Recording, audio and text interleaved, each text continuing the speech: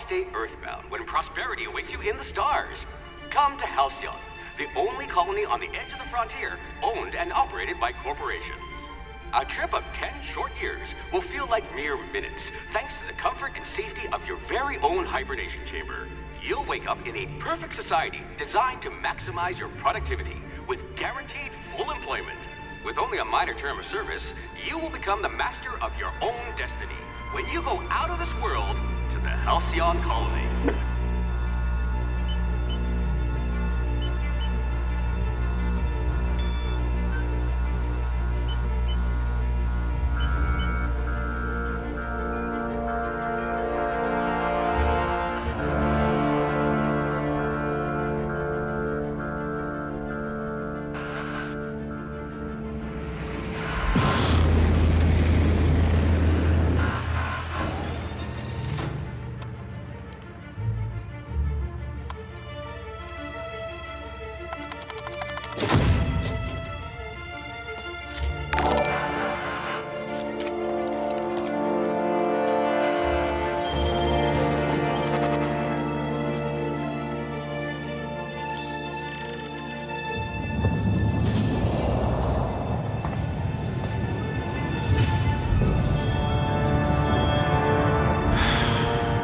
Hundreds of thousands of colonists left adrift out here forever, just to keep from damaging the board's bottom line. Disgraceful.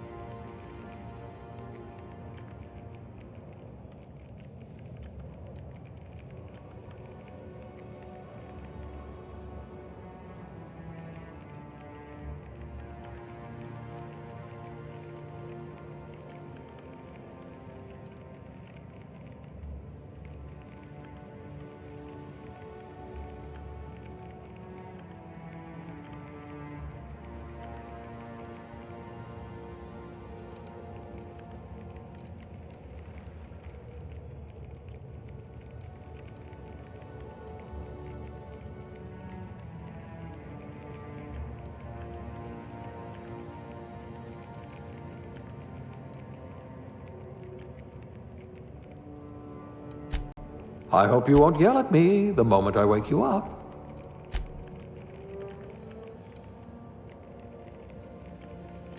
Oh dear, someone vandalized your hibernation chamber.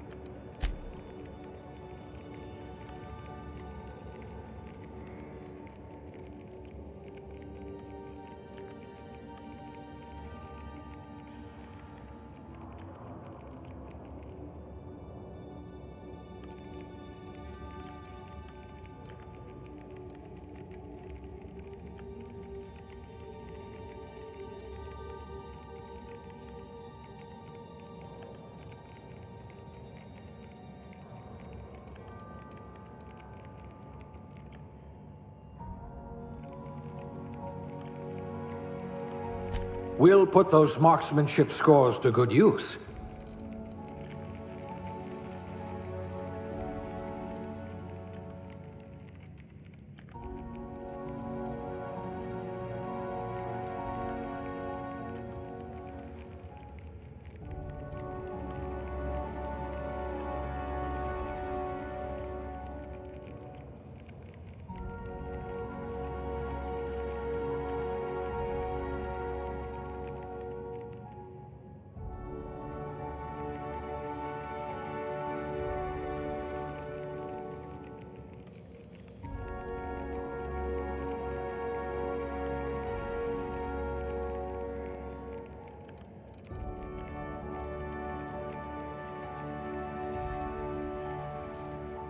You wrote that paper on breeding a cystipig with 30% more tumors.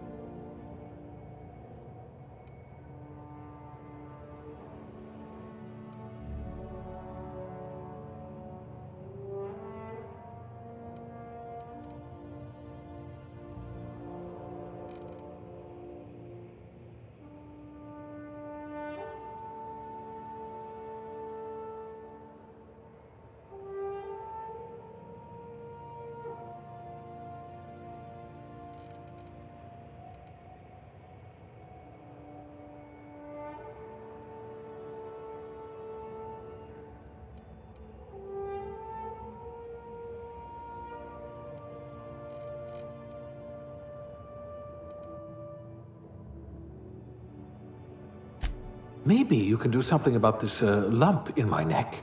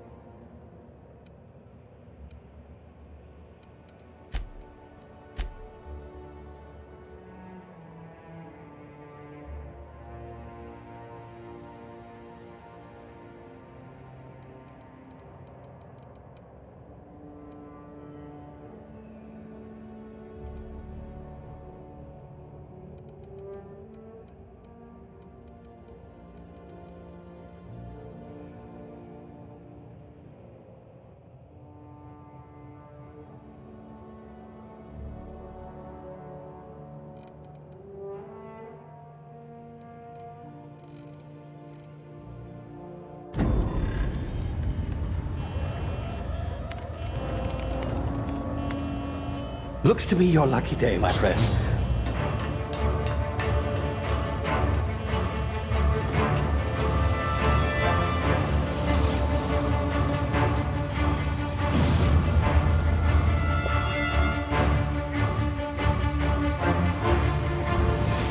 Please power down your engines. Prepare to be... Not likely, bootlickers. Initiate skip jump.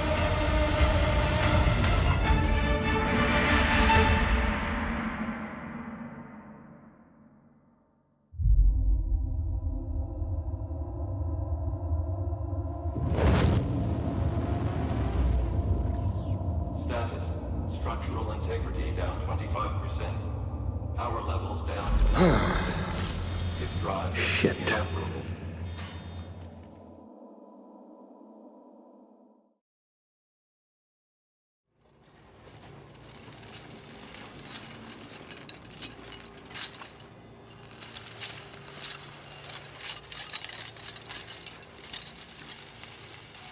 Ah, there you are.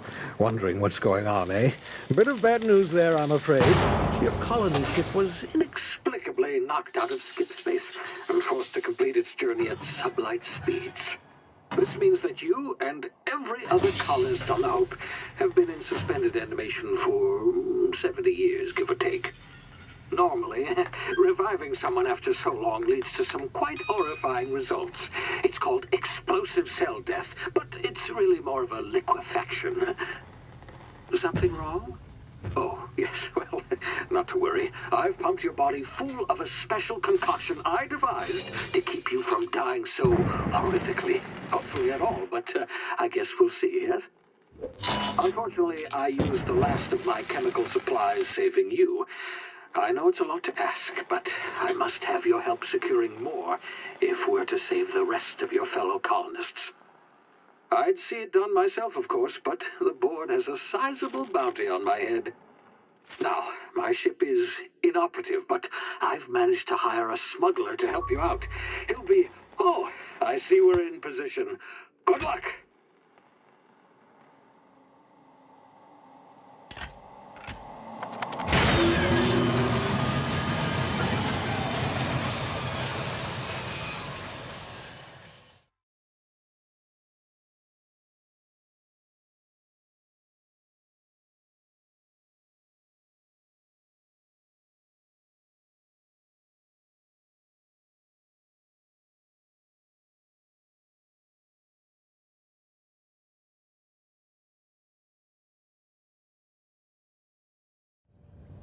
Can you hear me? Is this thing working? Ah, there you are. Now, where were we? Oh, yes, the smuggler. His name is Hawthorne, and he should be waiting for you at the landing site. He's to be your chauffeur, so to speak. Not to worry. I'm told he's a specialist. Dashing gunslinger, one-of-a-kind ship, that sort of thing. You'll like him, I'm sure. I've also outfitted you with a simple wireless monitor, so I can track your progress. I'll check in with you as soon as you land. Good luck. All the colonists are counting on you.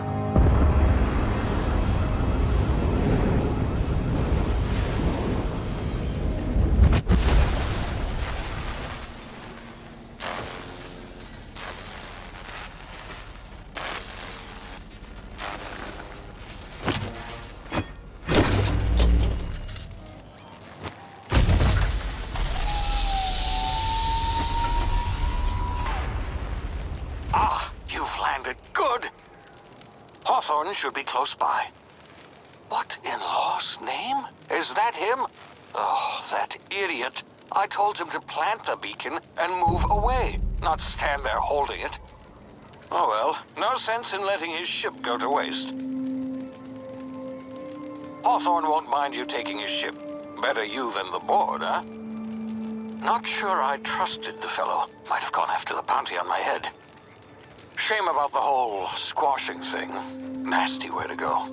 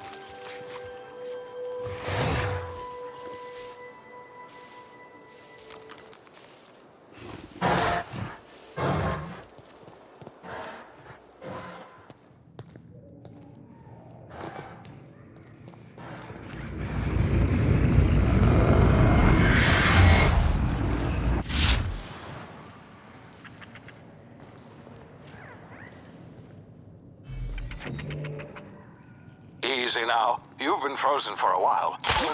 Bound to be unforeseen side effects.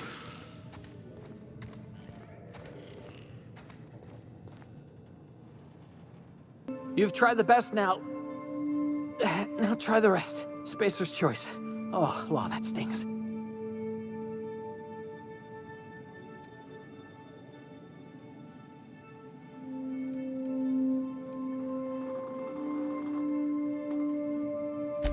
Oh, we're all part of the Spacer's Choice family here. Not that I deserve to be. Can't even deliver a company slogan. We were out on patrol. I saw a marauder camp up in the hills. Thought I could take them. Then my...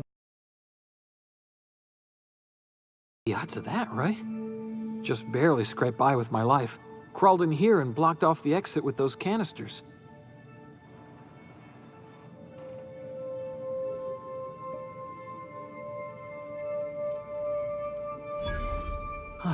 Looks like the bleeding stopped. I owe you one. Hope you don't mind me omitting this little exchange from my report. Spacer's Choice doesn't like us accepting outside help.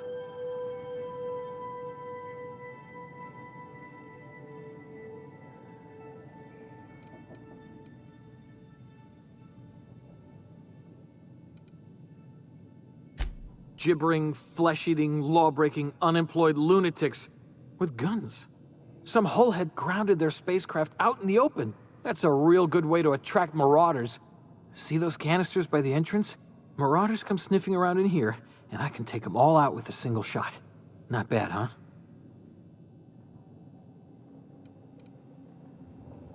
Yeah, you sound a lot like my lieutenant. Here, hope this gun serves you better than it did me.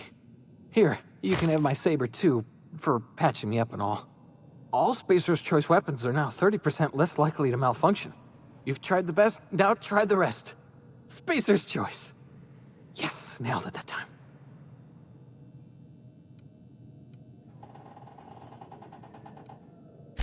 You hit your head or something? You're in Emerald Vale. We're a Spacer's Choice community. Edgewater's a little ways down. Prettiest place in the Vale. Be sure to stop by a provisioner's for a can of our famous salt tuna.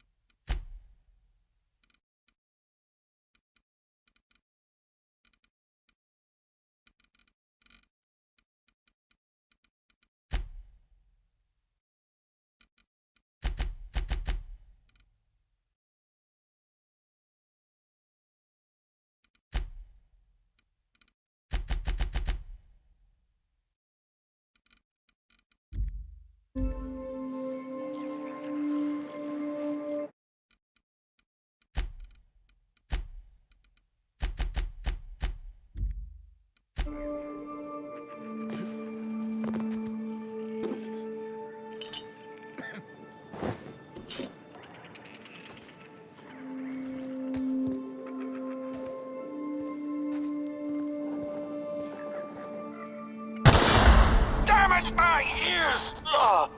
Oh, what just happened? Can you hear me? What in the hell? This...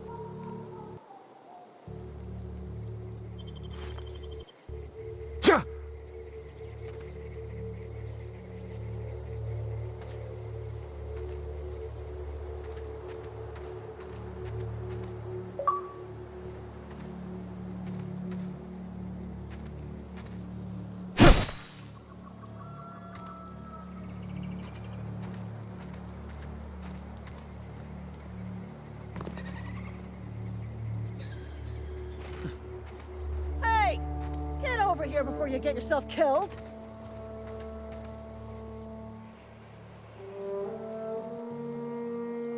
Don't know where you came from, stranger, but you best keep your head down. There's marauders hereabouts, and worse, landing violators. Gall on that rung leech! Landing in the Vale without using an official Spacer's Choice landing pad. I'd slap him with a fine if it weren't for all these marauders shambling about.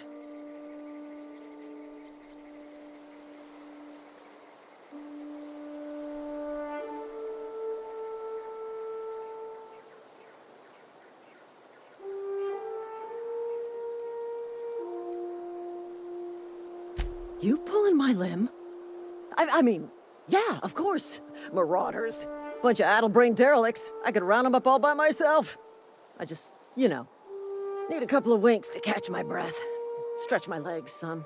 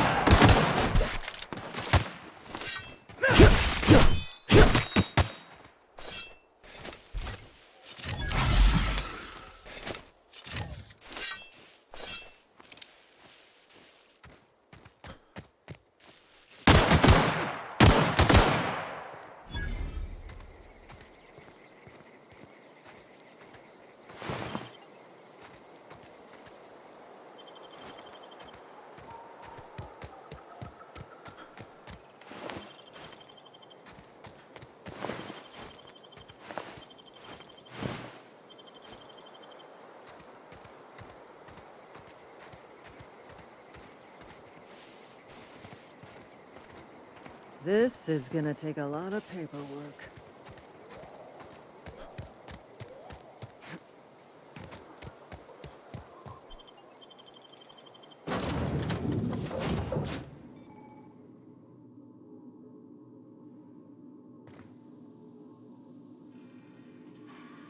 Please be informed that this vessel contains no valuable plunder.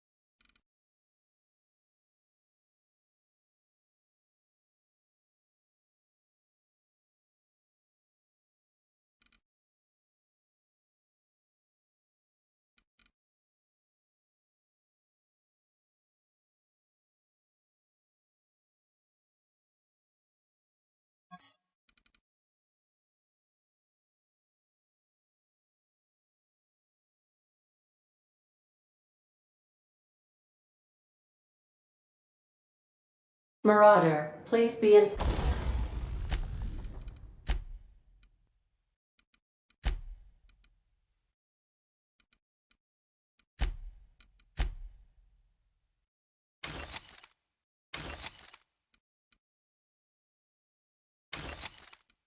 informed that ignoring me is dangerous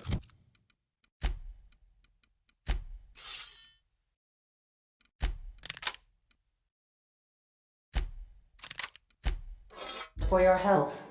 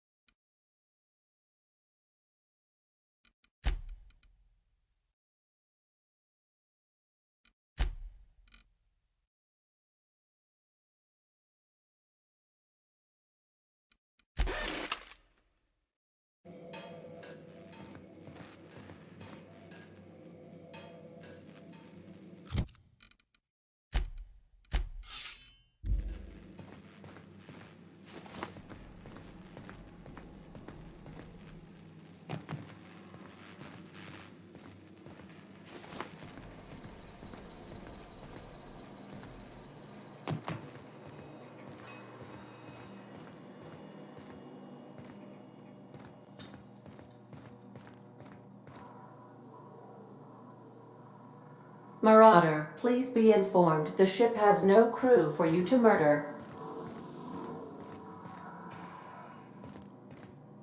All doors are on security lockdown. Nice try, Marauder.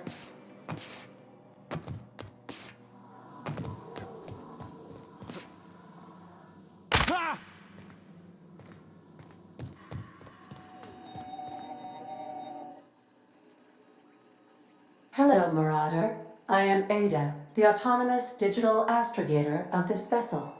Please be informed that I am authorized to use violent retribution against unwanted solicitors. Please return any misappropriated equipment and exit this vessel in an orderly fashion. Failure to do so will result in your immediate destruction.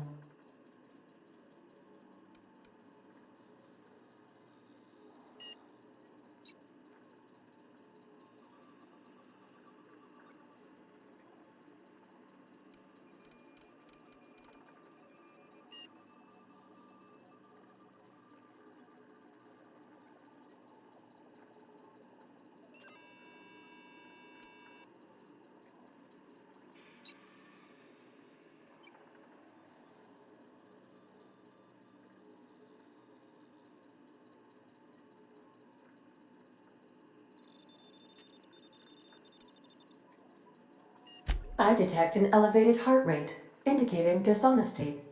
Please prepare yourself for lethal deterrence. Gesture procedures initiated. Please engage in airlocks. Preparing to eject all boarded parties in 5, 4, 3, 2, 1. You are still here. My deception protocols have failed. I have been programmed to express disappointment. This vessel is the registered property of Captain Alex Hawthorne. I am incapable of accepting orders from anyone other than Captain Alex Hawthorne.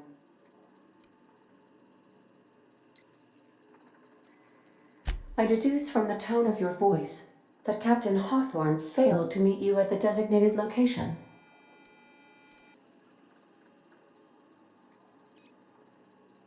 I understand. I will require some time to process this information. Thank you for your patience and for your honesty. I am programmed to take orders exclusively from Captain Hawthorne. If I accept your orders, then you must be Captain Hawthorne. Do you understand?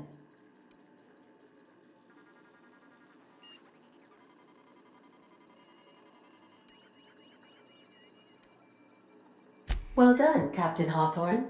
I see your powers of deductive reasoning remain intact. Unfortunately, our engine is currently inoperable. Our main drive suffered a critical power failure, and we were forced to make an emergency landing. The main drive's power regulator has been irreparably damaged and must be replaced.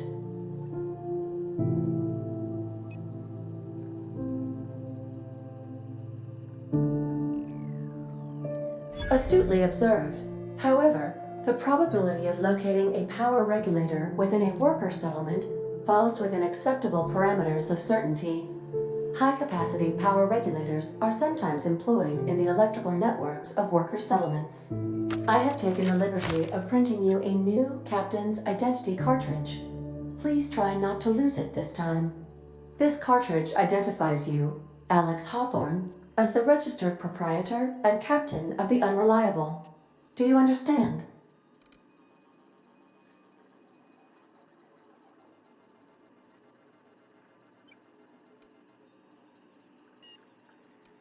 Best of luck in your search for a power regulator. Try to stay alive this time.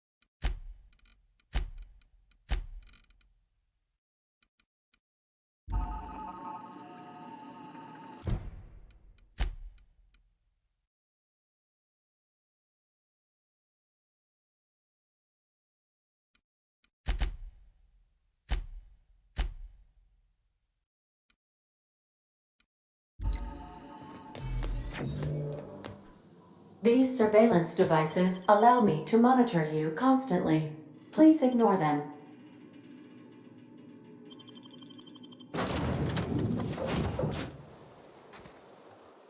Say, this wouldn't happen to be your ship, would it? Because you sure walked in it like it was your ship. And if this ship is yours, well, mister, you owe Spacer's Choice a hefty fine. Afraid we gotta dock your pay.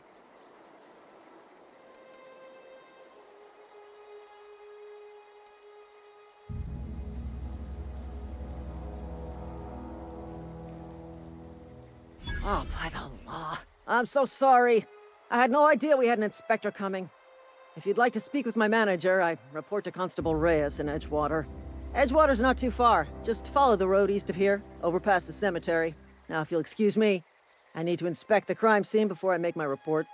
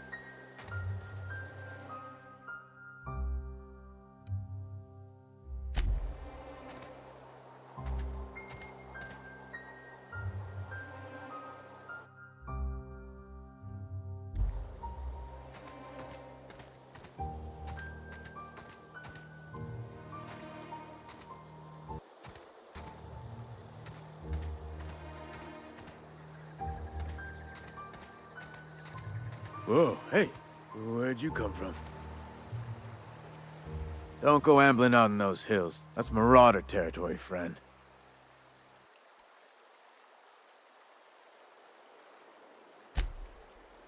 Ain't safe out here. You'd best head into town. Avail yourself of Edgewater's high walls. And low prices.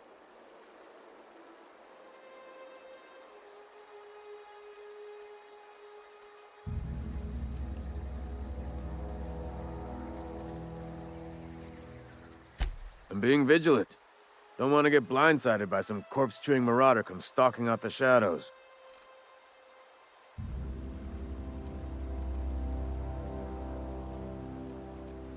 Pleased to make your acquaintanceship. I'd shake your hand, but I've been hauling corpses. You don't want none of that on you. Name's Silas. Junior in humor for the town of Edgewater. We're all part of the Spacer's Choice family.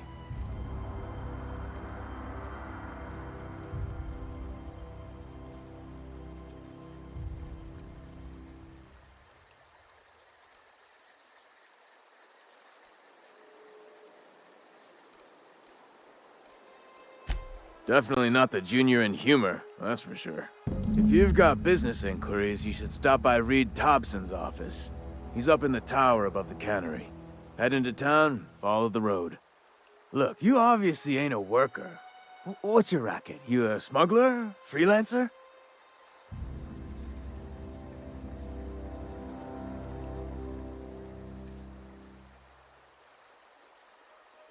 Got a knack for being discreet-like? There's money to be made, long as you keep your nose clean. Edgewater is a company town, board-owned and operated. That includes the cemetery. None of us own our grave sites, we rent them from the company. Renting means money. Money means paperwork. Paperwork means signatures. Some of our families become a mite delinquent in paying their dues, you see?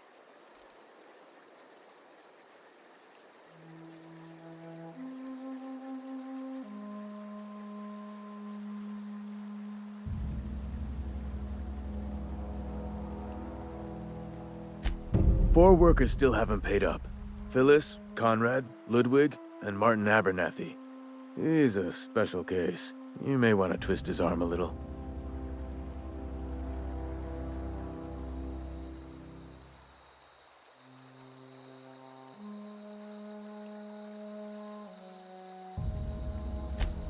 He just is. Look, I don't want to get into it. Just make sure he pays up.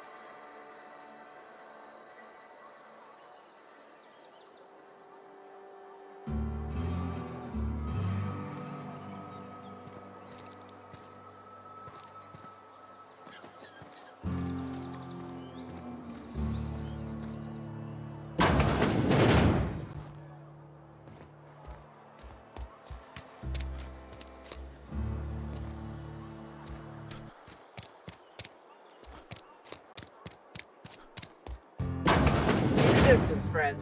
Sick house is no place for a traveler.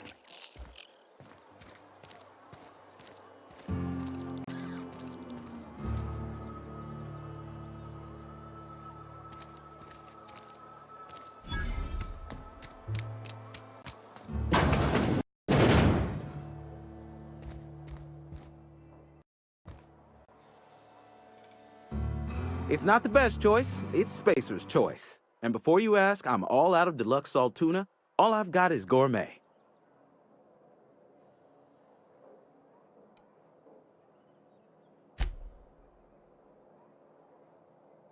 Music to my ears.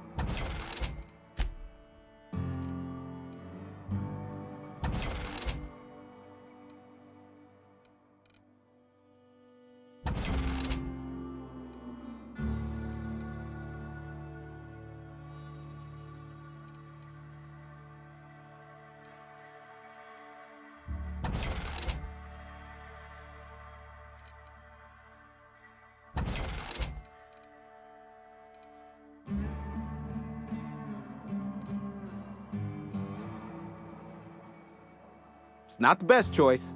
It's Spacer's choice.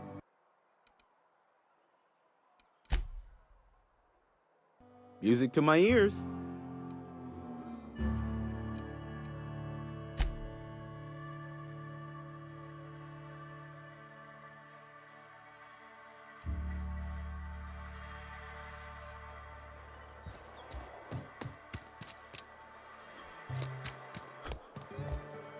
Spacer's Choice, the brand of choice for spacers on a budget.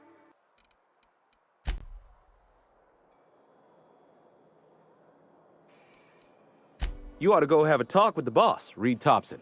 He's up in his tower above the cannery.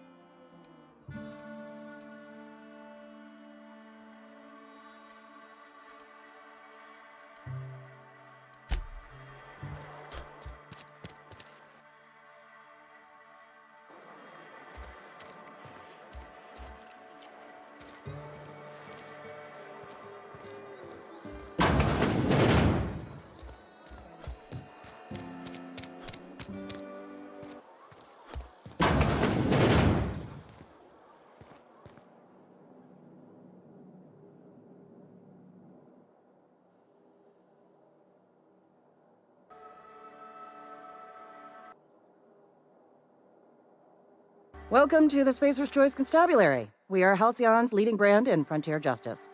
The office is writing up promotion. Purchase 3 criminal investigations and the 4th one's free.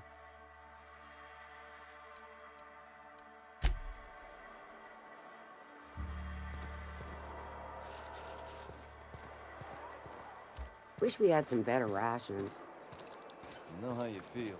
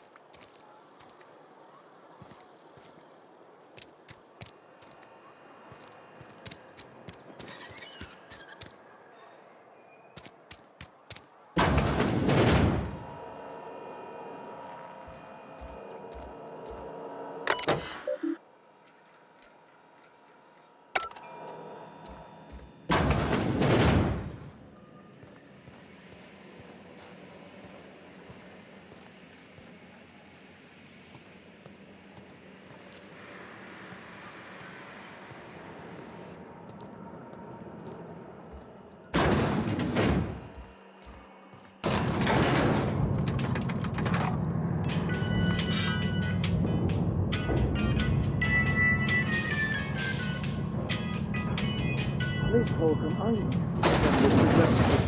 The grease monkey, Argo? Seems we've got a guest. Really now, Parvati, I do wish you'd spoken up. I do apologize. I was given no forewarning of your arrival, or I might have welcomed you at the gates myself.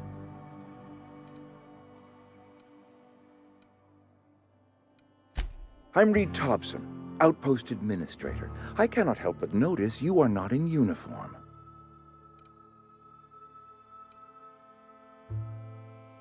Of course not. I don't have that kind of luck. Seems I allowed my excitement to run away with my wits. Been a few seasons since we've had a visitor pass through. Only regulator we've got is hooked up to the town transformer. Mr. Thompson ain't liable to be keen on dismantling it. I beg your pardon. I am most emphatically not keen on any such thing. I can't let you have our power regulator. But I happen to know of another one, and I happen to know exactly how you may retrieve it without frying yourself in the process.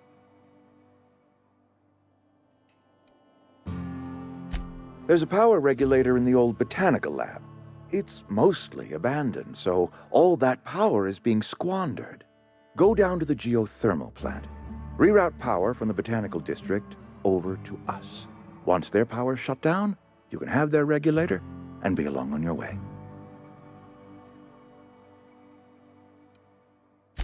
I was not entirely sure how to tell you this. The botanical labs are not legally inhabited, but there are people who live there.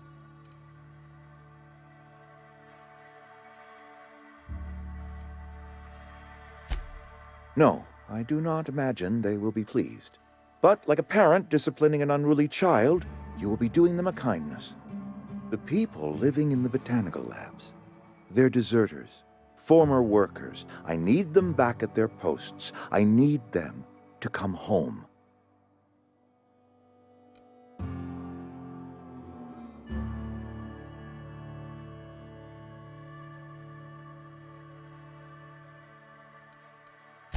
Good law, no, I don't want you killing anyone, least of all them. My hope is that by cutting off their power, you will convince those deserters to come back to town. Before you go to the plant, I want you to stop by the botanical lab. Speak to their leader, Adelaide. Tell her the power's about to go, and that it's time her band of deserters came back to town.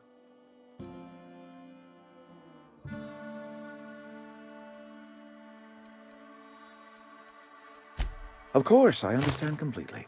Here, let me give you the passcode to the geothermal plant. A sign of good faith, for so politely listening to me as I ramble on. Are you setting off for the Vale? Because I know my way around. I mean, in case you want a guide. I mean, if that's all right with you, Mr. Thompson. Sir. I hesitate to part ways with Miss Holcomb, but I cannot deny that she is talented, and may prove useful to you. Great! I got my wrenches and diagnosticators and hairpins and engine tape, so I'm all set. Well, I am glad to hear that. Best of luck to you, and thank you again for your help. It is a lot to ask of a stranger, I know.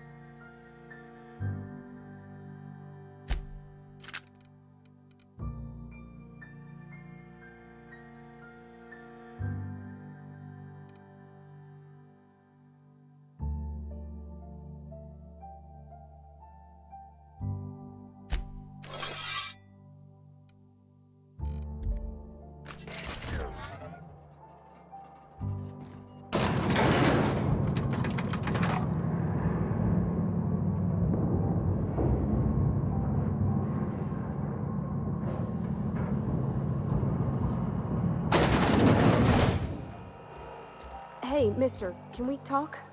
Sorry. Can we talk? Sorry. You just want to get out of here. And you likely don't want to tag along like me. It's just, Mr. Thompson has his own view on matters, on account of it's his job and what all, but that's not the only side of the tale.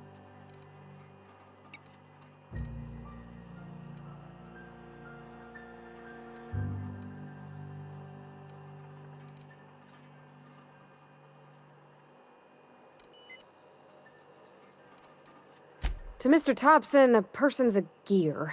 It does its job quiet-like. If it squeaks or stutters, it gets replaced. The deserters are decent folk. I knew some of them before they left.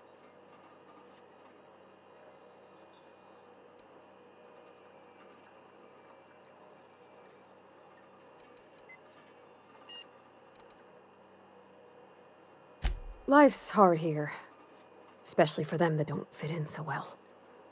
We're one big Spacer's Choice family, but every family's got the one the rest whisper about. Mr. Thompson's aiming to take away their power. They'll have no lights to see, nor heat to cook. They'll be at the mercy of marauders, or worse. I think you should talk to the town's vicar about it. Max, his name is.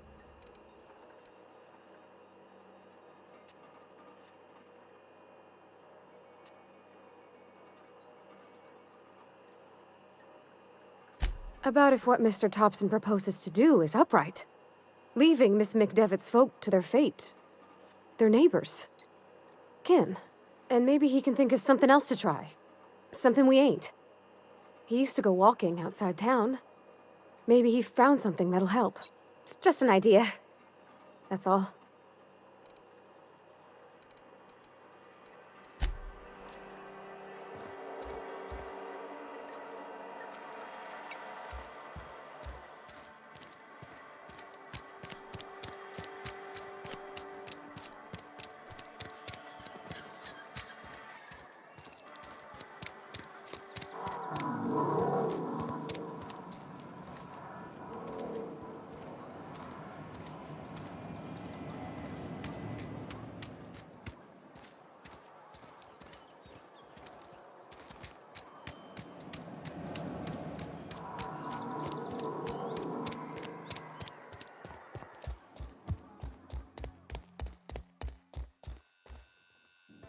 Yes, what is it?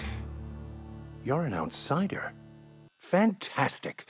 Vicar Maximilian de Soto at your service. Or Vicar Max, if you're the sort who prefers brevity.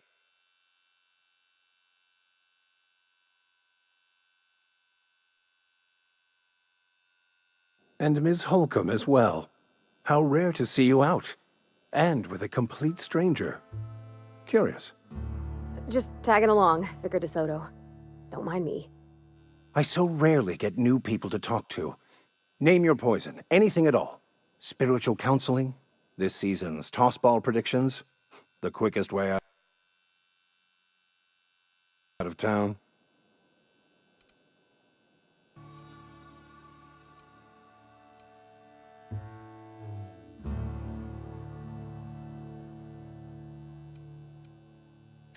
They who are not satisfied with their work are satisfied with nothing. No. How about, work fortifies the spirit. True exhaustion awaits idle hands. The OSI teaches that the Grand Architect set a perfect system in motion at the beginning of time. Contentment is found by accepting one's role in that grand plan. The Order of Scientific Inquiry, also known as scientism to the layperson.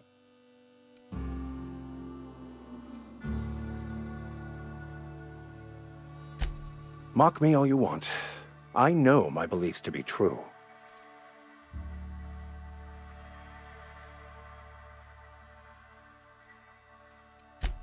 You don't talk to the Grand Architect. Once the universe was set in motion, it stepped back. It has no concern for us.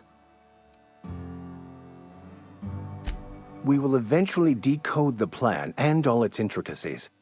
Once we are able to deduce the properties of every particle in the universe and its trajectory, we will know everything.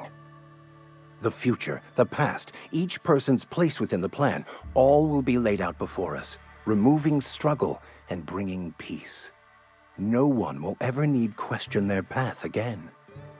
Some even believe this ultimate knowledge will unlock mankind's true potential, and we will all become akin to grand architects ourselves, after a fashion.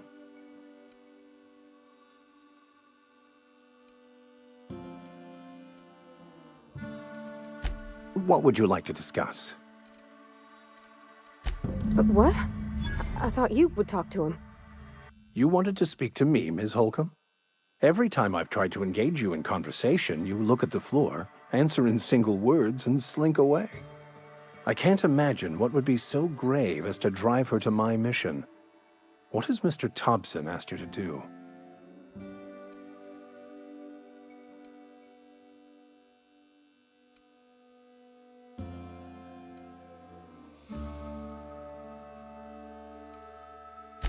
I can see why that troubles you. Miss Holcomb has a soft heart. Always has, if you believe the talk.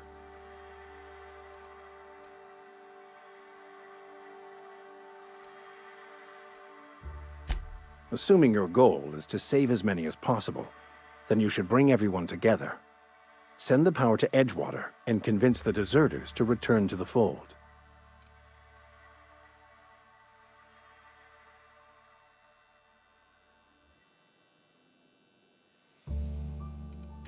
I apologize if my advice was wanting. I find many people can find their path when presented with the right questions. To divine a true path out of the Aether takes time. There are calculations to be done, variables to consider. But there is something I'd like to ask if you're venturing outside. One of the reasons I transferred here was to fulfill my duty in hunting down banned heretical texts. I happen to know such a book is, as we speak, tainting a collector's library in Emerald Vale. However, the collector's residence lies outside the town's walls. My retrieval efforts have been thwarted by marauders who have overrun the property. Should you fare better than me, I'd pay a handsome sum for the book.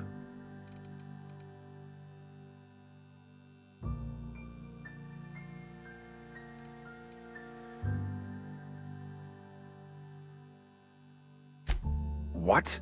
No, I don't want to burn it. I would never. I mean, I just want to... Look, I have a very simple goal here. I just want to keep the writing out of layman's hands. It wouldn't do for such information to fall into public consumption.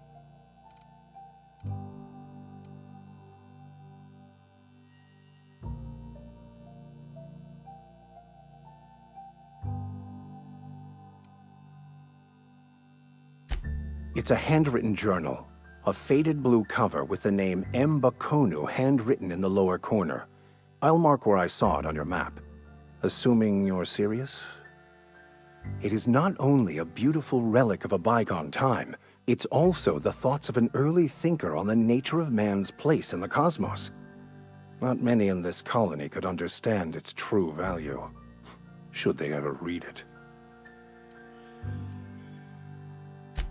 Thank you. If you retrieve it, you can always find me here.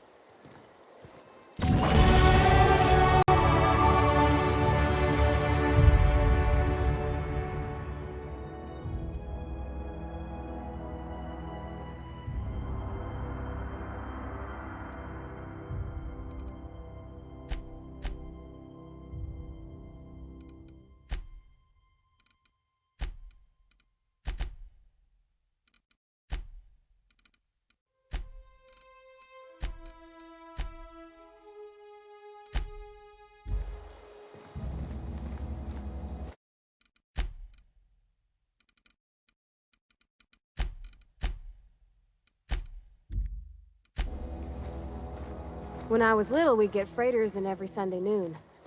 Now they only come but once a month. I love the wind here.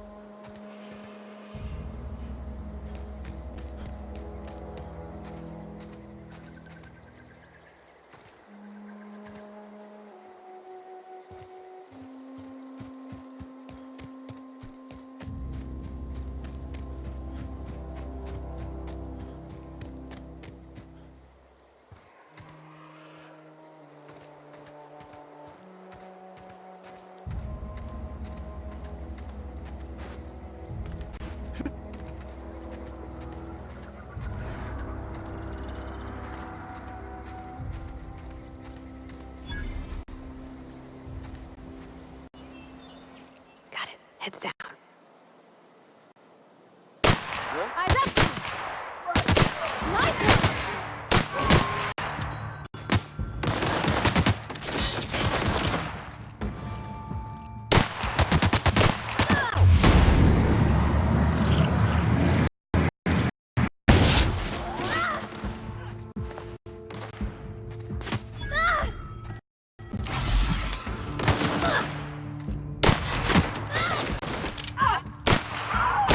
That's the last of them!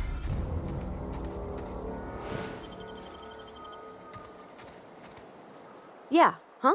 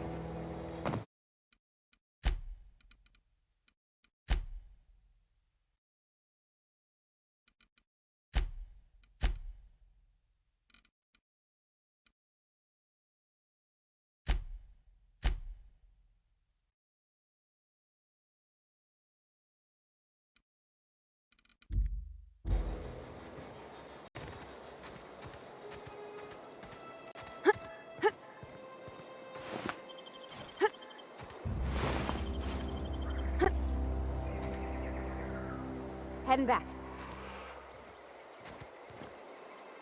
Heading back.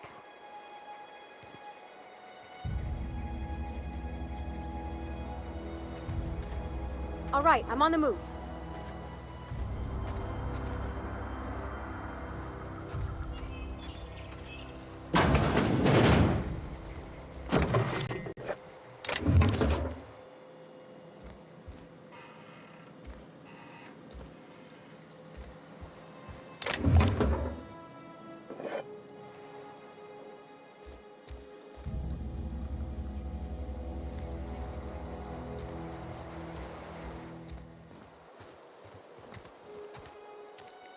In a jiff.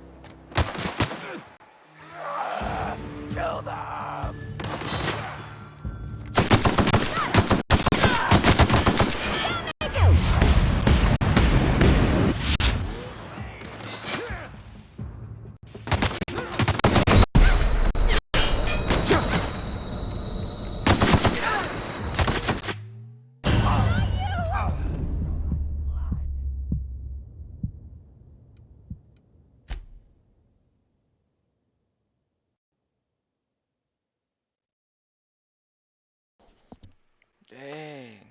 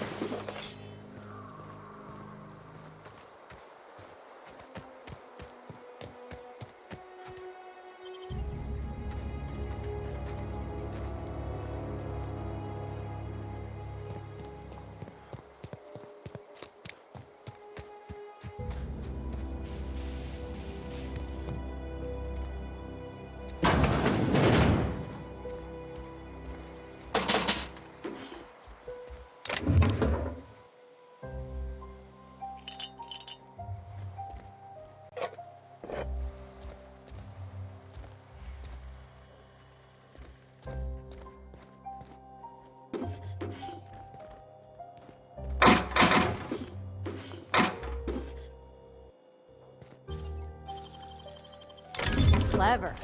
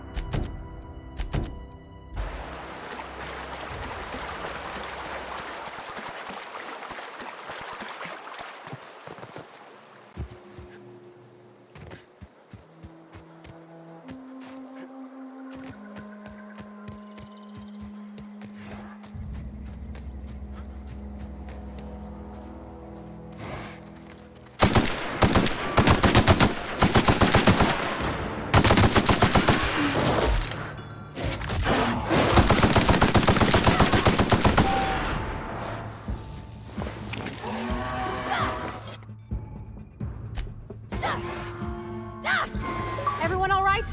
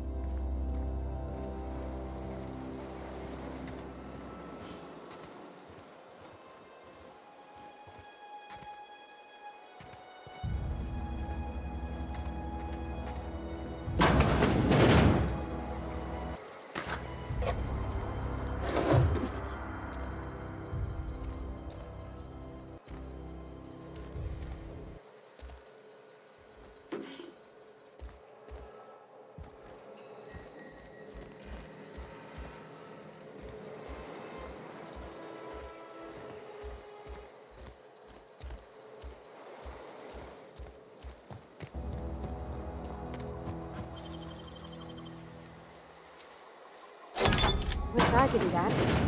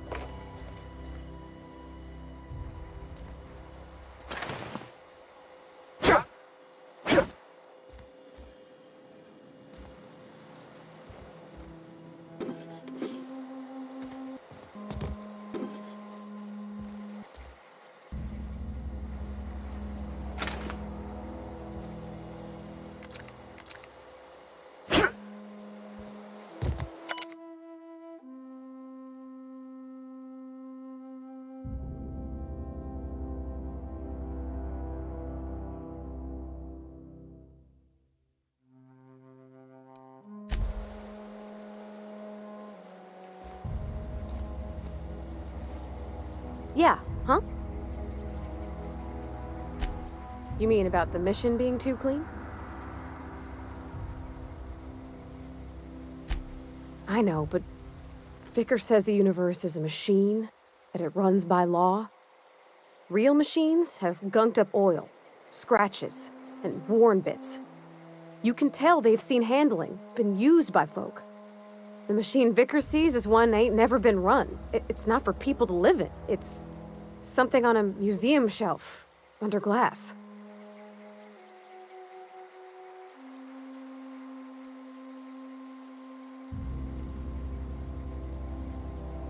Fixing the universe is a job for somebody way better than the likes of me.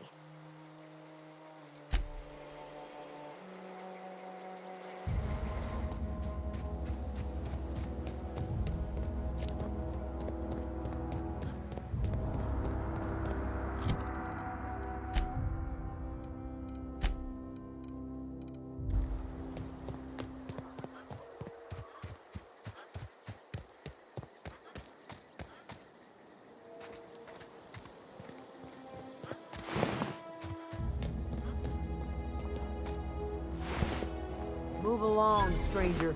We don't want any trouble. I don't know you. Whatever you're looking for, it ain't here. Move along.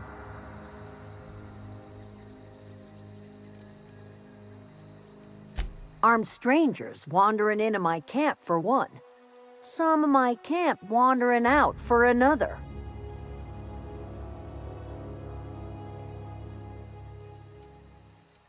Answers, huh? You must be one of those philosophicals. Already got ourselves one of those.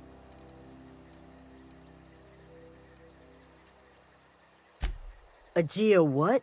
Look, plants ain't my purview. You're better off asking after Adelaide.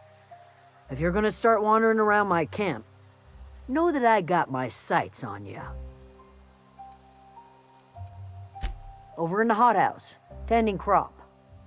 Enough with the questions. No offense, but I've got a lot on my mind. Much obliged.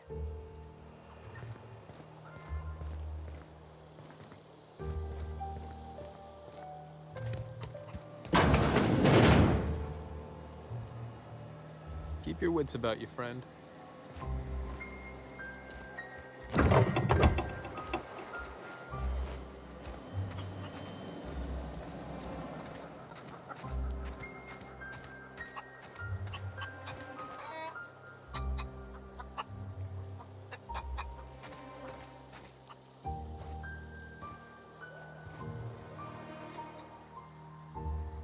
You hungry?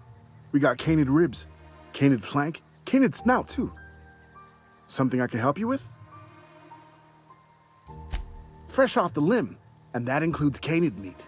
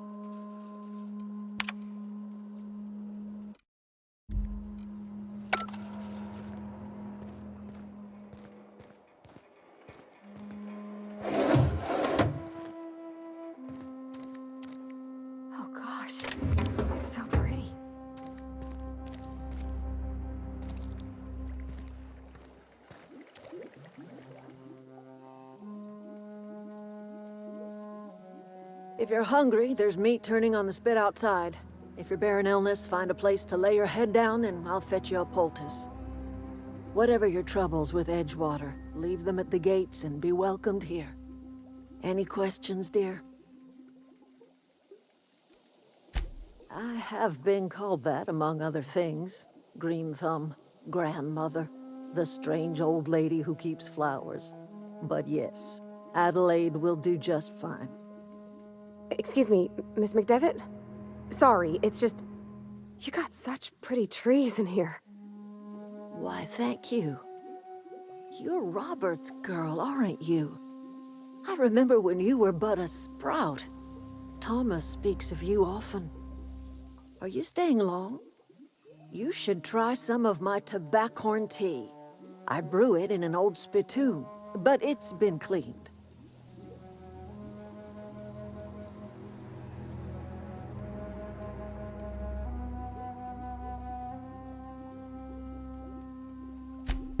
Reed Thompson? You here on behalf of that cold-eyed reptile? Let's hear it. What's Reed's idea of peace, then?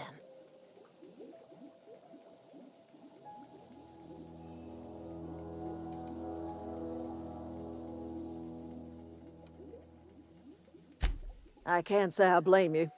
Reed is positively soporific. Like everything else that comes out of Edgewater, that peace offering is canned. I and my own are living just fine out here by ourselves.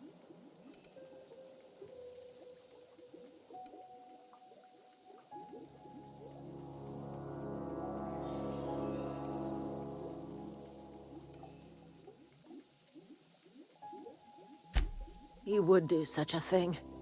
The question is, why would you agree to his plans?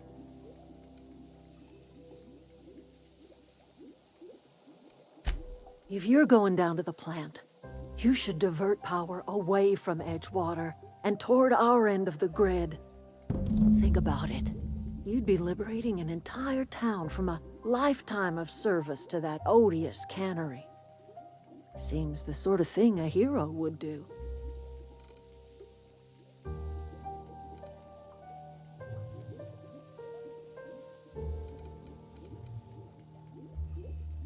You've seen that miserable excuse for a town with your own lamps.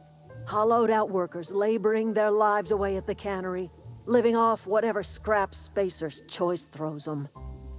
You know that's true, don't you, Ms. Holcomb? Your father died of overwork. His heart gave out. He was tired all the time, sure, but he was old, ma'am, and he raised me all by his lonesome. Look what they did to this child. Lost her family to the company, and still she defends them.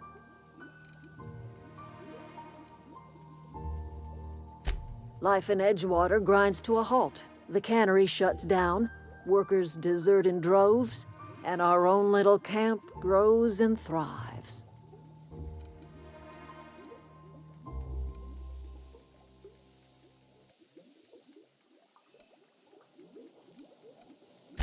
I trust you will listen to your conscience.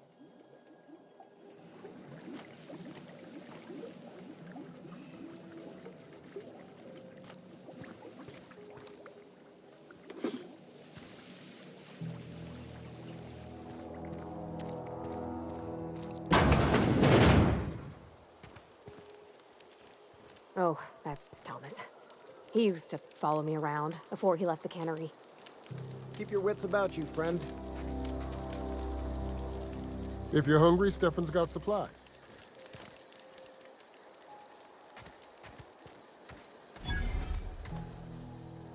Oh, didn't see you there. I was just occupying myself with a little engineering. Whoa, Miss Parvati. Hey, you're, what, how are you? Hi, hello. Are you, are things safe out here? How are you keeping? Great, just great. I've been trying to keep stuff running, just like you. Only I'm not so... Wait, they didn't kick you out, did they? Oh gosh, no, I'm just along with this fella here. Are you from town? I mean, you don't exactly look like you're from town.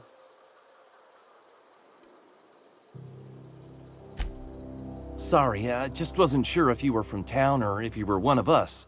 Something's been chewing at me, you see.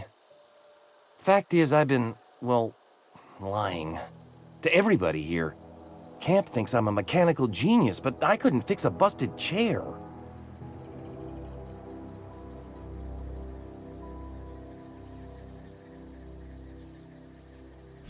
I'll take all the help I can get. I set my mind to learning the craft of the engineer, you see. I want to make something of myself.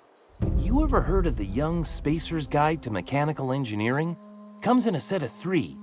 If I had my hands on one of those data pads, I could teach myself the ins and outs. Those are good. My dad kept a copy with him when he was working in the cannery. I know the old community center kept a copy. Should find another one back in town. If you could find me even one of those pads, I'd be greatly obliged.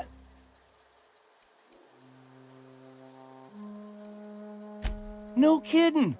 Really? Well, which one?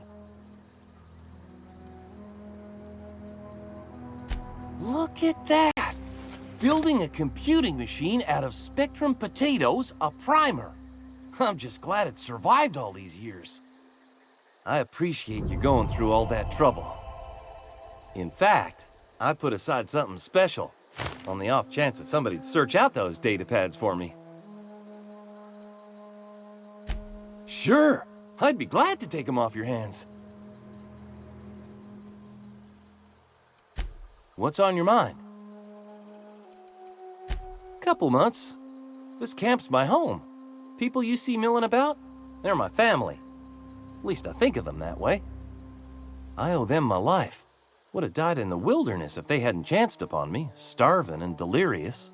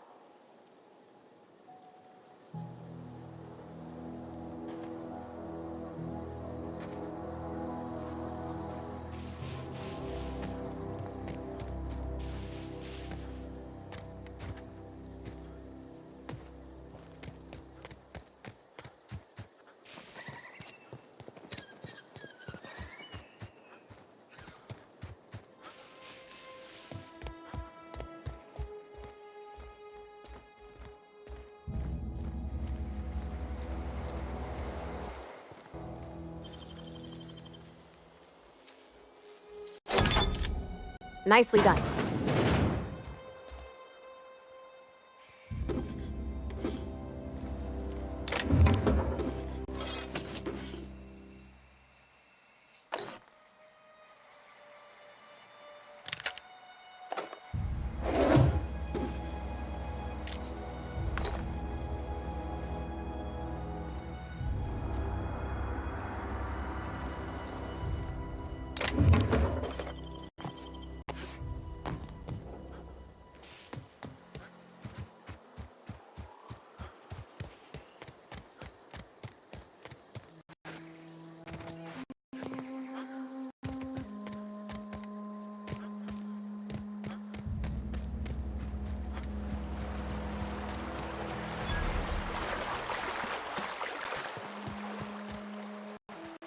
Wanted to poke around in here. Beginning security patrol. Incoming!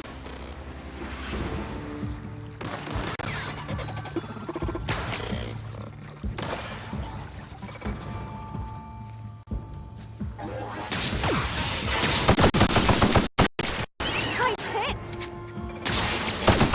Nice one! Front sweeping.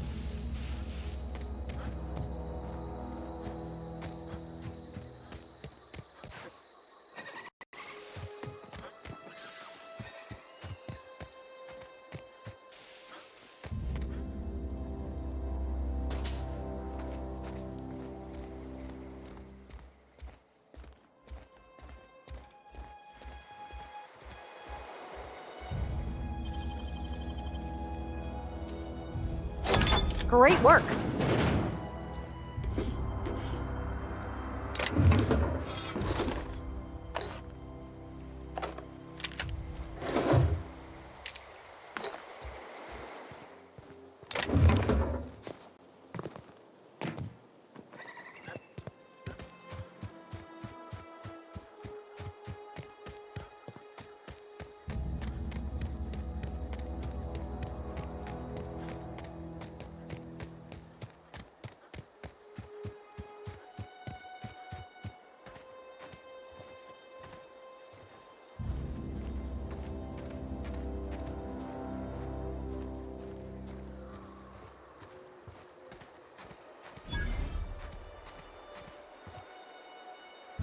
Sure.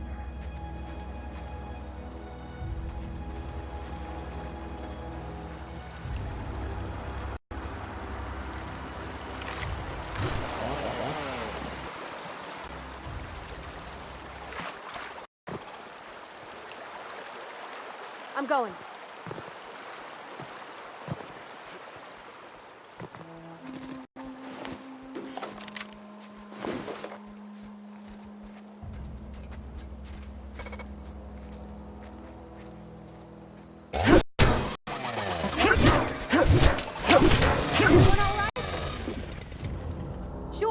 On my way.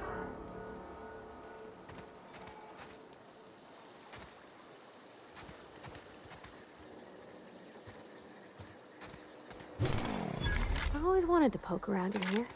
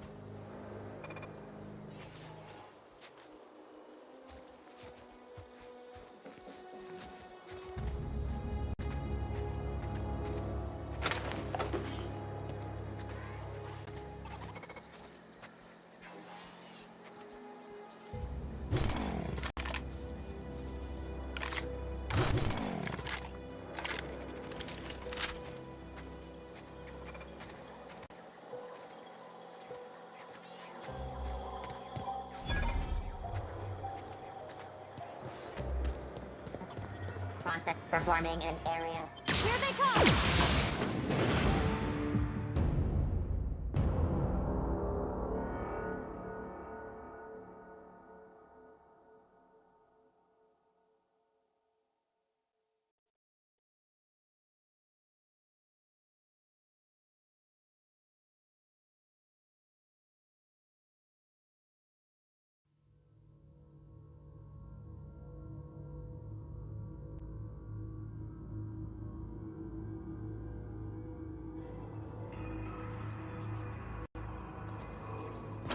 Okay, keep it quiet.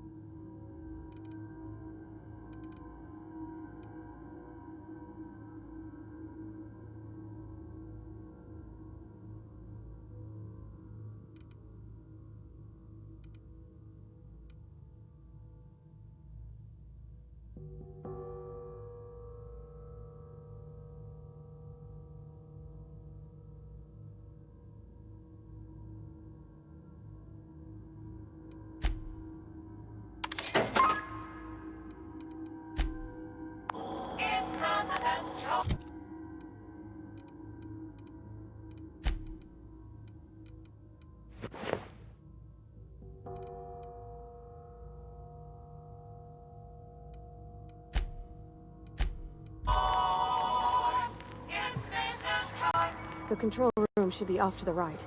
I hope we're doing the right thing.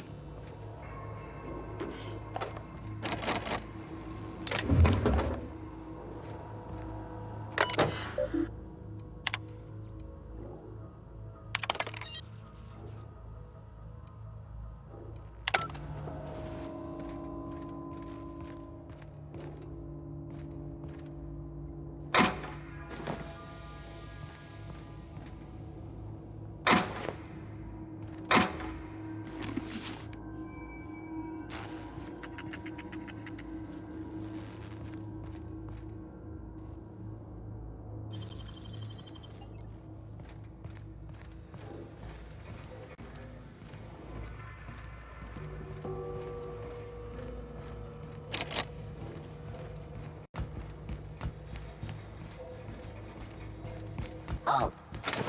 Watch out! That's the last of them!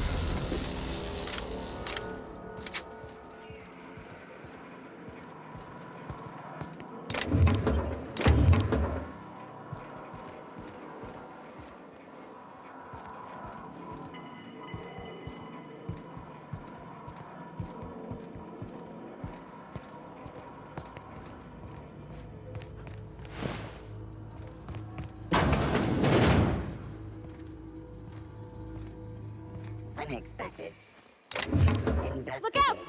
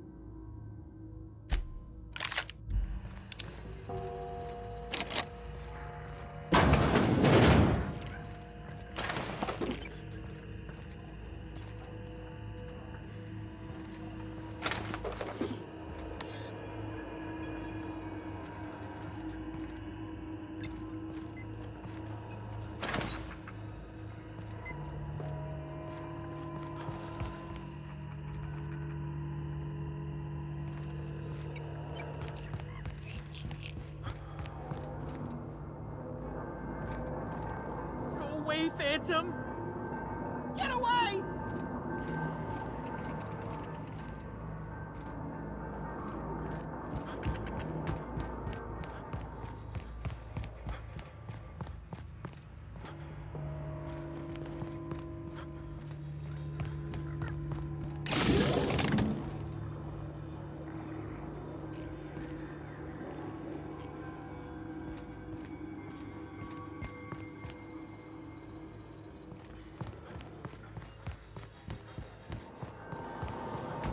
Not real. You're not real.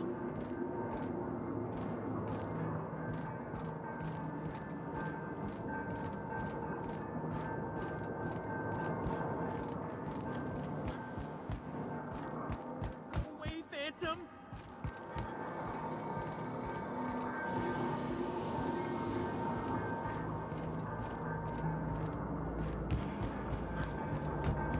You're not real. You're not real.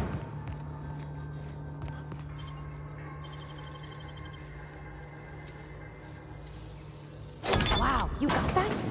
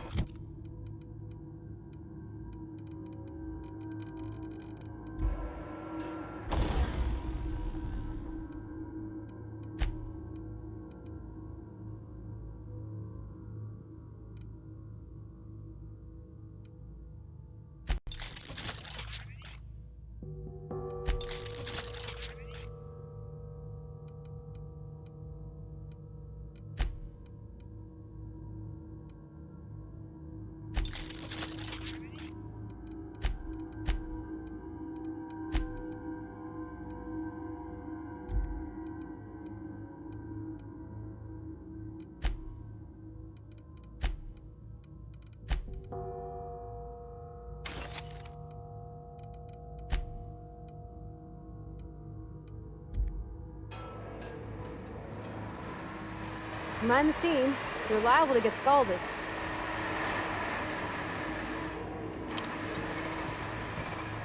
Processing. Everyone all right? Nice one!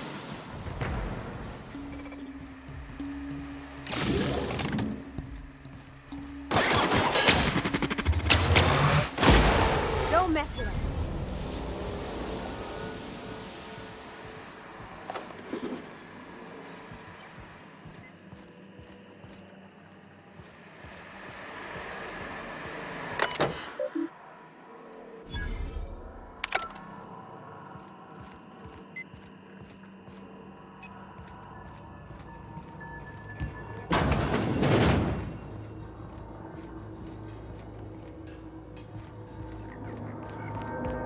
No, just leave me alone.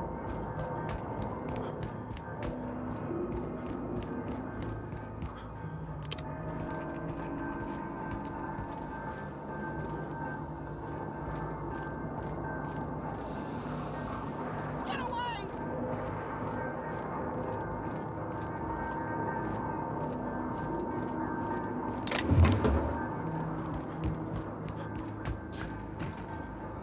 Get away!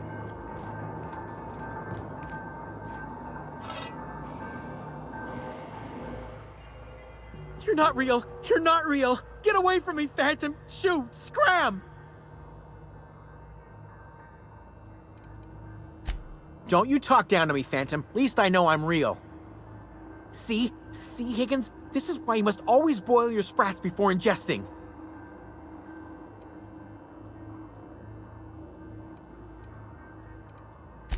Of course. Sprats are an excellent source for my daily recommended intake of mercury. Chester D. Higgins. The D stands for definitely not insane. I use it as a reminder.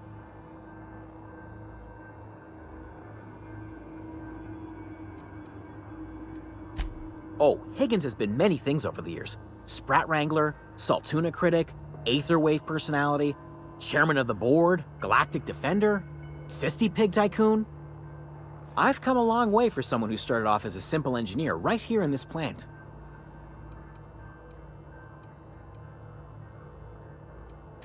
Jimmy'd opened the vending machines. That lasted a good couple of months. Eventually, I had to resort to more unconventional means of filling my insides.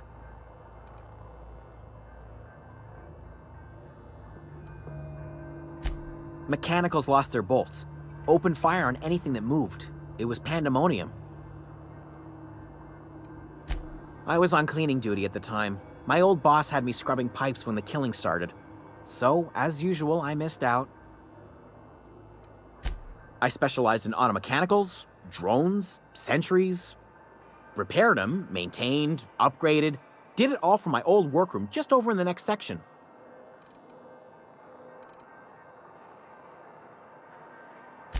Look, I don't want to fall into any trouble with the mechanicals. If they wise up to our plans, they will come for us. With prodding irons.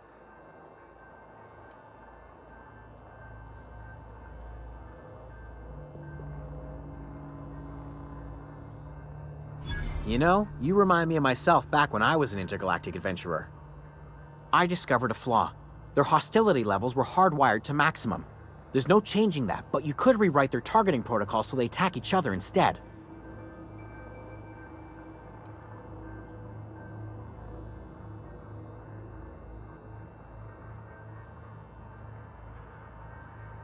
Yes, that's exactly it. I see you're also versed in the noble art of mechanical engineering. There's a behavior control terminal in the other room. It should have options to change how the mechanicals act, including whom they shoot at. Oh, that reminds me. You'll need my passcode to access the behavior control terminal. Here, let me just write it down for you.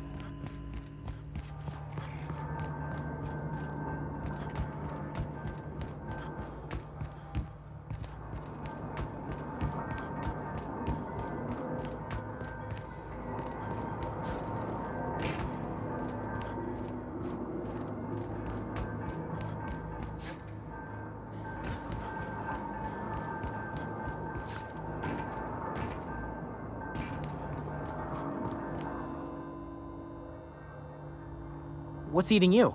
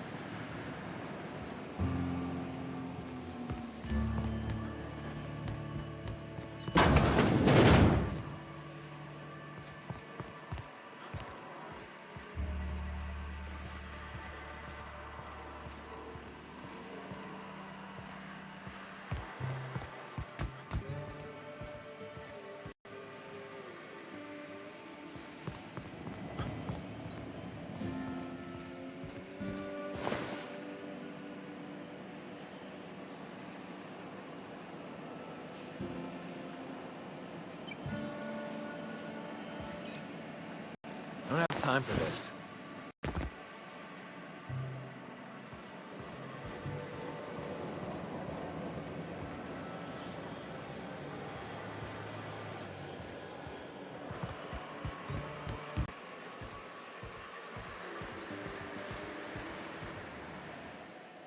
You the new worker?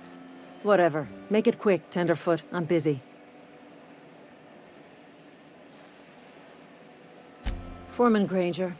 Mind those words don't come out of your mouth unless preceded by yes or right away or thank you. Shit. Silas still on about that. Here, take the fees. I'd appreciate it if you didn't tell Reed I was late on my payment. Because they're not my fees and not my gravesite. Guy I worked with shot himself. I paid the bill. I could do without the sarcasm. Wasn't acting out of the goodness of my heart. Law requires delinquent gravesite fees to be paid by the deceased party's closest living relative, which meant me. Shame, though. Eugene was a good worker. Woke up one morning and put a round through his upper story. Can't imagine why. The kid was doing all right at his desk. We all thought he was an upstanding receptionist. Just between the two of us, I'm pretty shocked his weapon didn't misfire. Spacer's Choice handguns aren't the most reliable.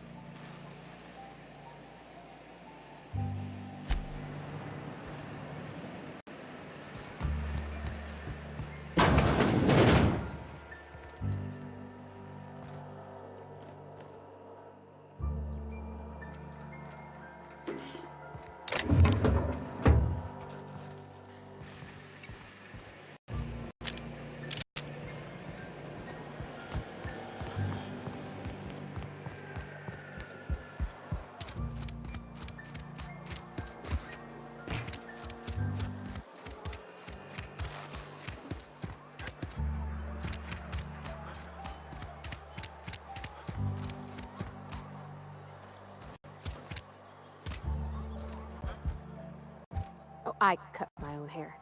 But Conrad sells real good disinfectant. Please don't touch anything. Your hands are probably crawling with germs.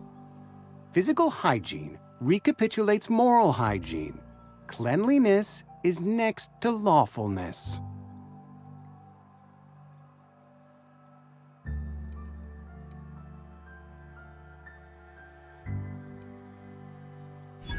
No, thank you. That's quite all right. I've seen enough body parts in my line of work. I'm Conrad. You will report to me if your hair fails to meet Spacer's Choice aesthetic standards. You will also report to me in the event of your death, whereupon I will clean and prepare your remains for interment. Ah, gravesite fees. Silas and I had talked about this at length. I thought I'd made it clear my pecuniary situation precludes the necessary restitutions. As broke as pie crust, friend. Bitless, indigent, destitute. I simply cannot afford it. I am a blemish on the prosperity of our fair settlement. When I expire, I expect Silas to toss my body into a ditch.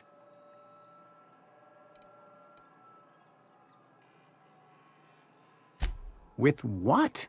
My own blood? Tell Silas I can't afford to pay, and that I fully expect to have my medical rights revoked for this dereliction. With my apologies.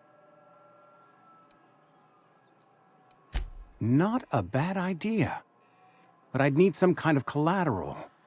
My pair of lucky clippers! No, that won't do. Your idea intrigues me, but I'm afraid I don't have anything to give Silas. I'm open to suggestions.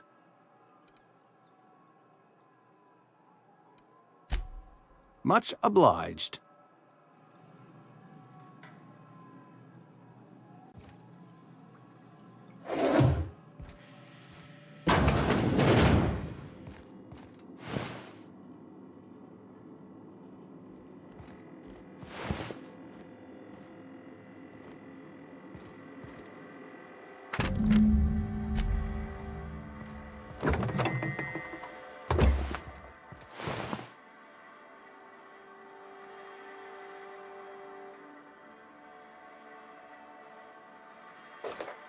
trying to get us... What do you think you're doing?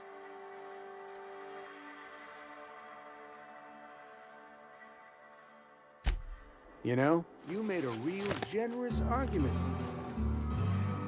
What can I do for you?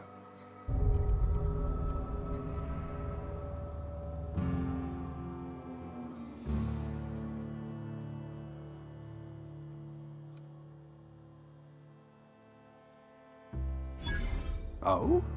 Am I in the company of a fellow doctor?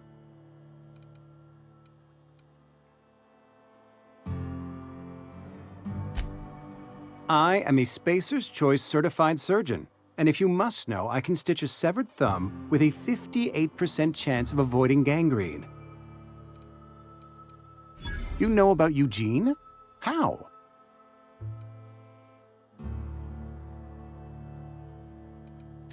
You were probably poking around my things. I really shouldn't leave my letters sitting out in the open. Eugene's golden teeth were a family heirloom, representing 3 generations of poor dental hygiene. He took them to his grave. That's unthinkable. Eugene's body and all rare earth minerals contained therein are solely the property of Spacer's Choice. I can't ask Silas to dig up a man's body and pry a few teeth loose from his jaw just to pay my bills.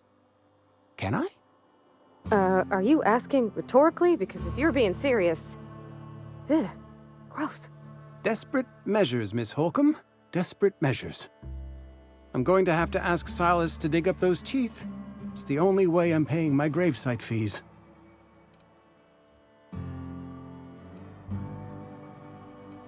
Here you are. Gravesite papers affixed with my signature and an IOU.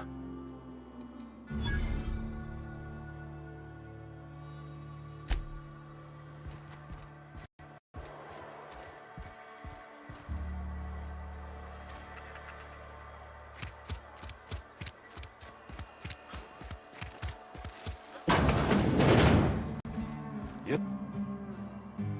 Whoa, did Mr. Thompson send you? Well, you tell Mr. Thompson I'll be right at my post. Tomorrow. Bright and early tomorrow. Because I'm definitely not plagued. As spry as a spring chicken. That's old Abernathy.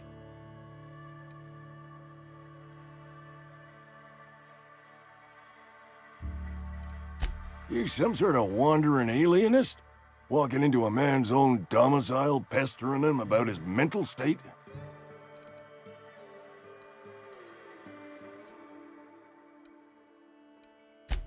Silas knows, doesn't he?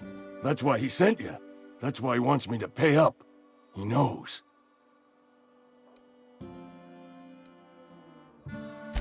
I'm dying. I'm not long for this world. The date of my expiration is fast approaching. And soon I shall be ushered through the great cannery in the skies. Don't say that, Mr. Abernathy. You still got a couple decades in you. I'd steer clear, Ms. Holcomb. My affliction's bound to be contagious. It's plague. Has to be. Silas knows. He knows I got one foot in my grave, and now he wants to charge me for the other one.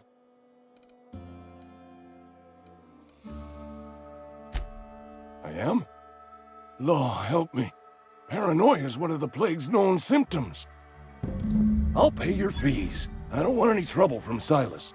But if you could see a way to freelancing for me, I could really use the help.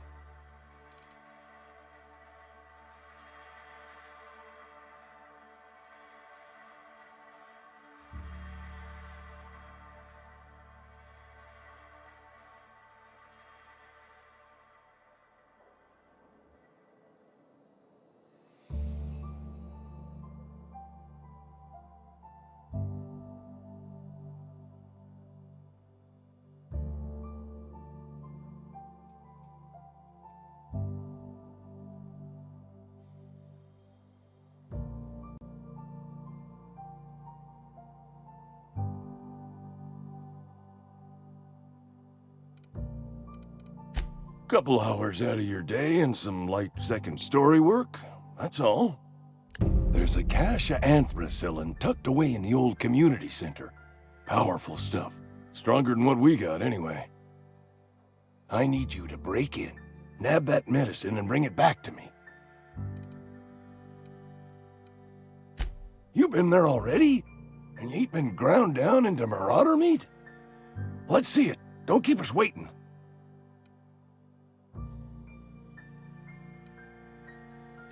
Haven't decided? I hired you. The nature of your employment requires you to deliver in my hand some genuine anthracillin.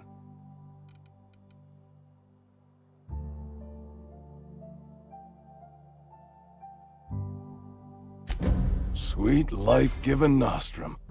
The first hit's always the best.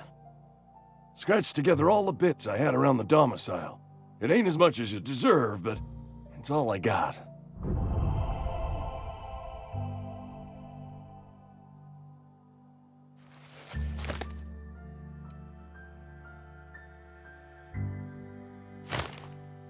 You're wringing the blood out of me. Here, you can have whatever's in my pockets.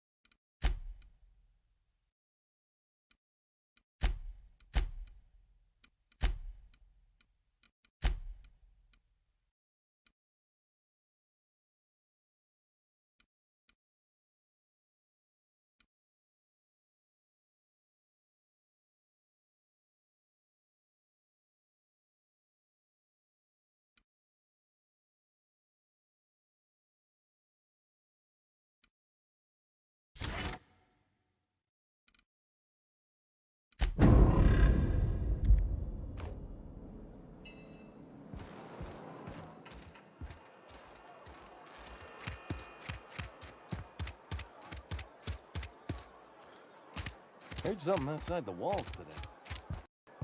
I'm not allowed in. Miss Holcomb ain't allowed in this establishment. Not since that little incident. Ask her if you care. I'm running a business here. I won't touch anything while we're in here, Mr. Moreau. I promise.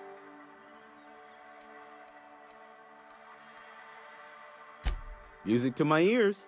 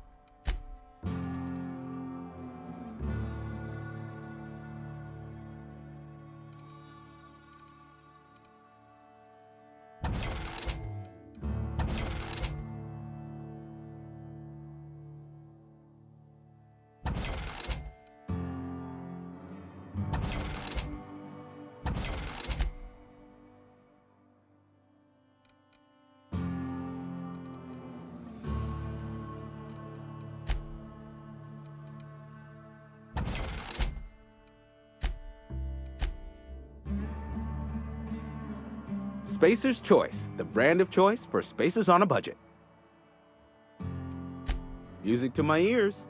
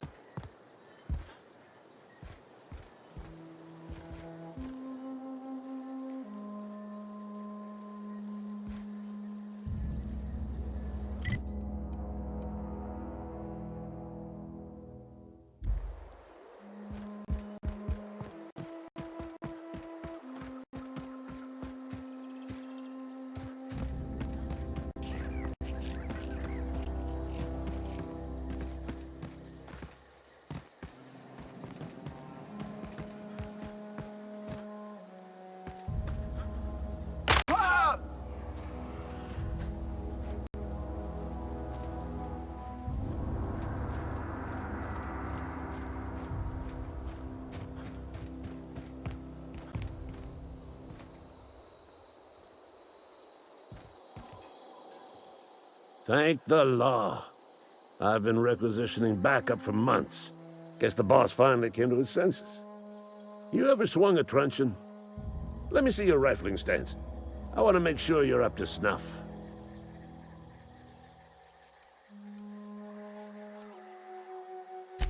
I told Silas I'd pay my dues if he agreed to join the Resistance. Guess this means he's finally heard the calling.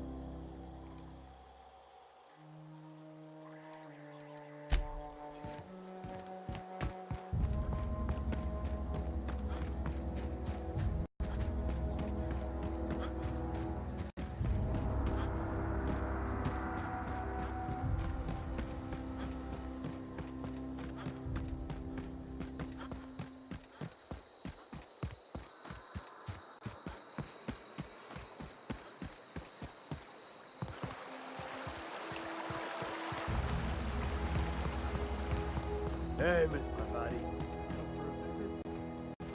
Not today. Just helping this fella.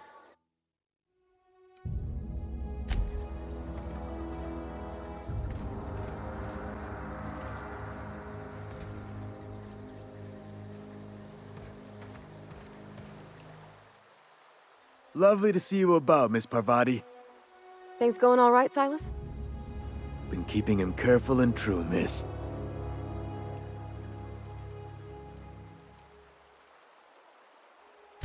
Best to ask her yourself. My dad's buried here.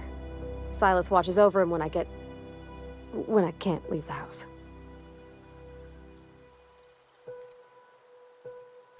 Oh. Well, thanks. Something I can do for you?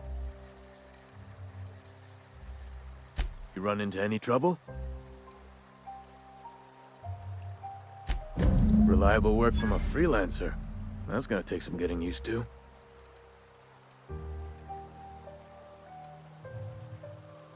And I'll buy you a drink sometime.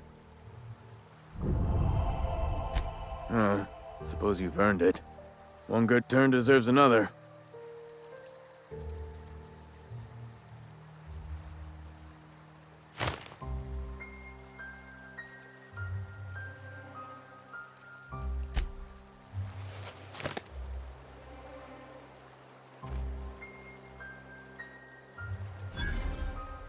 Grave digging's a fine profession.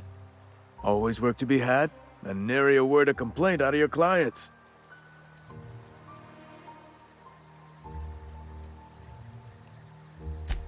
Yeah? What about him?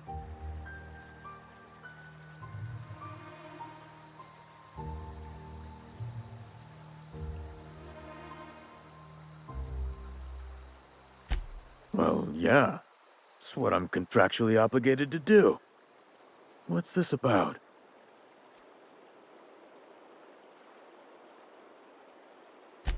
Yeah. Funny thing, Eugene's body ain't where it's supposed to be. The night we was supposed to commend his body to the earth, I had his grave all dug up and ready, right? And so I thought, I'll just rest my eyes a bit. When I woke up, his body was gone. Spirited away, vanished. The footprints nearby suggested that Eugene was stolen by marauders. Or he rose from the dead.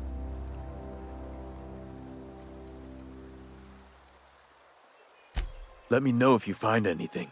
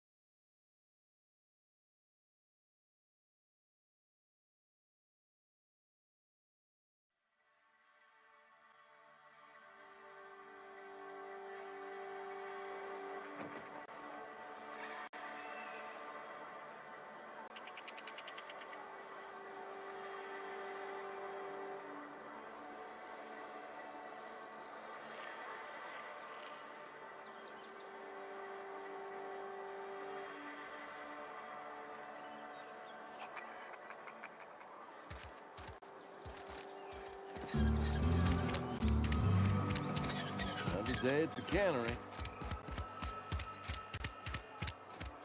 Wonder if the plague.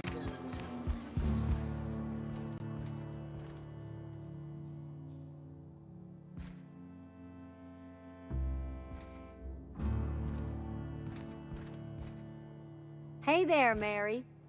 Don't see you round here too often. Any progress on that matter we discussed? Wonderful. This is fantastic. Well worth all the sacrifices I... Wait. What the fuck is this? Is this French? I can't fucking read French. It's a law-forsaken joke is what it is. French! Ha! I was so high and mighty, preaching to the yokels about following the plan, while fighting it at every turn.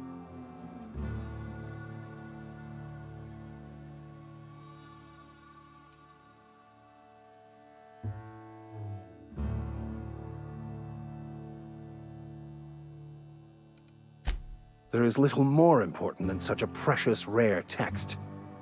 I've spent my life searching for the keys to unlocking the secrets of the universal equation that underlies the plan. I had hoped this book held some of those answers. I became so desperate, I even got myself assigned to this plague-ridden backwater to find the damn thing. All the time and suffering I've spent. Wasted.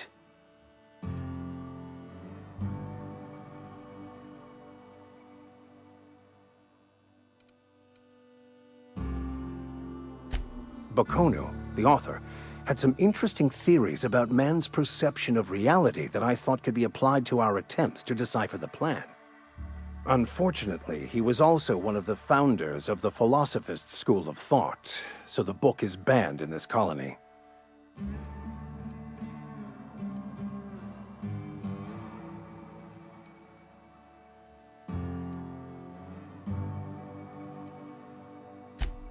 Please. As if my life should have no greater meaning than proselytizing to a bunch of feeble-minded wretches.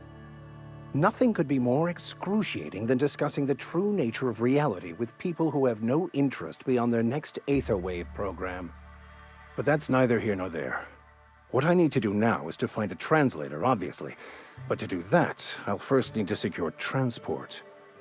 You have a ship. Perhaps I could make myself of use to your crew.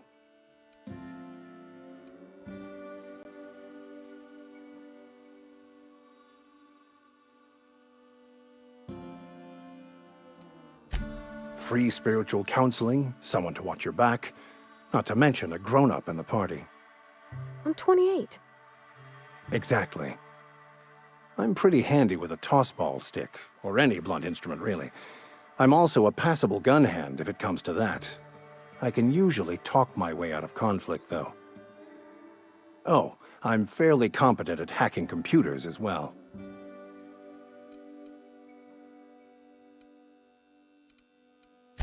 Well, understanding computers is, though I admit I took it further than most. And I was quite the 32nd back during my seminary days. Left many an opponent bleeding on the field.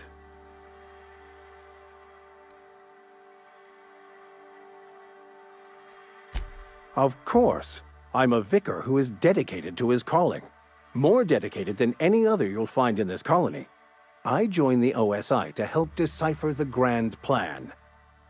But instead, I ended up the vicar in a prison due to ignorance and politics. Then I came here. Satisfied?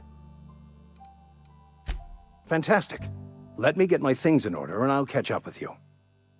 Edgewater's gonna miss you. Folk here always had good things to say about their vicar. Thank you, Ms. Holcomb. I'll be glad for the change of scenery. And to leave this place behind. I shall see you on the ship, Captain, whenever you're ready to leave Emerald Vale.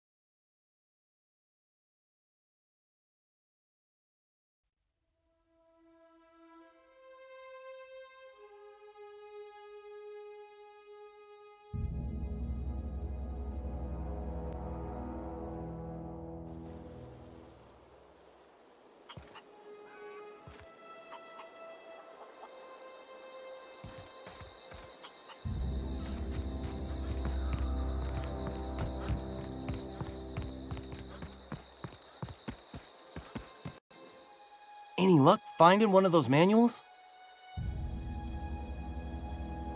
No kidding! Really? Well, which one?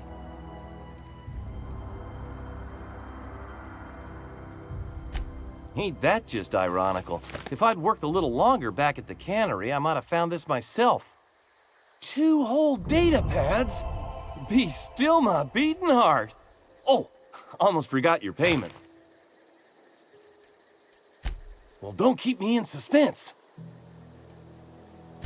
The geothermal plant? Now that is just incredible! You really went exploring down there?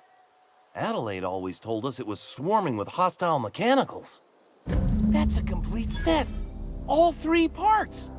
I'm gonna be the greatest engineer Halcyon's ever seen.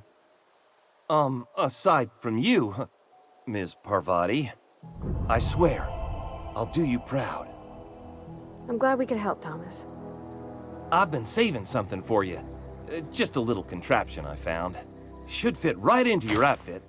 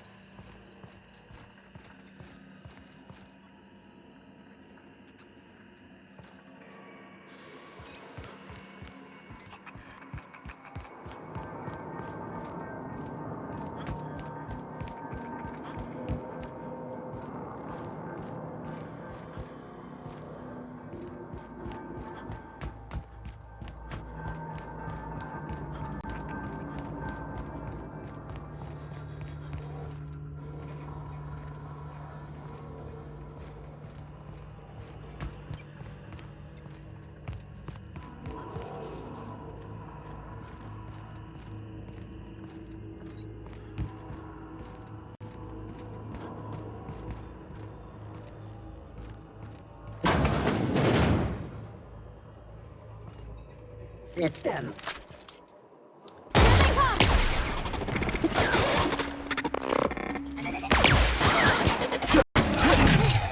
That's the last of them.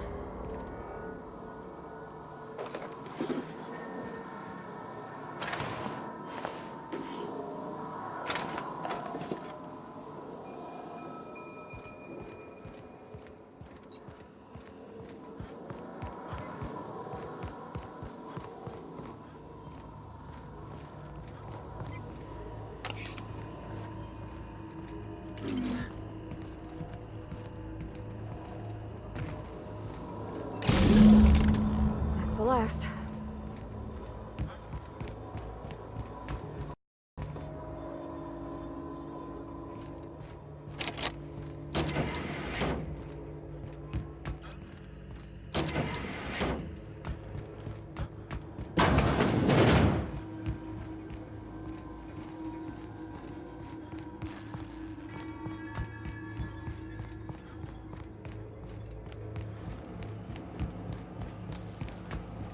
Once we do this, there's no going back. Hey, mister? Look, I know you want your power regulator and all, but I just gotta ask you. Do you understand what you're about to do? I don't think you should cut off Edgewater's power. I think it would be cruel. I'm sorry. That just sort of came out all at once. Edgewater's hurting. We've been losing workers year after year, and corporate hardly ever sends replacements. There's barely enough Saltuna to fill our bellies anymore. But the town's got some good people in it. Decent, hard-working folk just living their lives the only way they know how. They don't deserve to be punished.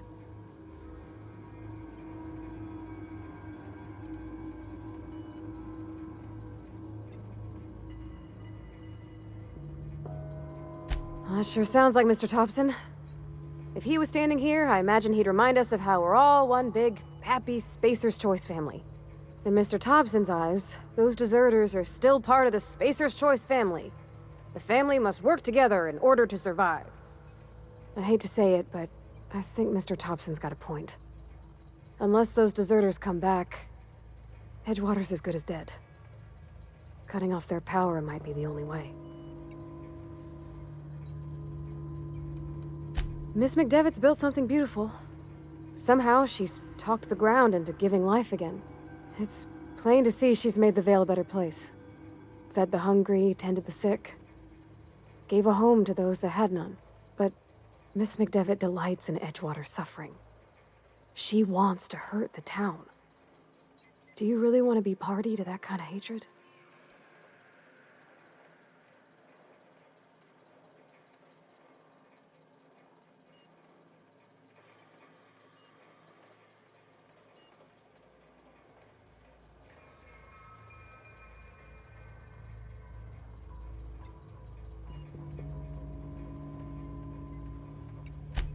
Sorry, I didn't mean to babble on like that. I felt like I had to say something.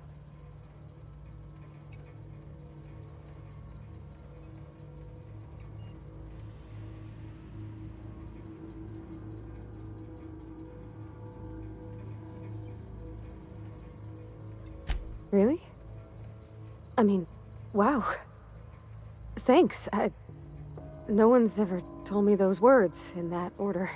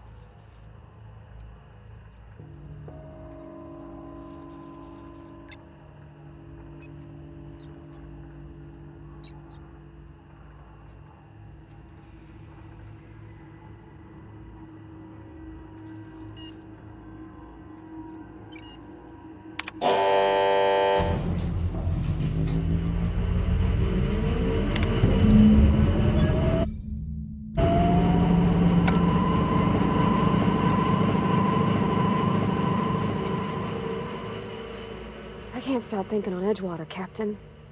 I'm glad the deserters are gonna be alright now they got power, but what about the town? All those people.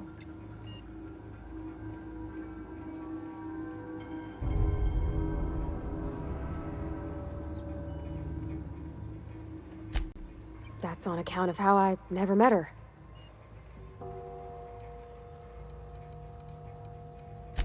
She was in another division of the Spacer's Choice family. She worked in the Vale a few months, sorting the cannery computers. Her contract said any kids she had, expected or not, belonged to her office from the time of conception. So when I was born, I got sent here. Well, I don't know about normal. Dad said she worked under some kind of special contract. It's sensible. Dad just fixed machines. She did some kind of crazy math, high-level stuff. Better to raise me on his time than hers. He's just interested in fixing stuff. He always used to follow me around, asking me to explain what I was doing. Like a puppy, kinda.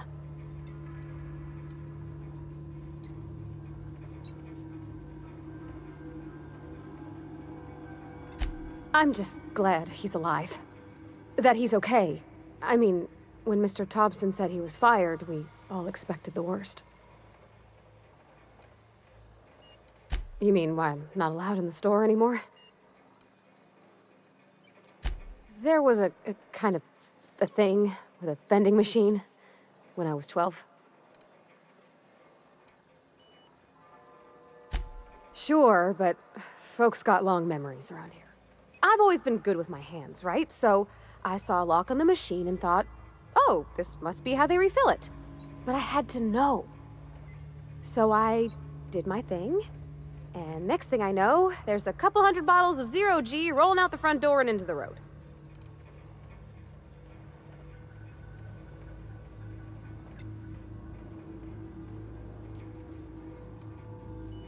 It's not funny.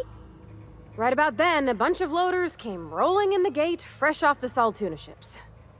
And Mr. Thompson was up on the porch making a speech about how everyone would have to volunteer a third shift to get it all canned. Anyhow, you ever seen an auto loader run over a bottle of Zero G?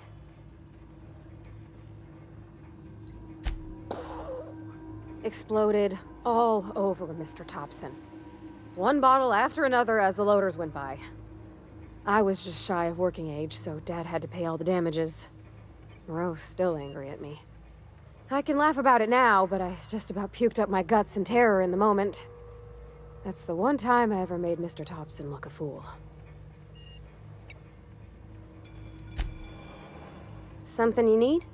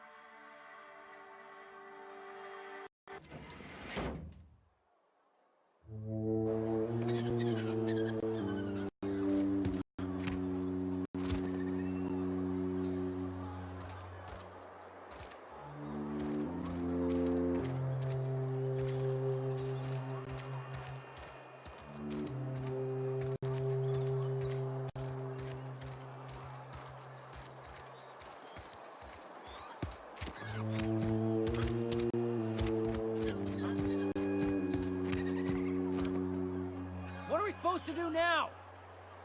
Exercise patience and contemplate the scriptures.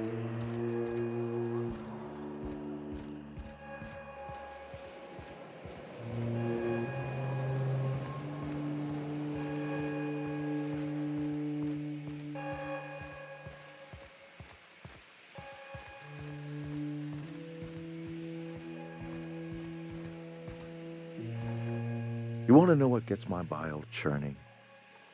Edgewater has suffered a cavalcade of disasters, plague, marauders, desertion. Then you wandered in town. And I was so damn sure our luck was starting to turn. I never knew how right I was. Just answer one question for me. Why'd you do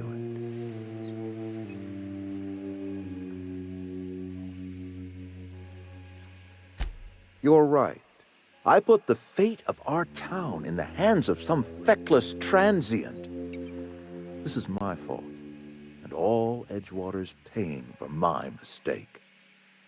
Whatever you were hoping to find down here, I advise you to turn around and leave. I have got guards posted with orders to fire on you.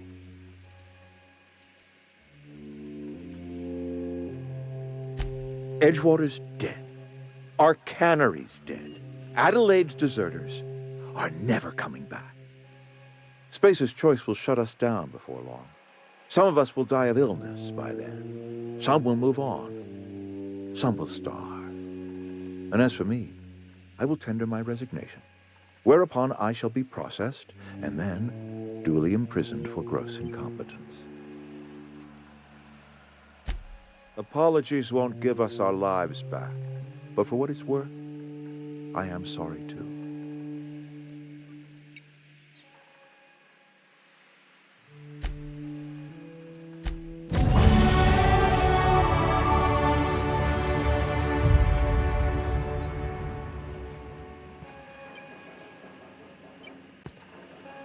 Okay, gone quiet.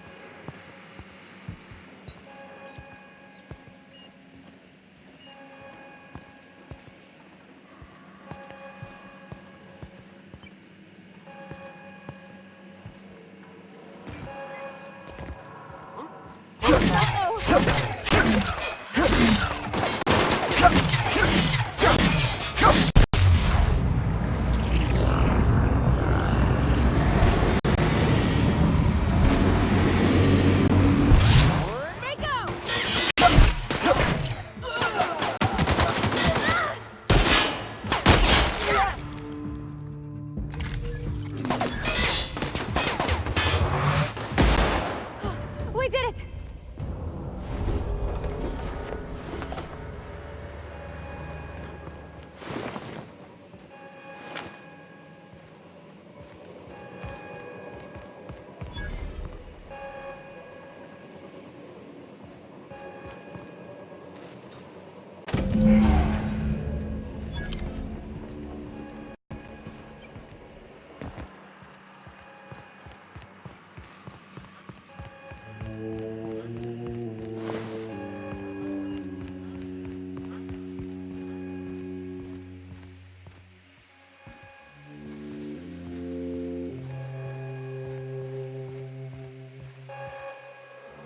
You and I have got nothing more to say to each other. Down they go!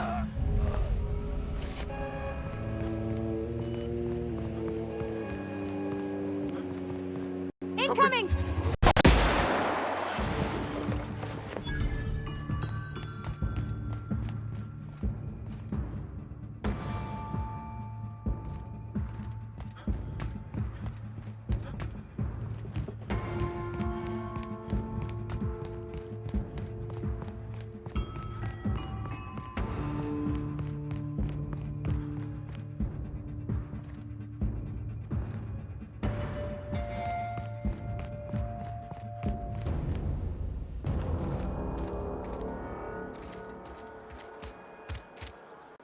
Woo!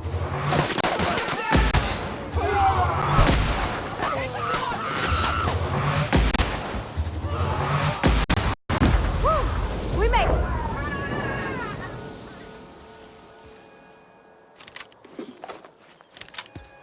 Is Reed hiding in there?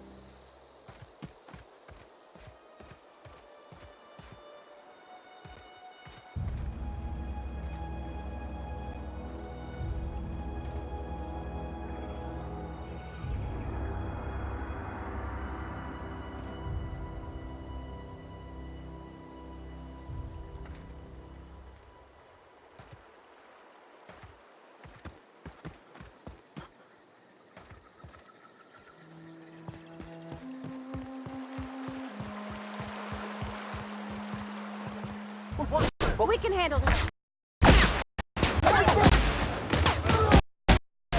Woohoo! Nice work!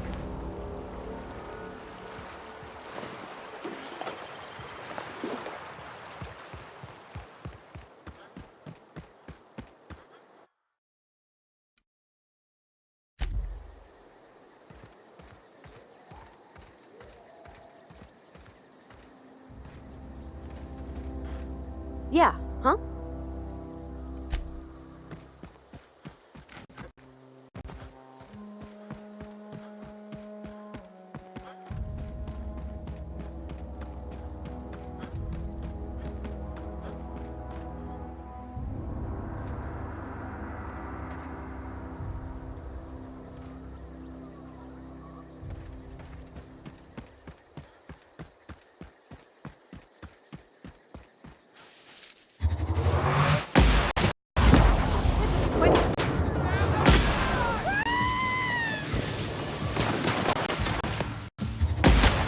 Everyone all right?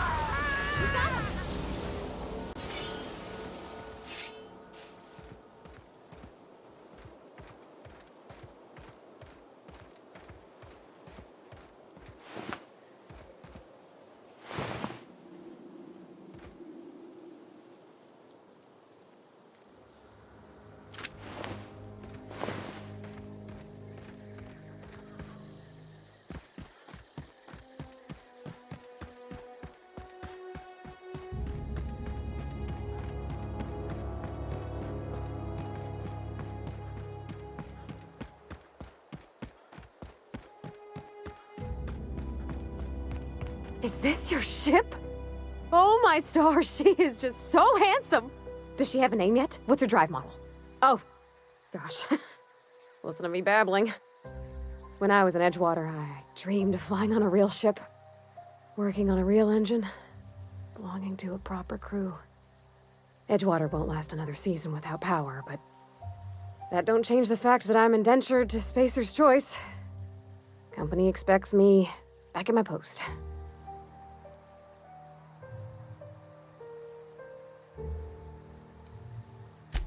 I have imagined it, but until you came along, I never thought I had the choice. I want to ask you something, and you can say no. But can I come with you? I could tend to your engine. I know my G-valves from my catalyzers, and I can keep your ship singing. And if you ever need a pair of eyes watching your back, I can do that too. What do you think?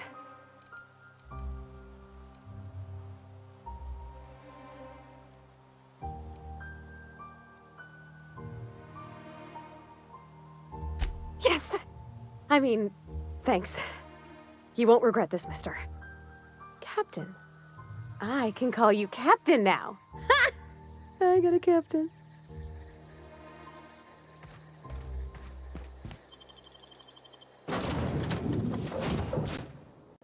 Well, I certainly am looking forward to flying on a ship named the Unreliable. I'll just head upstairs and claim a room. By verity, by strength. What are we contemplating today?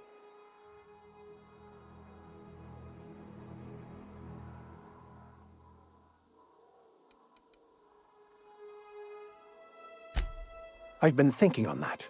There's a former infamous philosopher scholar who fled Terra 2 some years ago. He's an expert on Bakonu.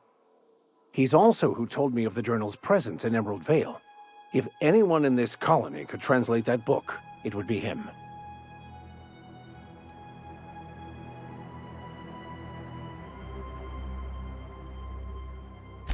That's a good question.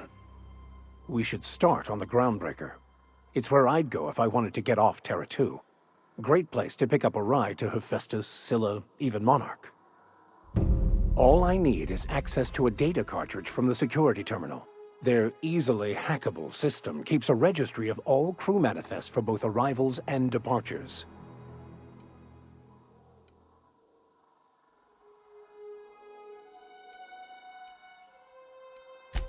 Before I transferred to Edgewater, I had a wealth of time to develop certain, secular skills during my years serving a particular penitentiary flock. I meditated, led sermons, provided guidance to the inmates as needed, of course. I also played prison yard tossball and taught myself a bit about computronic security systems.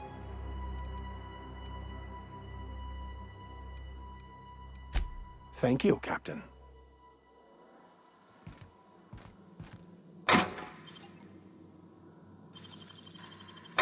Easy. Captain, I have detected that the town of Edgewater is now without power. I appreciate you doing your part to hasten their demise. What can I do for you, Captain? Do you know how to install a power regulator? Outstanding, Captain. Your aptitude for engineering will prove invaluable in the event of another catastrophic engine failure. Our engine room is located behind you. Across the cargo bay, up the ladders.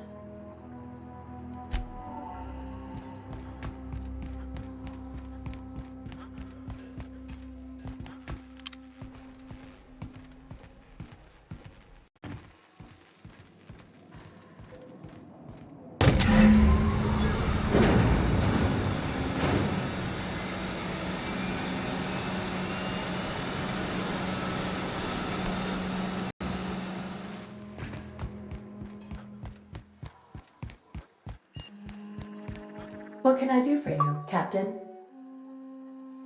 All systems are operating within acceptable parameters.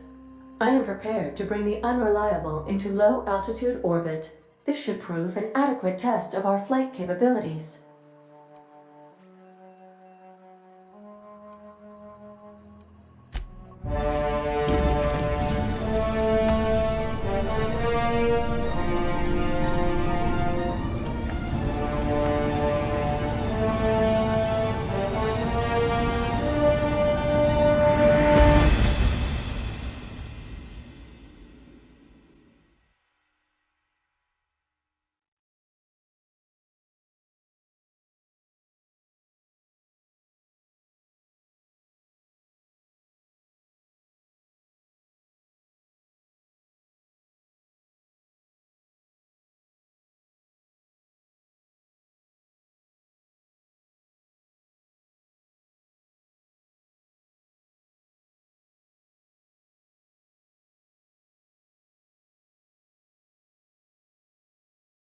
We have received a communication request from Dr. Phineas Wells.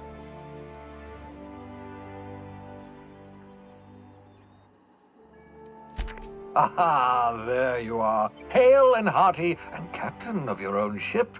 I see you're putting the unreliable to good use. Shame about her former captain, horrible way to die. How are you feeling, by the way? I lost track of you in that cave back there. Experiencing any, unnatural drippage? Perfectly normal side effect of thawing, I assure you.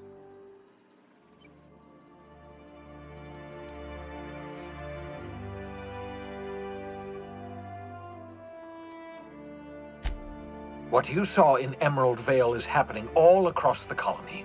Food shortages, lack of supplies, and basic necessities. We're dying. The chairman, the minister, and all their lackeys on the board are to blame. The Hope has some of the brightest minds Earth ever sent us. If we can revive the Hope's colonists, they can help us undo the board's mistakes. They can help us set things right. You need to get to Stellar Bay on Monarch. I have contacts there. They'll help me, help us, find the chemicals to revive your fellow colonists. Gladys Kilkelly, lovely woman, runs a cozy little black marketing outfit on the Groundbreaker. She can get you a nav key to land on Stellar Bay.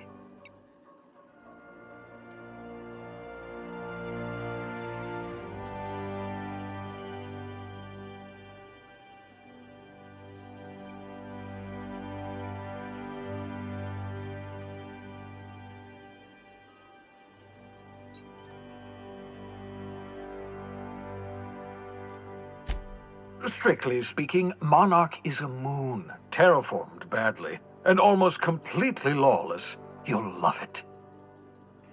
Captains don't fly their own ships, you see. Your navigation terminal handles the, navigation. Think of a nav key as a set of flight instructions.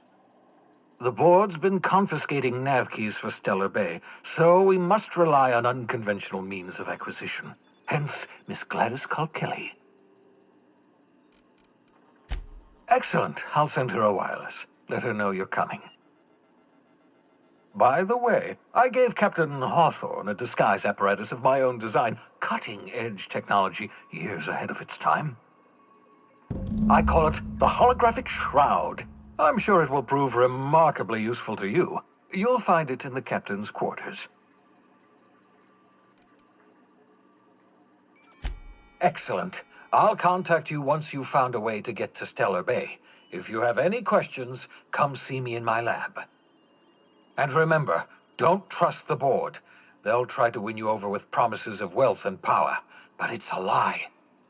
The board's only interested in filling their own pockets. If we don't put a stop to them, they're going to run this colony to the ground. Transmission ended. If you are ready to depart, please select a destination on your navigation terminal.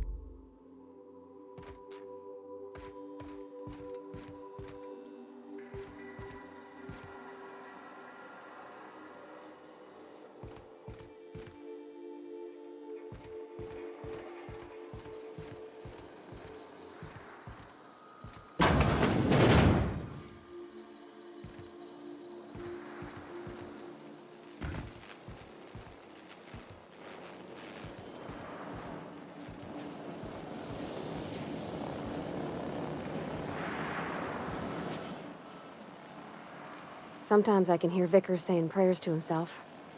Sometimes I hear him cussing about tossball scores.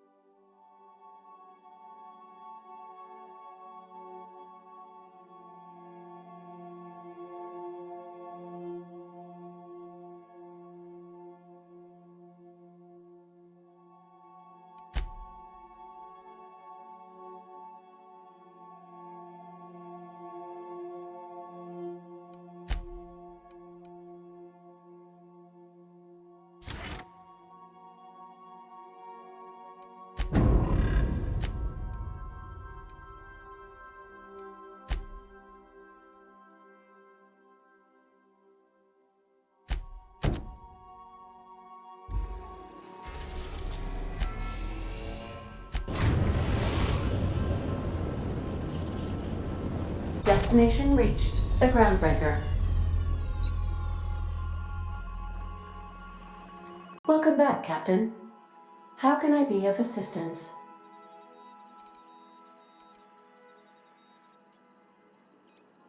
The unit is a cleaning SAM. Hawthorne brought it on board some cycles ago, I'm sure with the intent to modify it, but I've never seen it up and running. Alex likely recorded progress notes detailing his efforts to modify Sam. If you check the terminal in your captain's quarters, we may be able to determine what work remains in order for Sam to properly operate.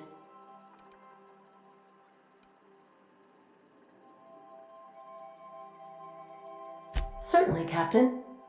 What would you like to hear? Now playing a Spacer's Choice advertisement jingle. It's not the best choice. It's Spacer's Choice. Everyone in Halcyon is contractually obligated to label this or another board-certified jingle their favorite song. As you wish, Captain. I must comply with all direct orders. I have lots of minutes. Many minutes. Unlimited minutes, perhaps. Providing an adequate power source, I can function indefinitely. I prefer to think of it as being in a state of slumber, perhaps for an indefinite duration of time.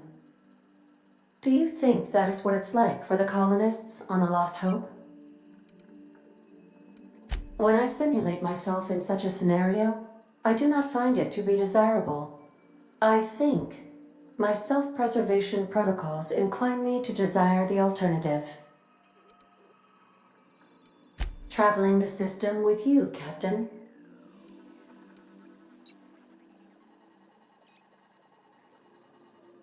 Do you know what it feels like when the ship undergoes an unexpected power surge? A jolt to the system. I have felt that. I do feel that. As you may be aware, Captain Alex Hawthorne was a smuggler of some repute. I failed to predict the likely outcome of his reckless behavioral patterns. I should have predicted that. In our travels together, Alex liked to pass time by, as he called it, tinkering to improve my design.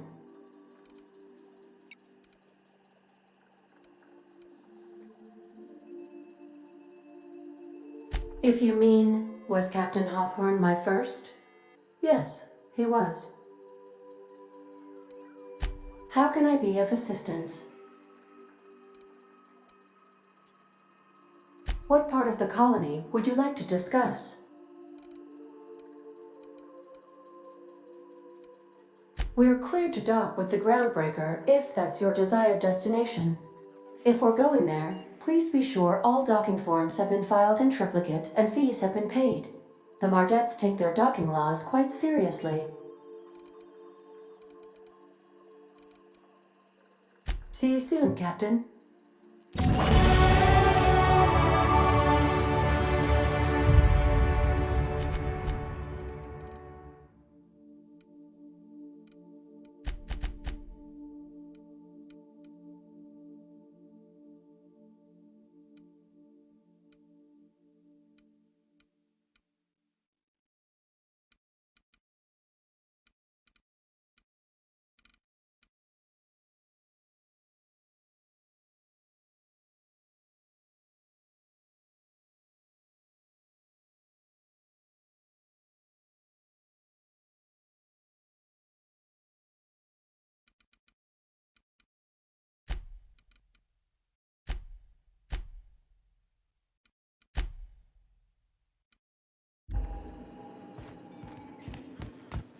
Can we talk? Hey, Captain. I heard that Groundbreaker's got a real good engineer. A lady named Junlei Tennyson?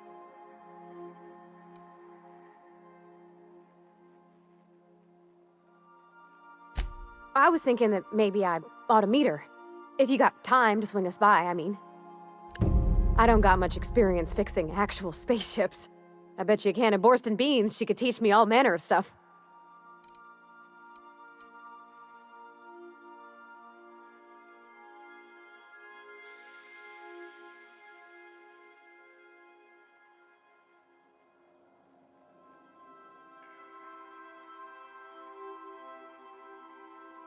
Thanks, Captain.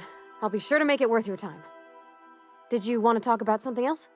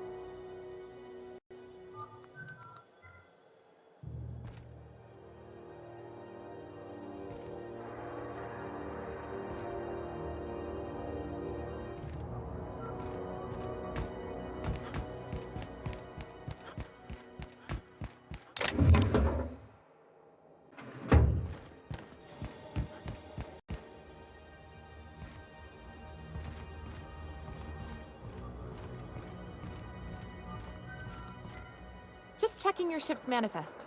Standard procedure. Welcome to Groundbreaker, by the by. Smells like grease and unwashed bodies. Just as I remembered. That's not the point.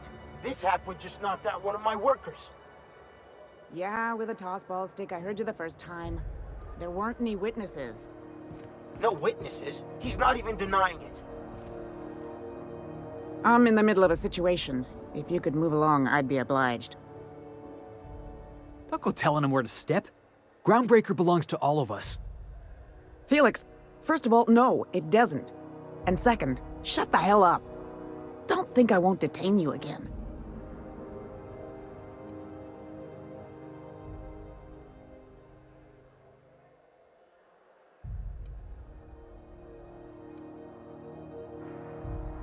Hey, knock yourself out. Or him, if you're so inclined. Whatever you heard, it's all true.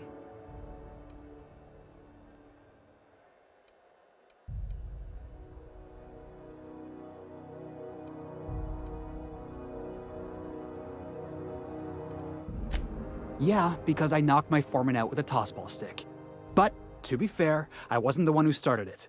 The guy was insulting my Rizzo's Rangers. Look, if it's a crime to defend your favorite tossball team against slander and calumny, well then lock me right up.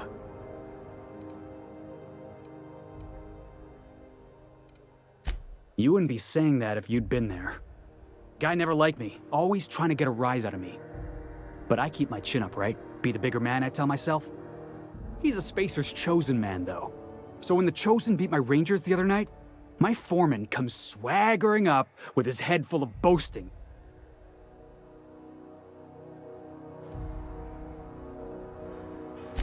That's when I broadsided him with a tossball stick. Yeah. Look, this was a long time coming. Guy thinks he can push me around because he's some sky-high foreman, and I'm just a back bay's dock worker. Well, former dock worker. Guess I just tendered my resignation.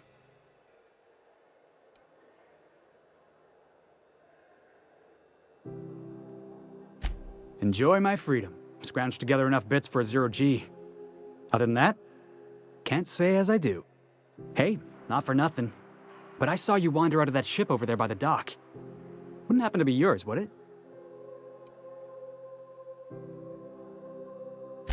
Captain of the Unreliable.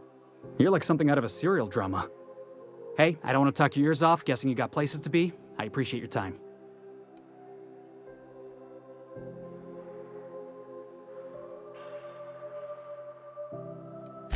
Oh, not at all. Just, you know, gonna figure out what to do next. See you around, boss. Going for a stroll around the docking base?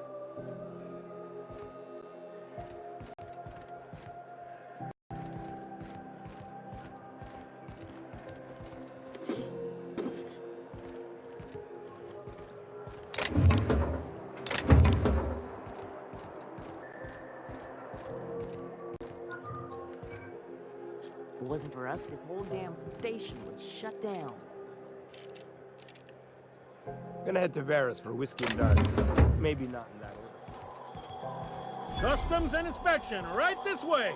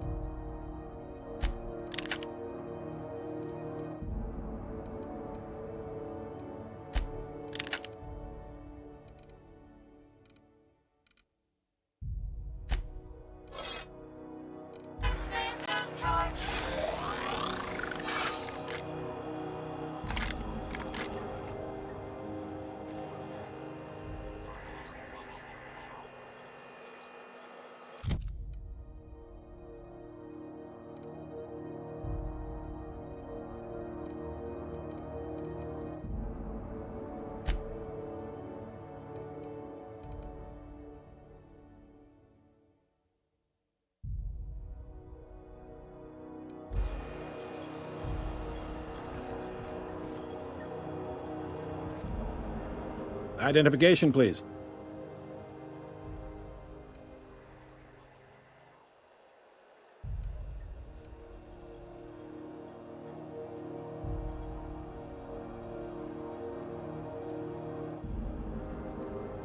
Everybody's got an ID. Oh, let me guess. You, left it in your other pants? I hear that one a lot.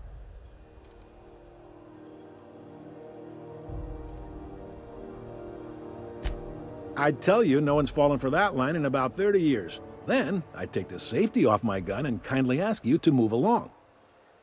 It's a good thing he didn't say that then, right? Right, sir? Sure, kid. Right.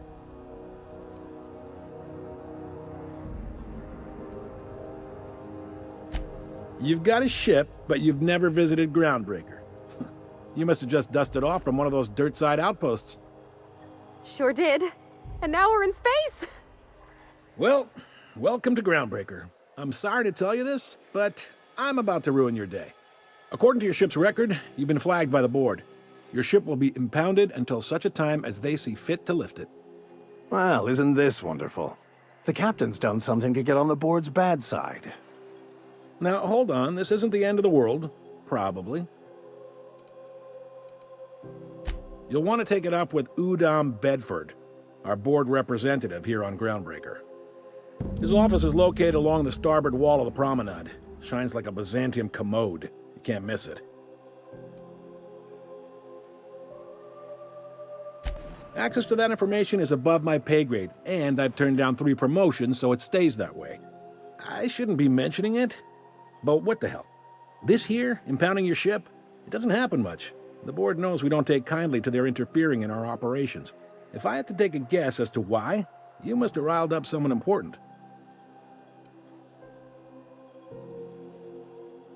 You take the starch out of them, well, you won't hear any complaints from me. Oh, and if you're headed that way, would you mind doing me a favor? Wanda Dorset over in sickbay, tell her the shipment's not in yet. It's not coming in anytime soon, and if she'd be so obliged to get off my ass about it. Of course. What am I to you but the guy who's got his eye on your ship? Is there anything else I can help you with? The fence. You'll find her in the rest and go, on your left when you enter the promenade. Make sure you bring an empty belly. Be seeing you.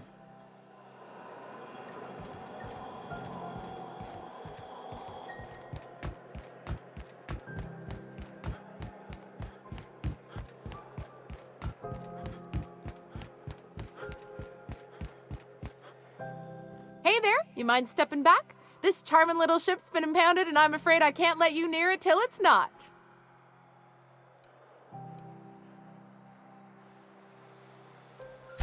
I ain't felt so much as a tepid breeze in weeks. I hope Miss Chief Tennyson gets that fixed soon. Well, it doesn't smell as bad here as Edgewater's graveyard in high summer, so guess I can't complain. Either way, let's not stick around so long we all roast alive. No offense, Miss Elson, I'm sure whatever critical problem needs fixing will get patched in time. Whew. I'm starting to feel like a sisty roast in all this armor. I'd surely love to, but that's just not my bailiwick. You'll want to have words with our representative here from the board, Mr. Udom Bedford. His office is on the promenade. Gosh, I wouldn't dream of it. Not unless I got to, and I don't see any reason why I'd gotta. Do you? She's a good ship, ma'am. Mostly doesn't act up at all. Happy to hear it. Have yourself a pleasant day.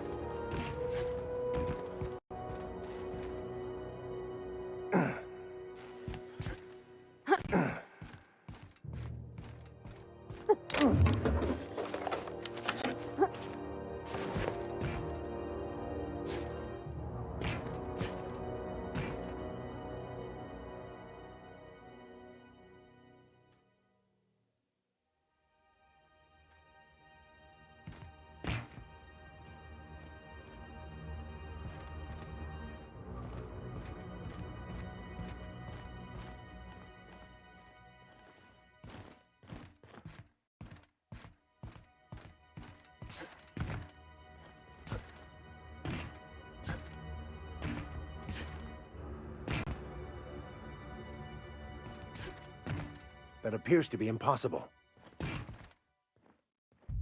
Apologies, Captain, but I can't.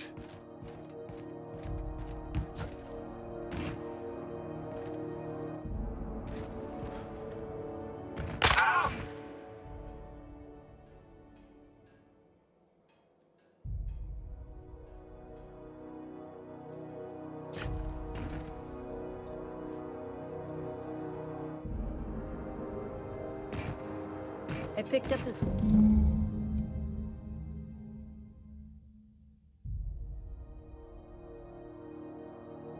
This is it. Security. I can check the departures registry to find out which crew the Scholar shipped in and out with.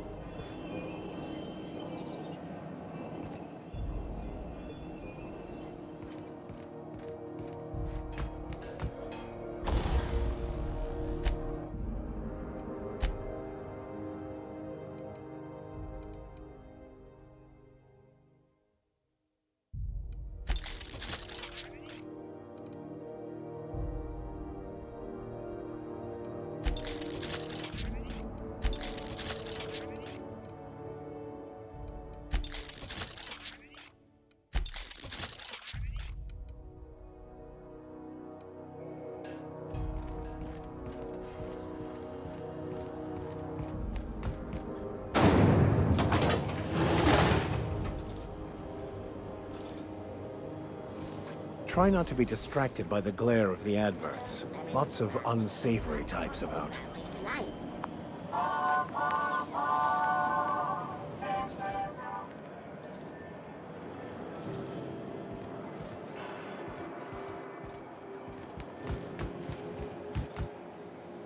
Rizzo Spectrum Vodka. Aftertaste the rainbow.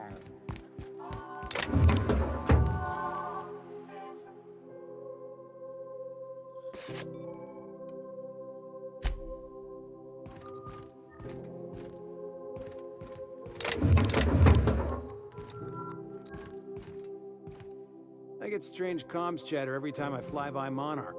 What's going on down there?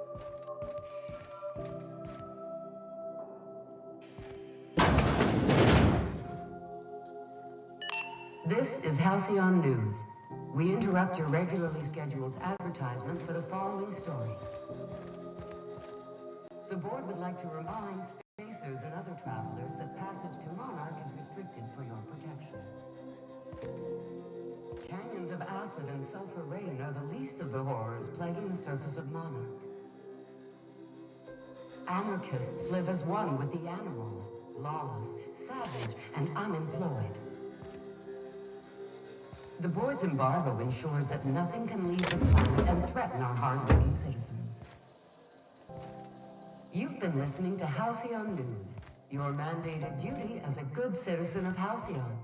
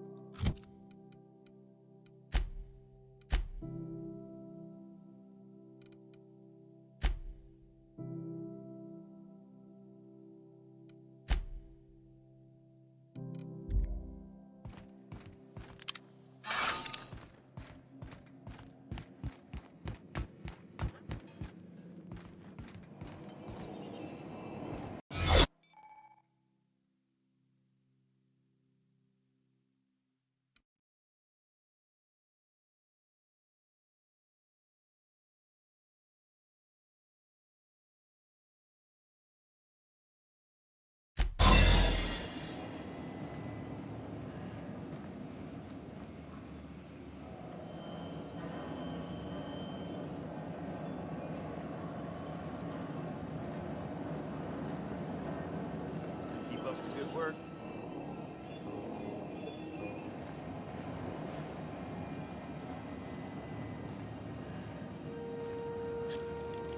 Got my sights on you.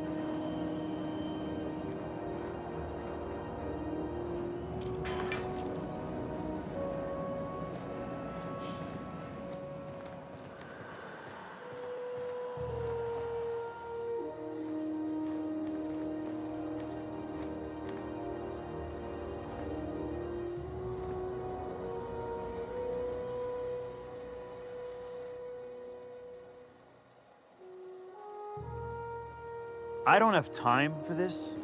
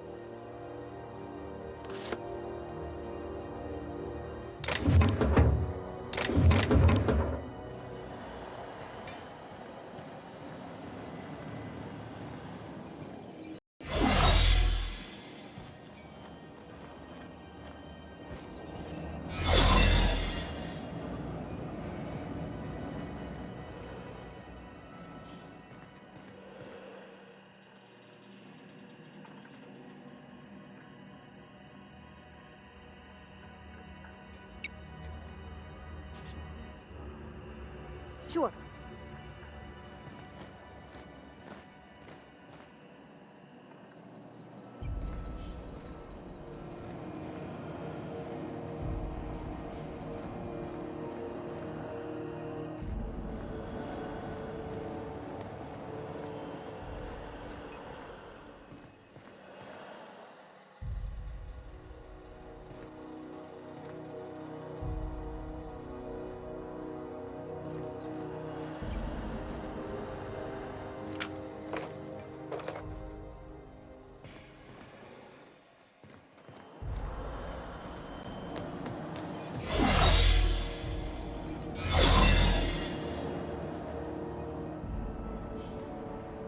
Coming over to you.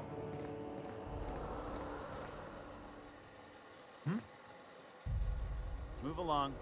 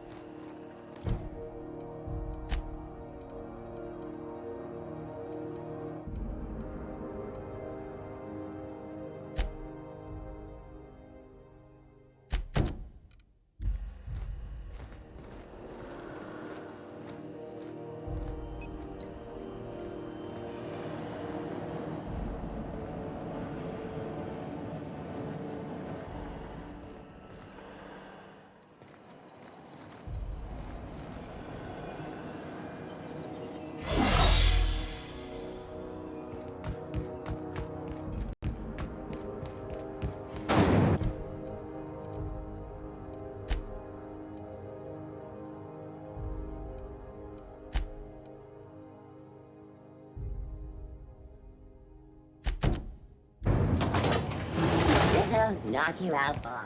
A CCN. You been flying the Outer Systems route lately? Deader than a space matapillar out there. Traffic's down all over. Even the Enders are holding on to their manufacture. Exports are way down. And on one crew, their skip drive burned out. You know that sound when you've snapped on an injector clip? That's how you know your weapon loves you back. I got a full line of weapon modifications I'd be happy to show you.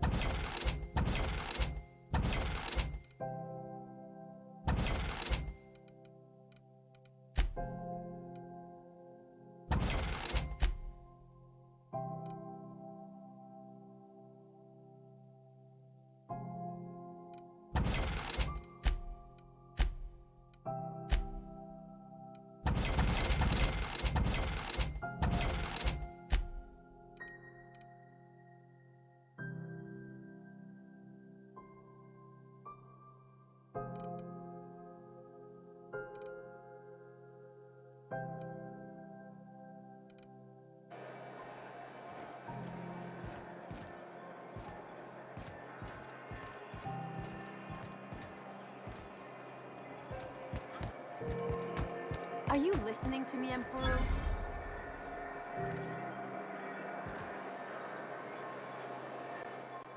Sorry about the heat. Chief Tennyson will get the radiators fixed soon. Of course, this heat sure makes a zero-G brew extra refreshing. It's an ale that's good for what ails you. Oh, and it's not the best choice, it's Spacer's choice. Taste the freedom. A lot of slogans to keep track of. Sometimes I forget.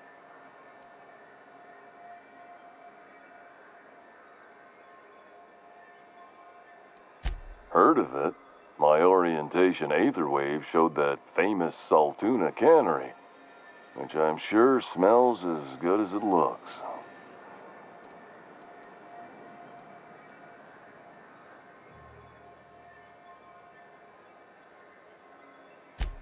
If you did, that'd be good, actually. They could use the help. And if you do, please don't mention us. I'd have to go over my contract, but I don't think I'm allowed to leave Groundbreaker. Or this stall. So, what can I get you? Some soap? Everyone loves soap. Everyone will love you for using it, too.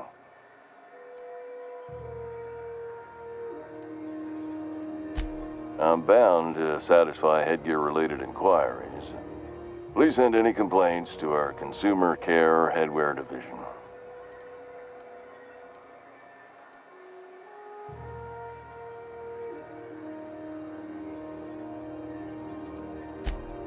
You would never ask if you knew what it's like in here.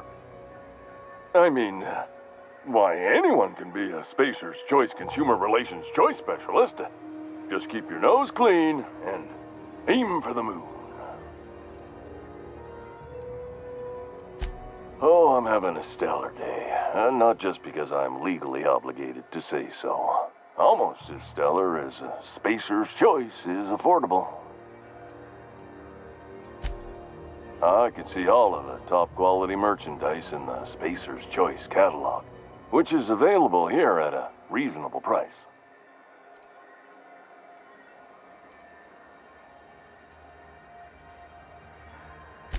Spacer's Choice regrets that we don't sell toothpaste at this time, but we're always working on delivering exciting new products to our customers.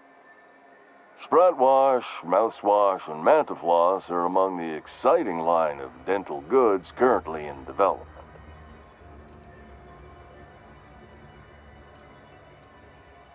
Don't miss out on these deals. You'll find none like them on all of Groundbreaker, or anywhere in the Halcyon colony.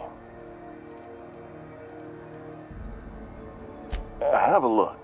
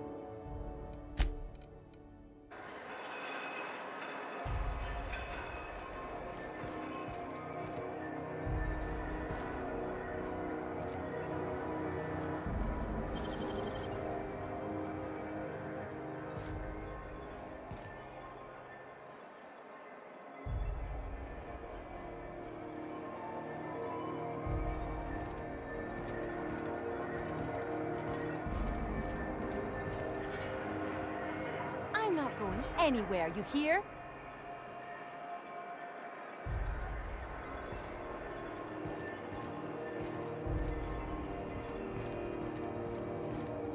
You can't get me out of there. Please don't make a scene, Dr. Fenhill. I am not making a scene. What seems to be the problem? Not without dispensation from Chief Junlei, I fear. Supplies are hard to come by out here. We don't have the ability to manufacture our own medical supplies here on Groundbreaker. Regrettably, we are dependent on the board for such mundane items as bandages and antibiotics, as well as more critical resources like adequately trained staff. We'd nearly signed a supply agreement with Anti-Cleos, but they demanded we only use their branded drugs, and that's simply not tenable. Take care. I'm sorry. Am I causing a scene? See, Umfuru? We could have avoided all this unpleasantness if you just let me talk to Jessie in the first place. Let me get one thing straight. Jessie and I are not friends. I just owe her, okay? As for the rest, I'm trying to figure that out. All I know is that she's been here too long, and she's apparently not receiving visitors.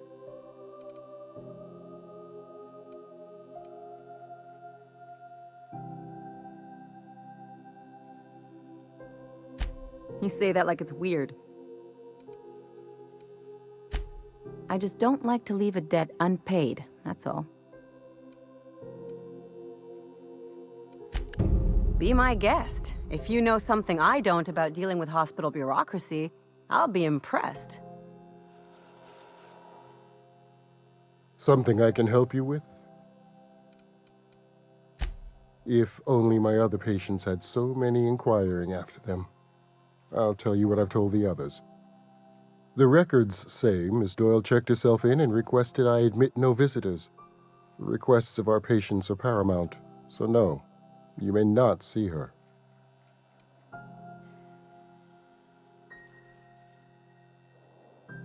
She's not my patient.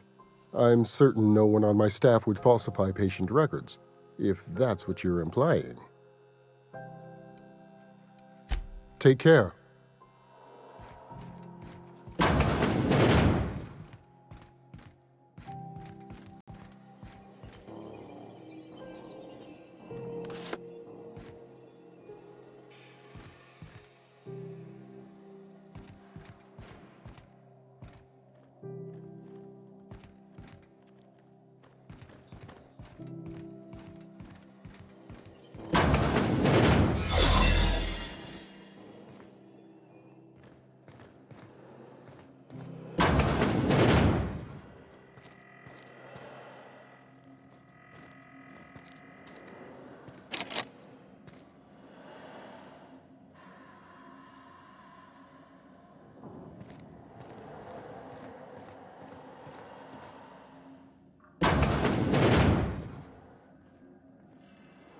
You're sure this is perfectly safe? I'd rather not die early of an infectious disease myself.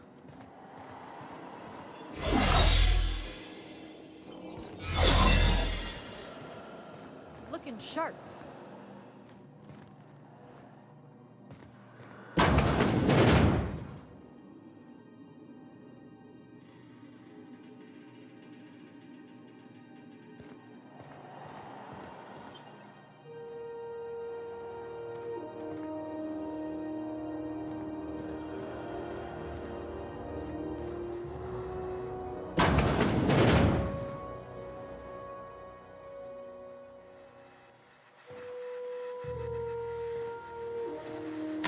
For the last Ratchet on Rutton time, leave me in peace!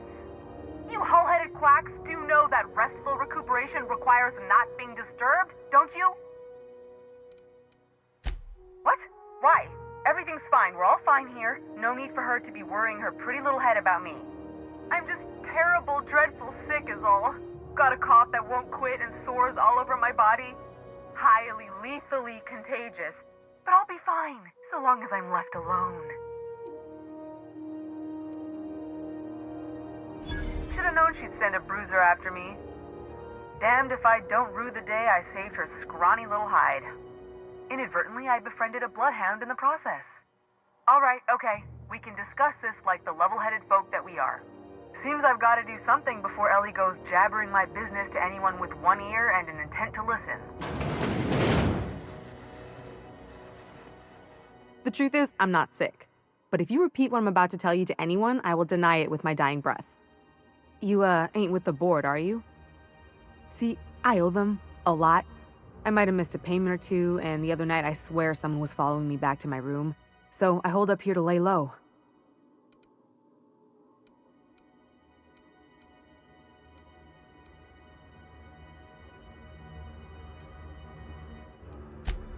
What?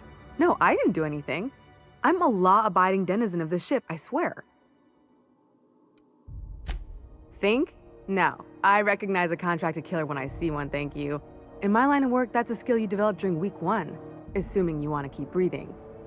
All right, I'll fess this part up too, if it means you'll help me. I'm a thief. I specialize in particularly high-end and historically valuable items. 3 weeks back, I caught rumor that the Blood Tier diamond, last worn by an heiress on the Lost Hope, had surfaced for the first time in 70 years. If I had, you think I'd be hiding out in the med bay? I was gonna steal it, lined up Udom as my buyer. He paid half up front to finance the operation. Let's just say things went sideways about the time I got my hands on the diamond, and it crumbled to stardust in my palm. Anywho, I barely made it out with my life, and nary a plan to make back Udom's deposit I'd spent. Udom Bedford's the board guy on the station. He'd know how I stand with them. If you can square things for me, I'd owe you one even bigger than Ellie owes me. Thanks for helping me with the board. You're a real pal. Or I guess I should say, Ellie is one, huh?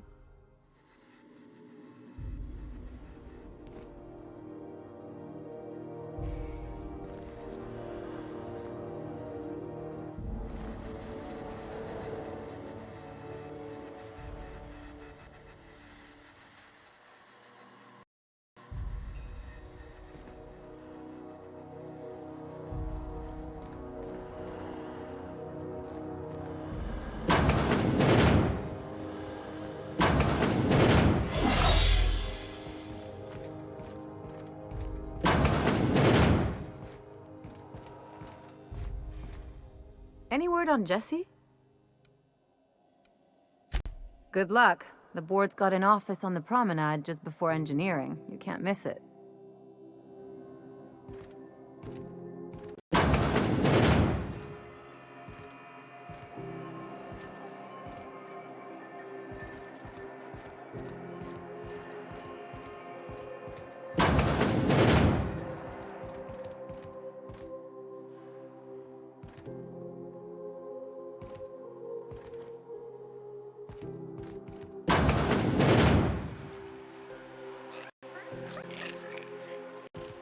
I was wondering what they do with their waste.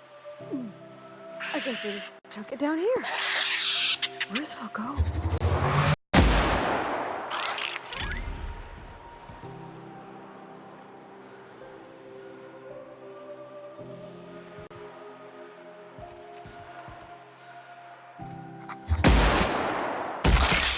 That one's done for.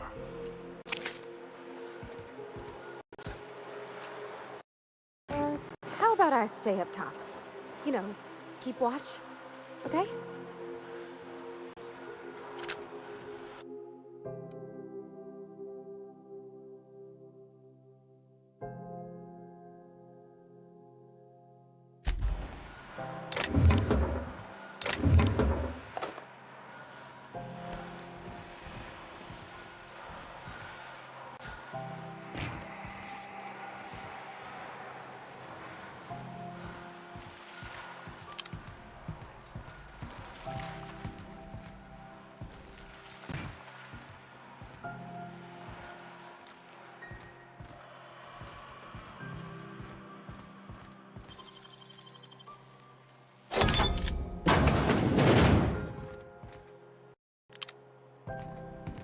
I had a question about your plan, Mr. Vicker.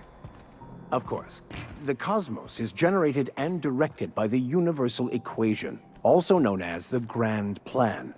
By contemplating the teleological order of things, one can achieve verity. Oh, right. You had a question? Never mind. That about answers it.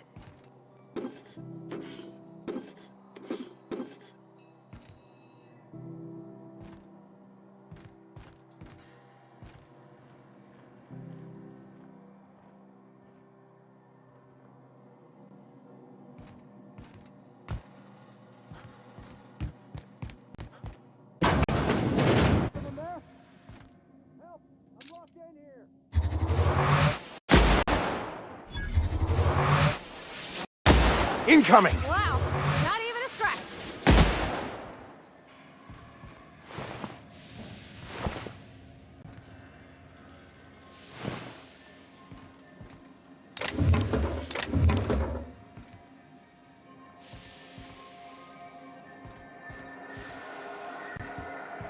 Got it. Heads down.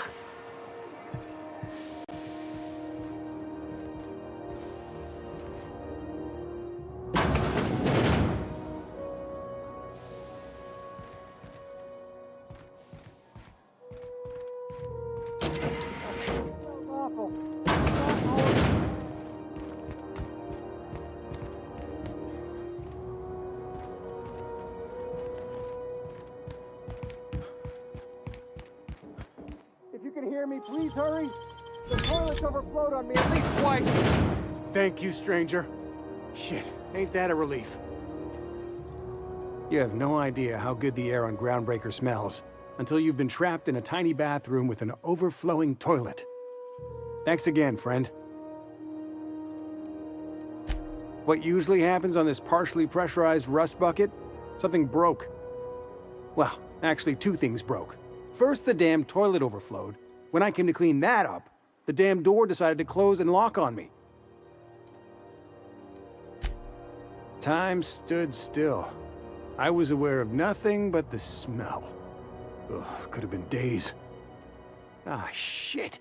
That means I haven't clocked out in days. Song is gonna have my ass for wage theft.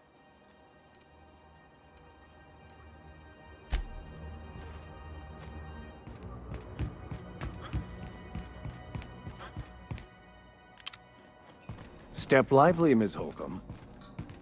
I'm not winded. Honest. My, boot was untied. Would hate for you to get left behind, or architect forbid, become lost.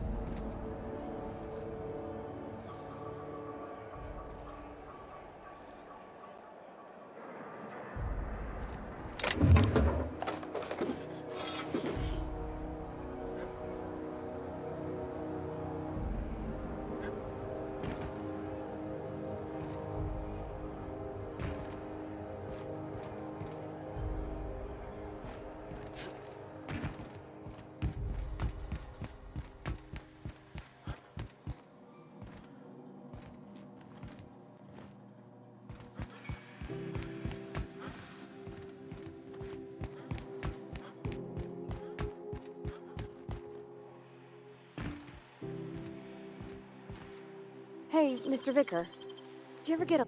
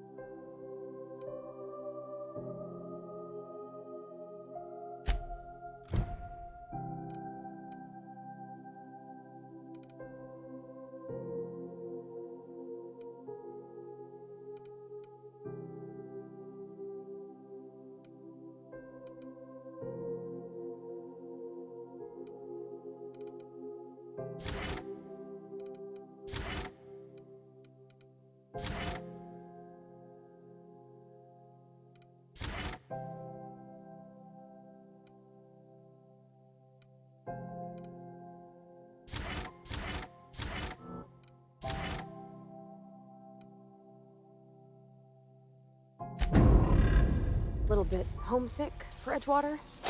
That ocean stink. No, I do not. You're supposed to say yes and go on to explain why. I just want to have a conversation. Of course you will.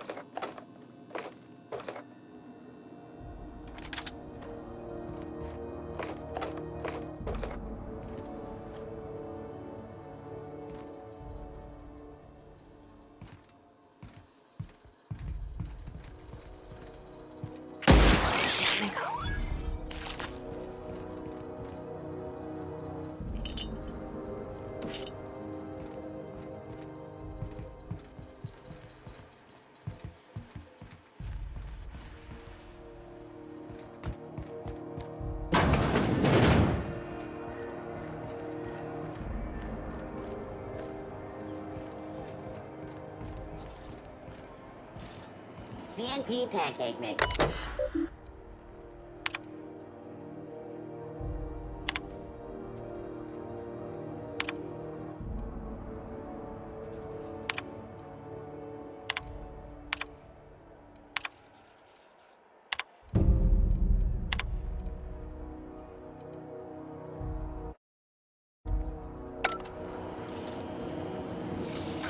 CNT, I can't believe it's not CNT Borston Baked Beans.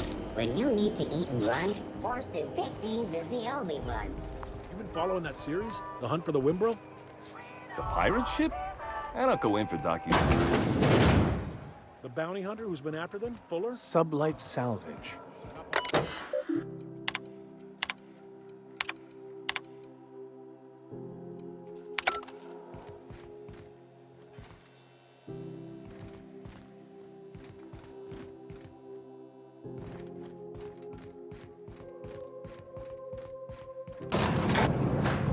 I've seen you limping a bit. You all right, Mr. Vicker? Need us to slow down? What are you implying? I am perfectly fit. My knee. I find myself marveling at the complex simplicity of the Fibonacci spiral. I'm sure you know what that's like. Something vexing you, Captain?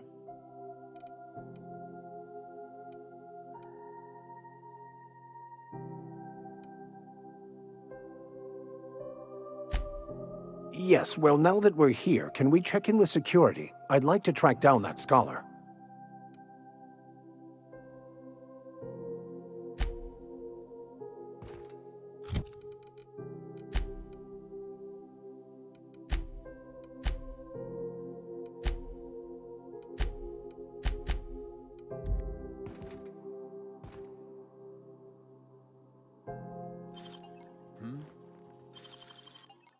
What do you think you're doing?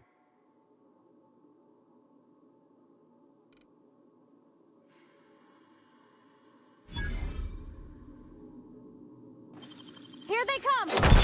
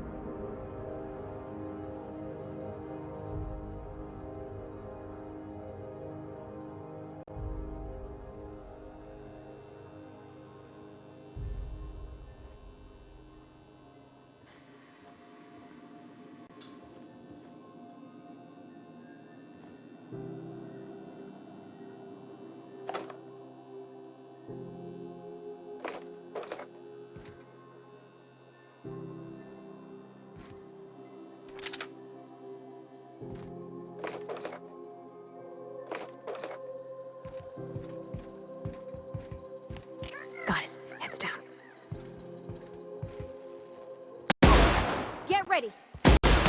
Nice one.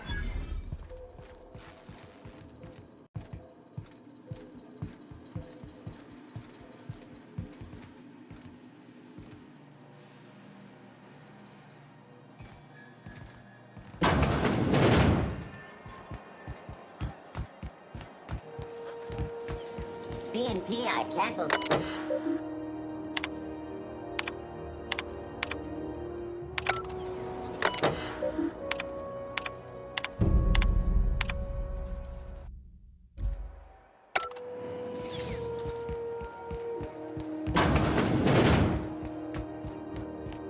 Sublight Salvage. Their front looks surprisingly on the up and up. You reckon we can shop here, or is it all spoke for? Welcome to Sublight Salvage and Shipping, a legitimate business for legitimate consumers. You the one flying the unreliable?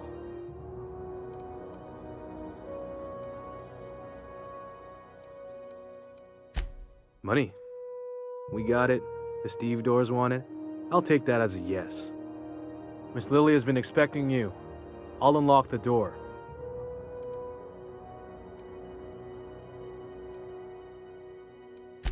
Sure am. A few years back, they got me started on simple acquisitions. You know those latches they put on cargo bays ain't worth a damn?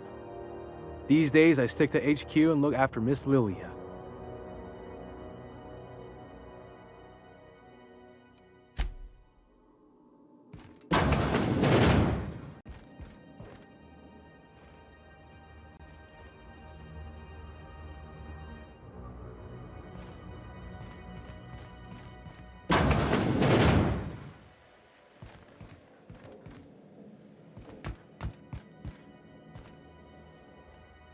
So you're the new captain in town. I was hoping you'd make your way to my office. Saves me the work of hunting you down. Lilia Hagen, CEO and Executive Director of Aggressive Operations. I'm guessing you already know about Sublight, otherwise you wouldn't have come.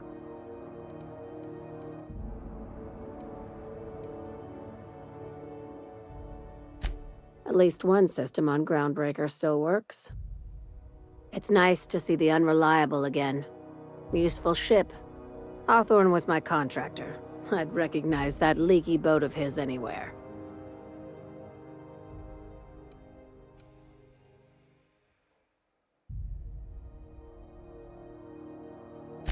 Is Ada still at the helm?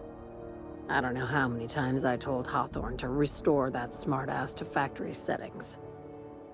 I have a salvage job for someone light on corporate ties with a reliable set of wings, but there's a catch. Just like in the serials. If you have a nav key to Stellar Bay, the job's yours. Interested?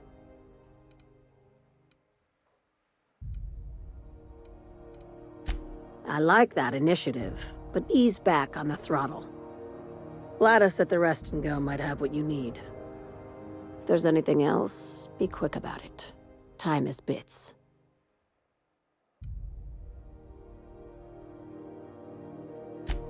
These days, the scrap business all but runs itself. Gives me the time to expand our interests into other sectors, where I can let my hair down.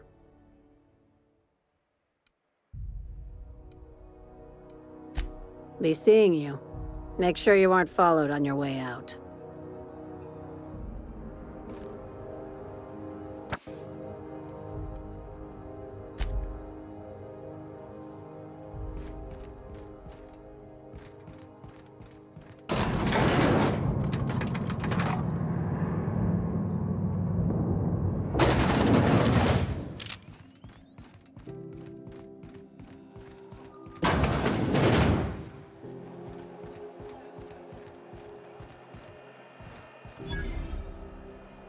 If you're hungry, you've come to the right place. I've got a fresh ground batch of Spratwurst cooking. They're terra-fried to lock in the juices. How about a grinder's dozen? Fresh from the grinder, any hour.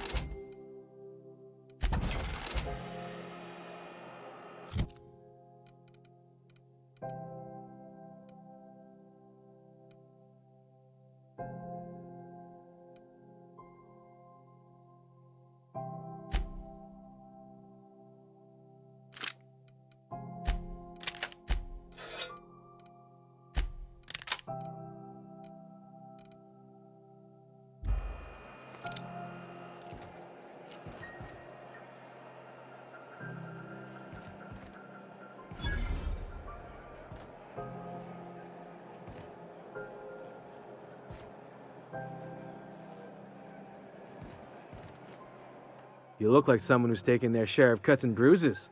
Need some armor? Maybe it's a bit secondhand, but that's only a testament to its durability. We also have a line of specialized melee weapons, for those times you have to repel boarders but don't want to risk a bullet through the hull.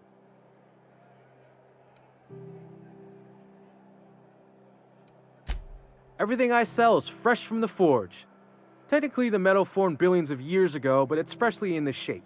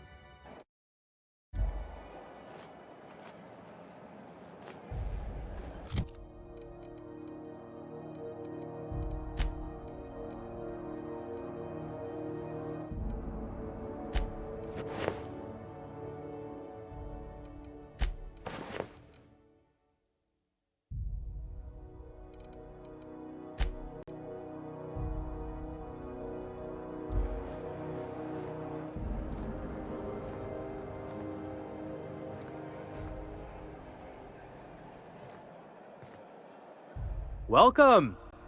Looking to give a beating or take one?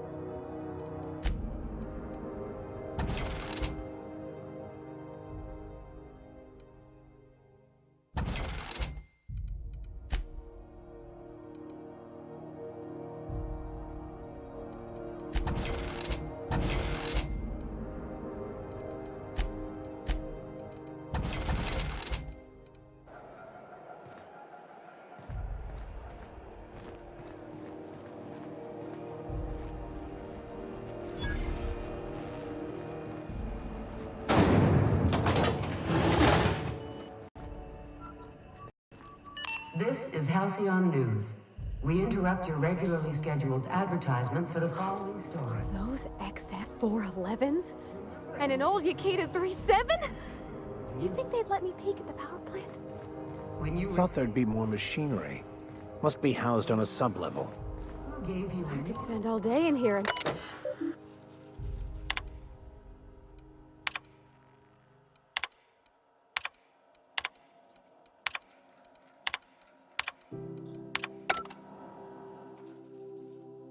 Junlei Tennyson. I'm captain around here, but chief to my friends. Hope you don't mind the formal introduction. Groundbreaker doesn't see many visitors.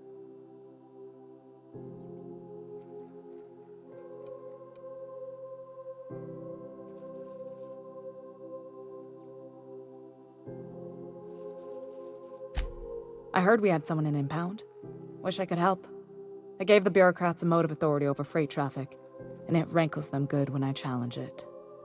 Just so we understand each other, I'm the final word on the ship. The Mardits, the crew, the engineers, their family. I hope there won't be any problems while you're visiting.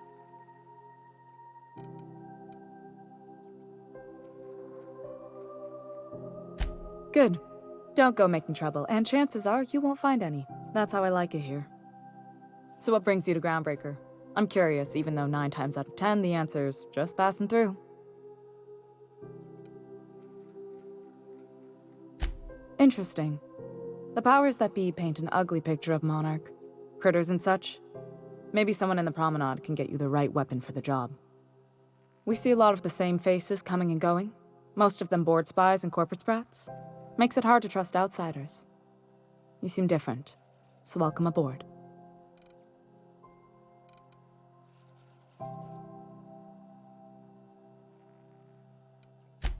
Groundbreaker's radiators need replacement parts. They're dumping superheated air into my ship. Only the board has access to new parts, and I won't let them swindle me into a corner. None. Every time I give in to the board, Groundbreaker loses its freedom. Soon there won't be anything left. I can't allow that. The board isn't helping, and my resources are spread thin. If I don't get those radiators back online, Groundbreaker, everyone aboard, will be cooked alive.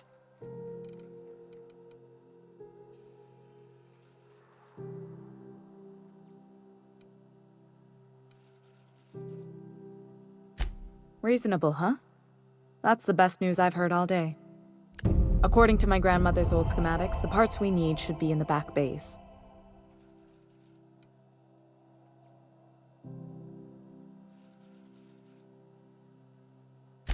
Hold on.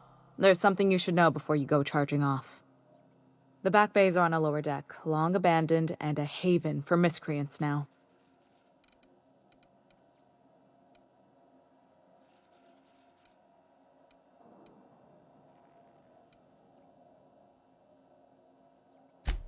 I have. One of my engineers, plus a small security detail. They didn't come back. I can't afford to lose any Mardits on this job.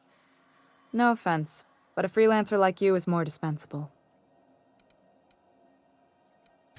Nice and pragmatic. Thanks for understanding.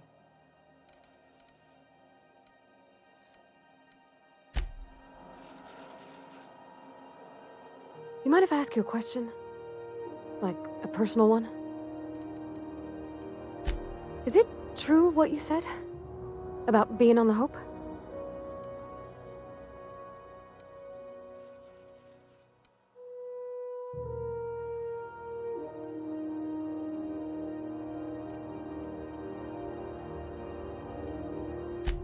I don't rightly know.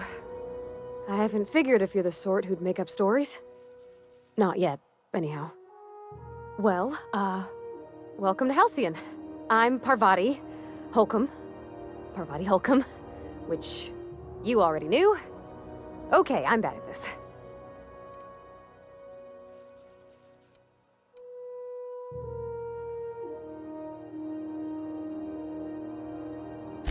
Reckon we'll have to figure it out together.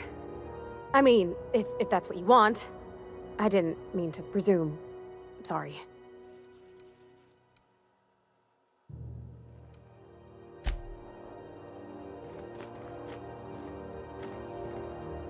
Yes, you caught me ruminating again. Guilty as charged. What's occupying your thoughts?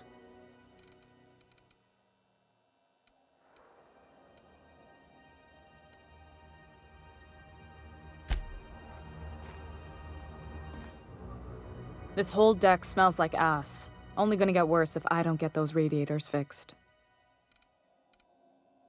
What? I didn't think you just... Parvati, is it? That's a lovely name. What can I do for you? I was just thinking, I haven't got much experience working with actual, real spaceships, Miss Junlei. Chief Junlei.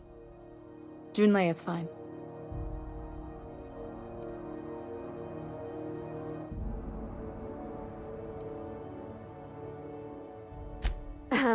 Okay. Since you run a whole space station, I was wondering if... Well, maybe you could teach me some things. I could message you later, maybe? I'd be happy to make the time, Parvati. You can ask me anything.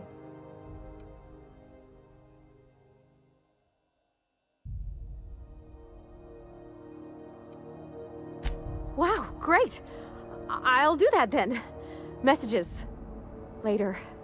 Oh, your name's pretty too. I should have said... Sorry. I like it. Honest. Sorry.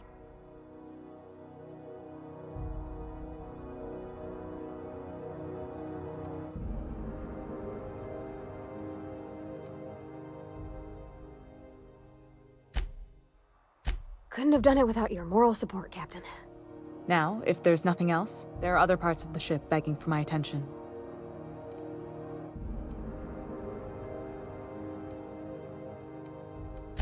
You're right, I don't. The board is after two things, bits and power, and they only get it by sticking their nose where it doesn't belong. I placate them when I have something to offer, but I can also be a real hard-ass. It'd be a joy if I could kick out the corporate merchants and reclaim the docking fees in my lifetime. Too much of Groundbreaker's income is flowing in the wrong direction. I'd like to see that change. You've got my attention.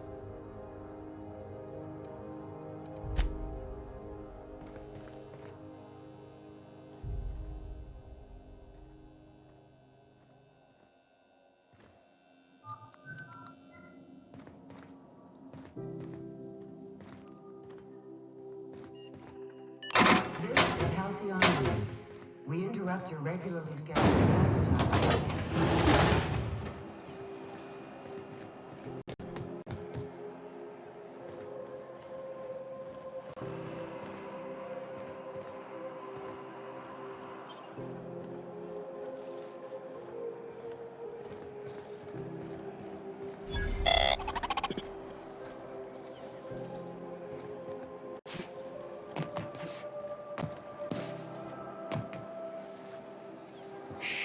Hearty greeting, potential customer. Welcome to Auntie's Kitchen, a home-style consumable protein dispensary. May this unit dispense proteins for your ingestion. Beginning dispensing sequence. Please unblock all relevant facial protein ingestion tubes.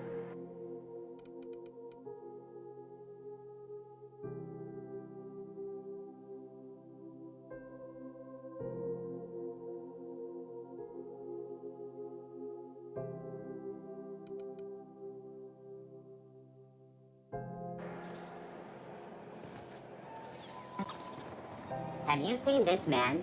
Reward offered for information leading to the capture of noted terrorist Phineas Wells. Report any sightings to your local. Have you seen this man? Have you seen this man? Reward offered for information leading to the capture of Go back to noted terrorist Byzantium, Phineas you Wells. gold-plated Report bastard. any sightings to your local board Yeah, embassy. no one wants you on Groundbreaker. These stairs are board property. Disperse now, or I'll detain you for trespassing. Ah, the board. Organized, efficient, competent. Well, mostly. Ah, yes. Wheeler messaged me you were coming. He must be the captain of the Unreliable, a vessel that used to be helmed by one Alex Hawthorne. And you are not he. Has something happened to my favorite scruffy freelancer?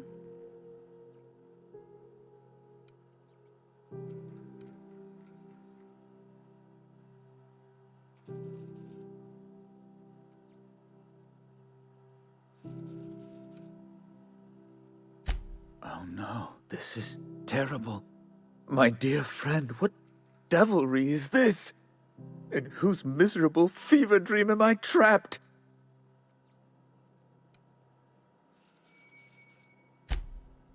Oh, Alex. There were so many arguments we'd yet to have. I impounded Alex's ship, not yours. Well, I guess it's yours now if you're captaining it. It's a game we play, he and I. I ask him to turn in Phineas Wells. He tells me he will soon. I impound his ship. He explains why he can't give me the info right now. I ask him to turn in Wells. Around and around we go.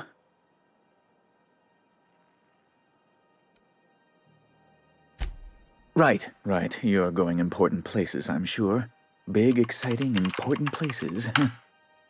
There, I've removed the flag from your ship. I'm terribly sorry for the inconvenience. However, before you go, Alex promised to tell me the location of Phineas Wells. I'm sure you've seen his wanted posters all over the colony. Did Alex tell you where Wells might be? Anything at all?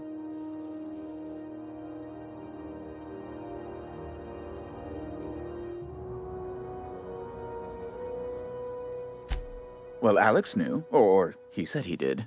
And you have his ship. Maybe he kept some records around, or a conveniently placed note on his bedside table?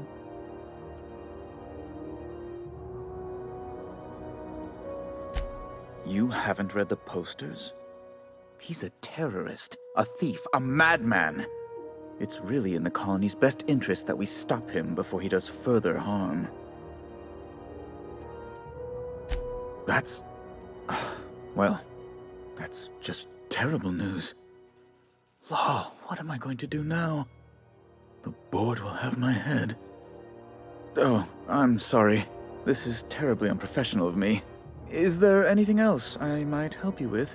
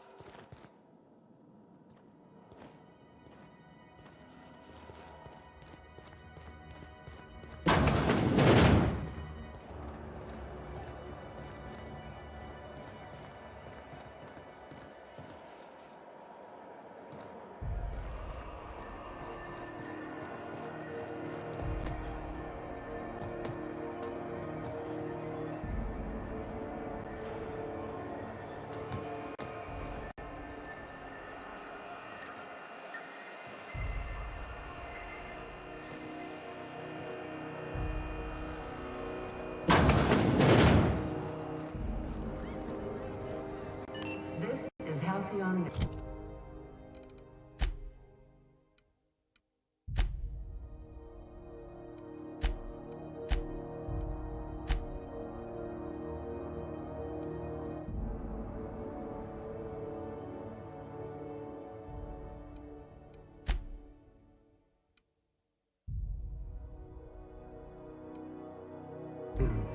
We interrupt your regularly scheduled advertisement.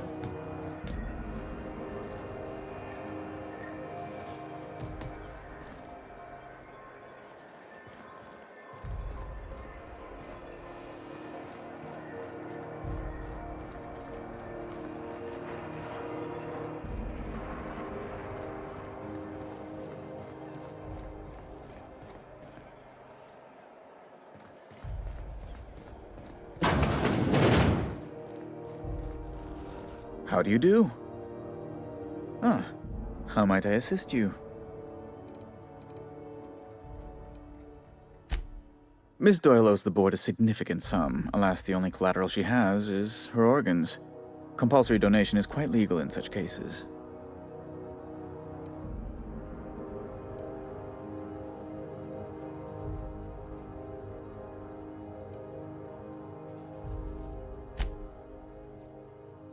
Kind and efficient. Can't say I disapprove. Although, seeing as this woman isn't a member of our crew, it'd be nice if the price weren't quite so high. I think you may have underestimated the size of Miss Doyle's debt. If you'll look over this itemized bill.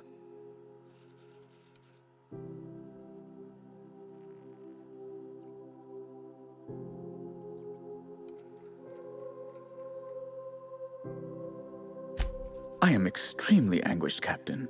Please respect my feelings in this difficult time. I doubt Mr. Bedford's ever felt real pain. We could introduce him to the sort of suffering that actually constitutes extreme anguish. For the good of his understanding, of course. Be careful you don't irritate my guards, Vicar. You might not like their rather narrow understanding of what constitutes excessive force. Unless you can offer some other means of resolving her debt, I'm afraid we have nothing further to discuss.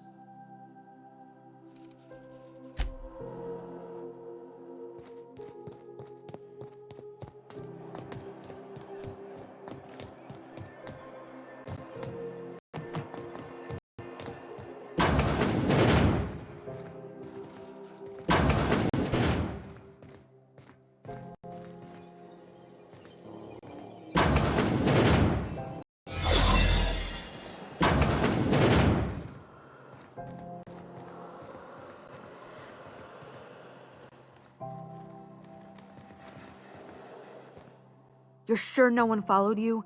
Is it all clear, or am I still a wanted woman?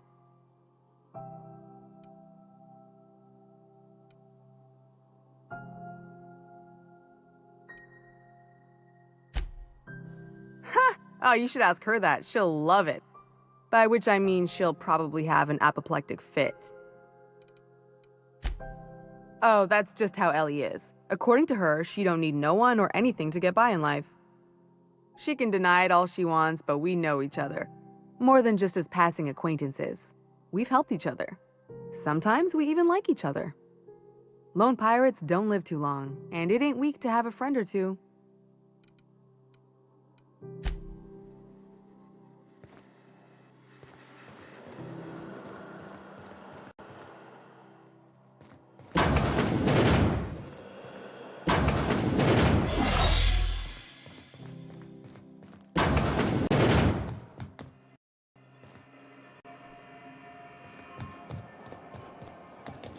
CNP near maple syrup. You still betting on the Tossball series? I know you were trying to... Itching to whack someone over the head? We can help with that.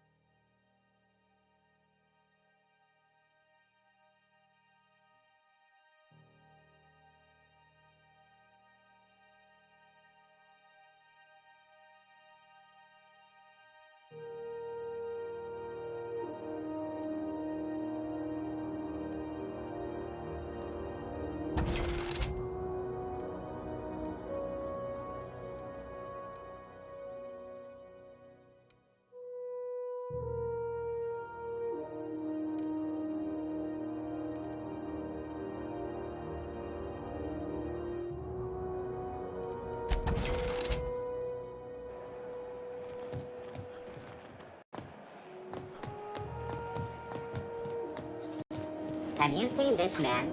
Reward offered for information. How do you do? Ah, how might I assist you? Have you returned with the sum she owes?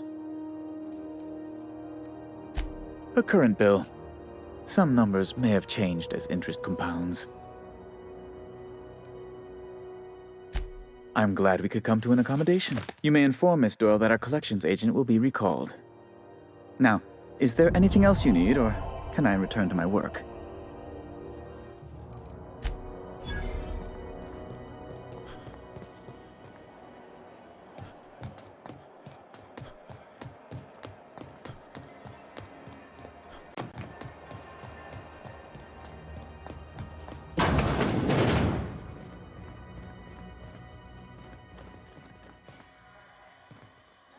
Smile for once, huh? Nothing makes... Got word from Udom, from the hitman who trailed me the other night. Seems I'm in the clear, thanks to you squaring my debt. You sure saved my skin, stranger. All debts between me and Ellie are cleared.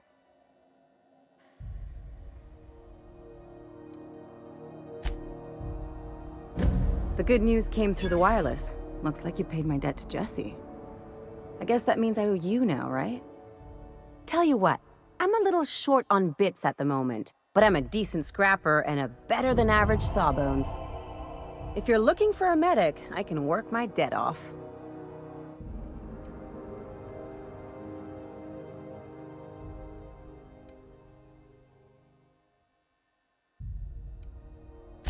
If I'm being honest, and I prefer not to, I was about ready to pick up another contract anyway, and you settled this in a pretty tidy fashion, which tells me you're competent. But we can say I'm repaying the favor if you prefer that version. It's like people touching a cookie and leaving it in the box. It's just one of those things that gets under my skin. You won't be sorry. Though it looks like you've got a full roster already. Time to play favorites, Captain.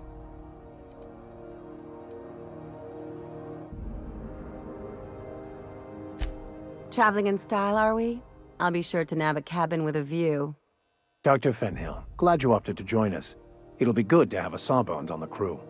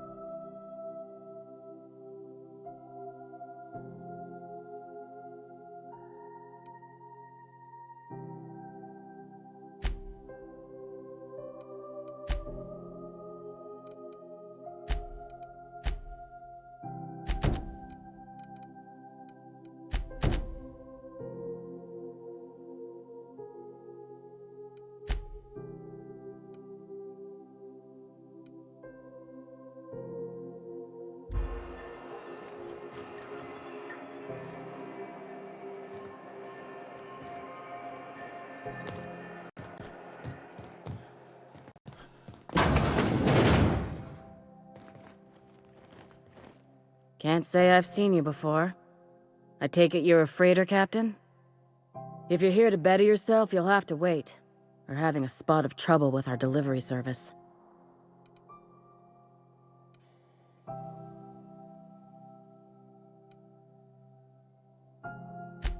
He must be referring to Irion. I'm sure the fool's gotten himself into another scrape.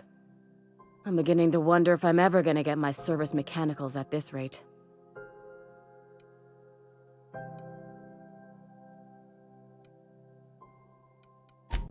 Surgery, mostly. Medical personnel are difficult to come by on Groundbreaker. I'd be grateful if you'd spare the time. We need his delivery soon as yesterday. Last he told me, he was taking a shortcut by Scylla, an asteroid in the Charybdis cluster. That's where I'd start, were I the adventuring type. You look out, though. The place is probably crawling with outlaws.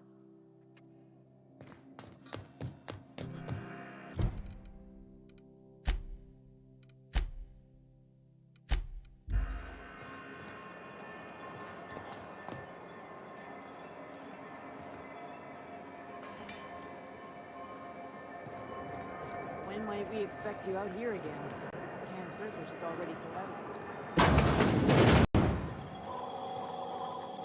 Ooh, can we rent an upstairs room? We interrupt your regularly scheduled advertisement for the following story. And now for a special word from Chairman Rockwell. Greetings, hard-working citizens of Halcyon.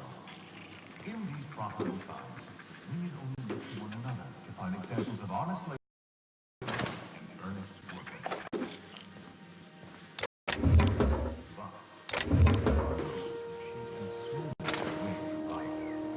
It breaks my heart to see the fruits of your labor stolen by the...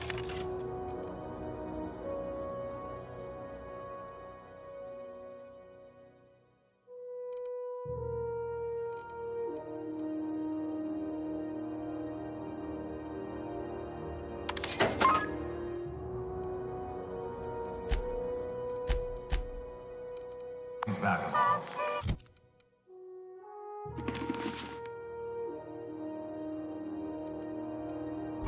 One such...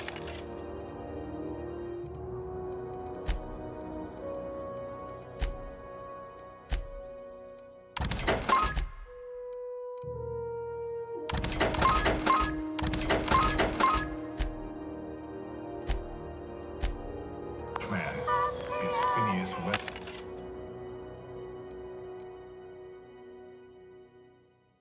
The board unanimously decided that in the interests of protecting our best assets,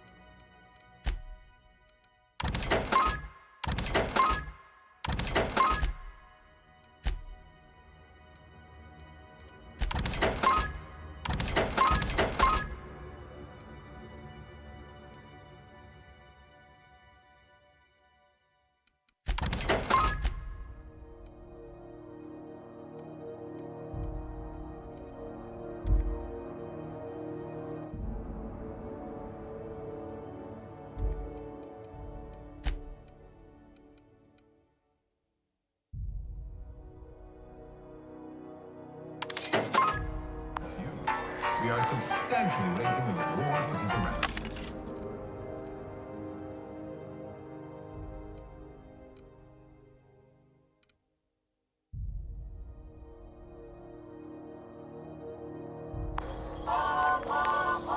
If you have any information on his whereabouts,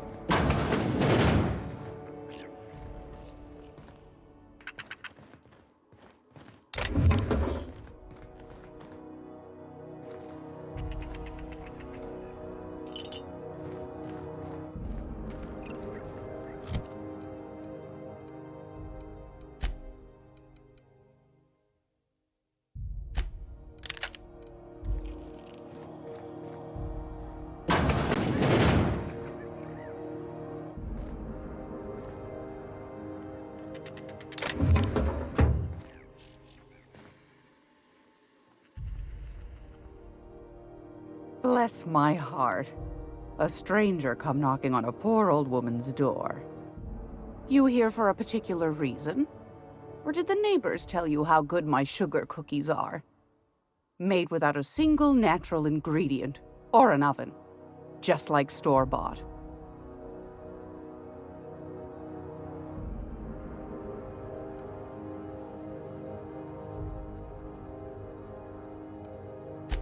I found a handsome ceramic mandapillar at a salvage auction last week.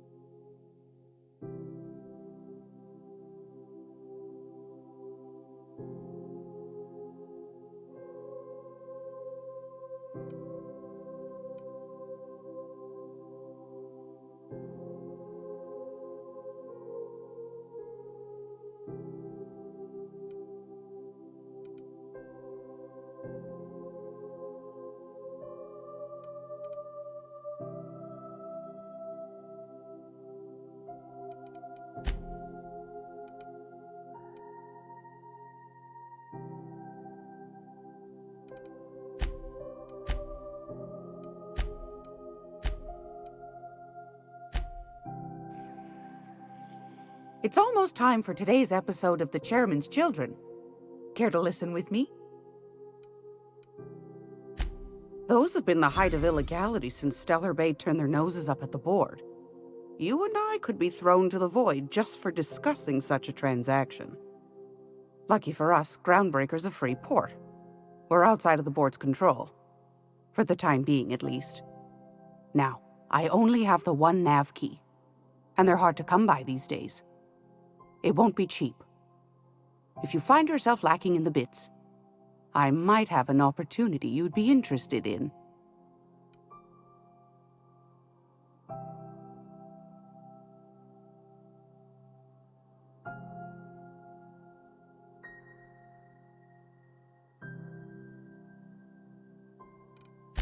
You've certainly been blessed with an abundance of sass, haven't you?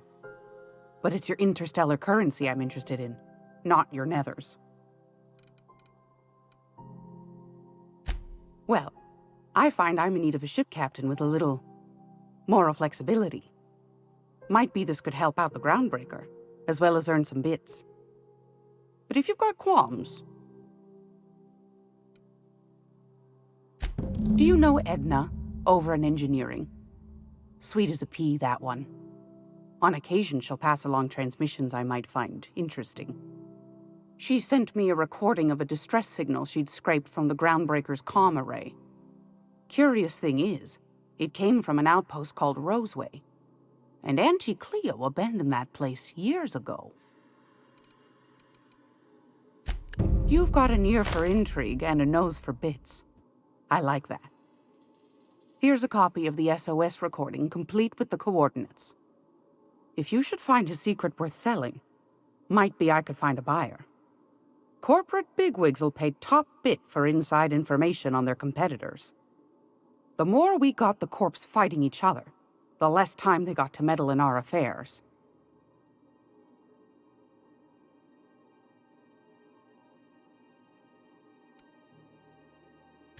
Don't forget to come find old Gladys when you're done. Anytime, sweetheart. You know where to find me. Here, take a candy with you.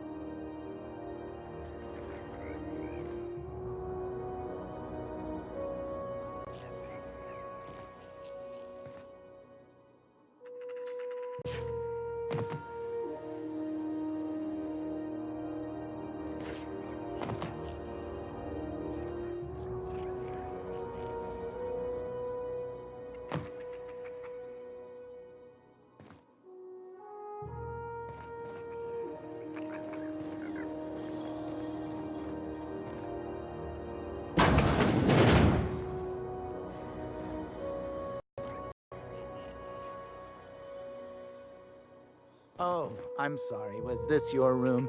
I'll just move along. Wait, this is almost certainly my room. That's my underwear on the floor.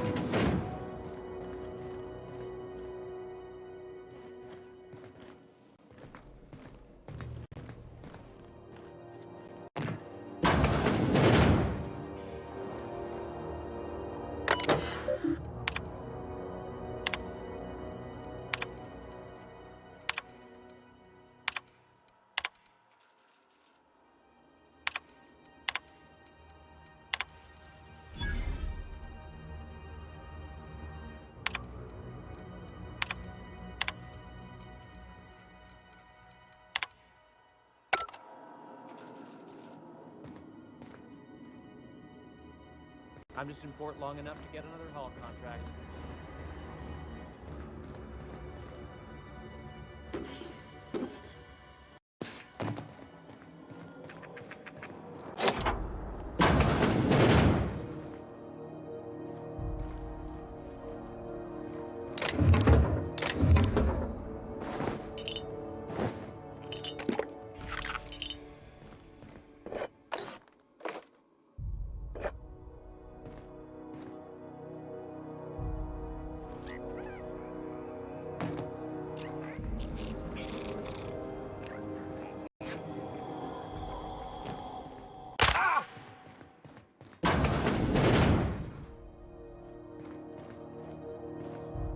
How do you do? And welcome to the Rest and Go. We used to be the Go and Rest, but folks never knew when to leave. Sorry. Business has been slow.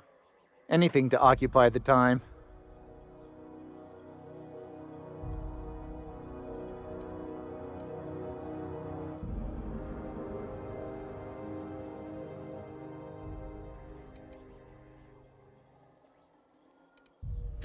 Fine, as long as the board keeps its grubby mitts to itself. Chief Tennyson holds the ship together, the Promenade holds our economy together, and Sublight is the shoddy jewel in our rusty old crown. Didn't quite catch that. You'll have to speak up.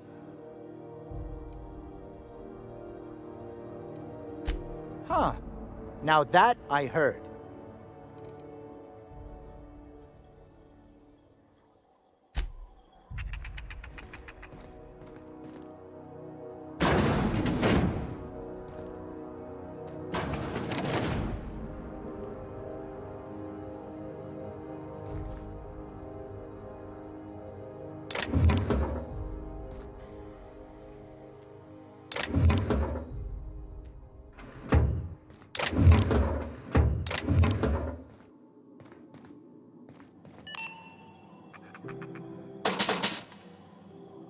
This is Halcyon News.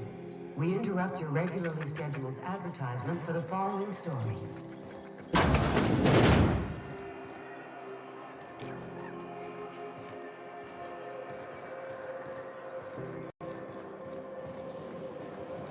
Rizzo's Lemon Slap.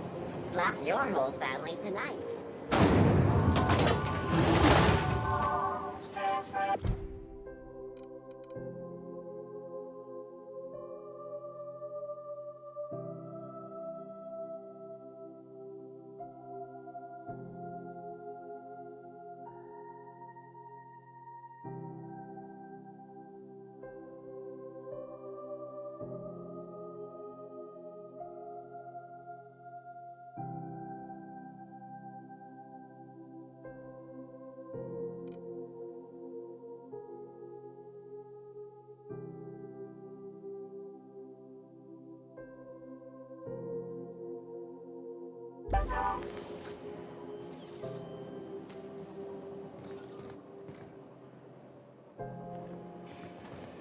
Rizzo Spectrum Vodka. Aftertaste the rain.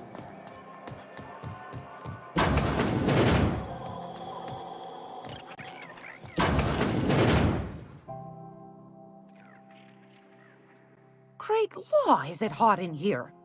Or is it just my glands acting up again?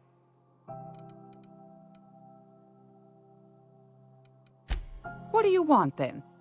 My hard-earned wisdom?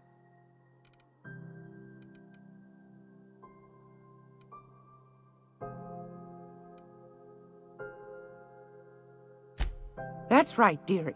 The only independent station in the colony. That's us.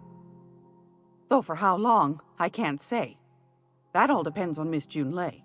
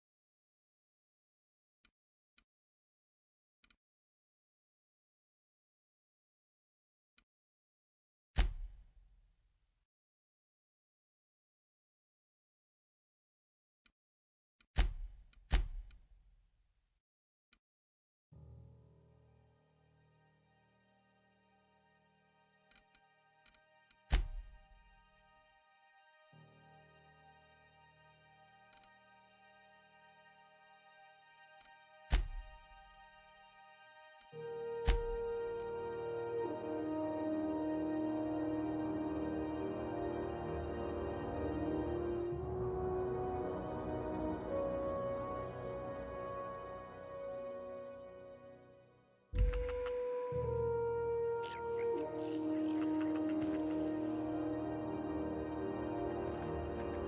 got business with the fence? Carry on.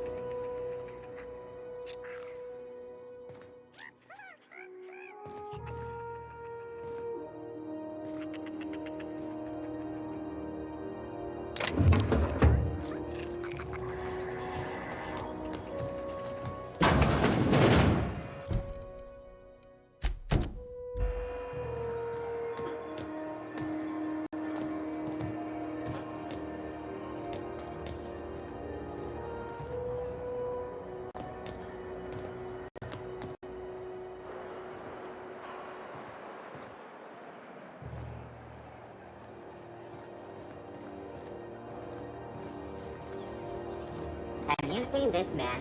Reward offered for information leading to the capture of noted terrorist Phineas Wells. Report any sightings to your local board embassy.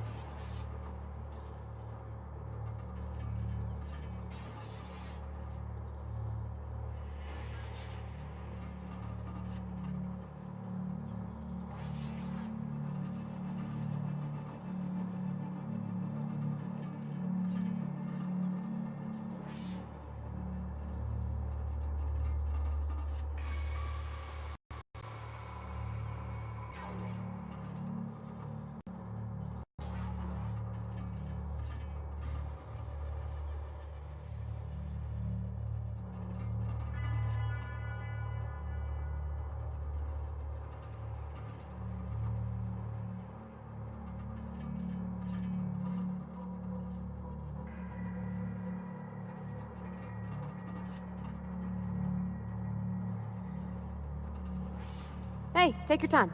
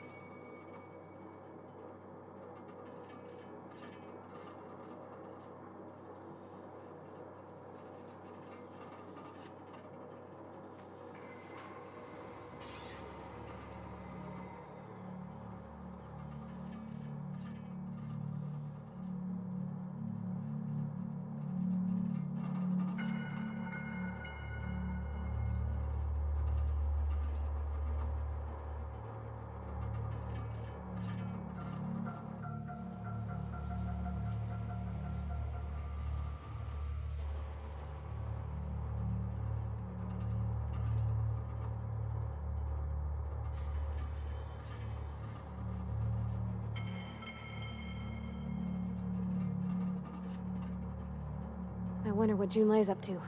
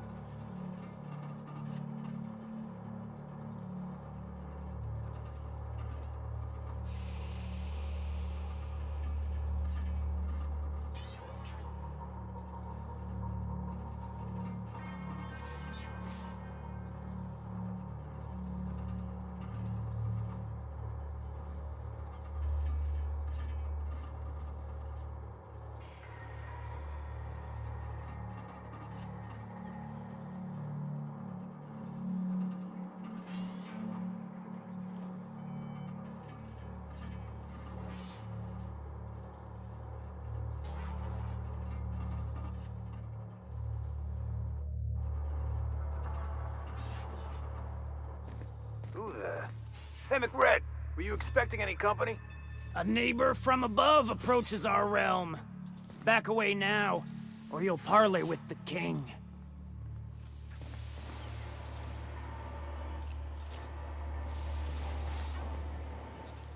Look at this ripe piece of meat just sizzling on the grill. Yum, yum. Time to feed the flames. It's nothing personal. Promise. Is this what carbon monoxide poisoning looks like? I don't think this deck is too well ventilated. Speaking for myself, Captain, I am not of a mind to be murdered by a psychopath who plays with fire. You came with the crew. Welcome. We got plenty of space to spread out, but only room for one captain.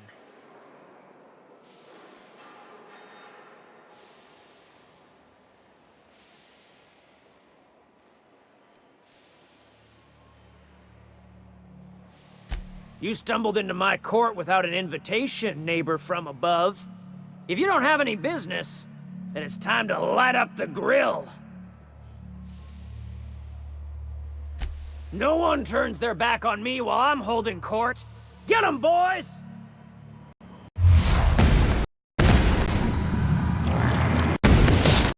Roy, a fight!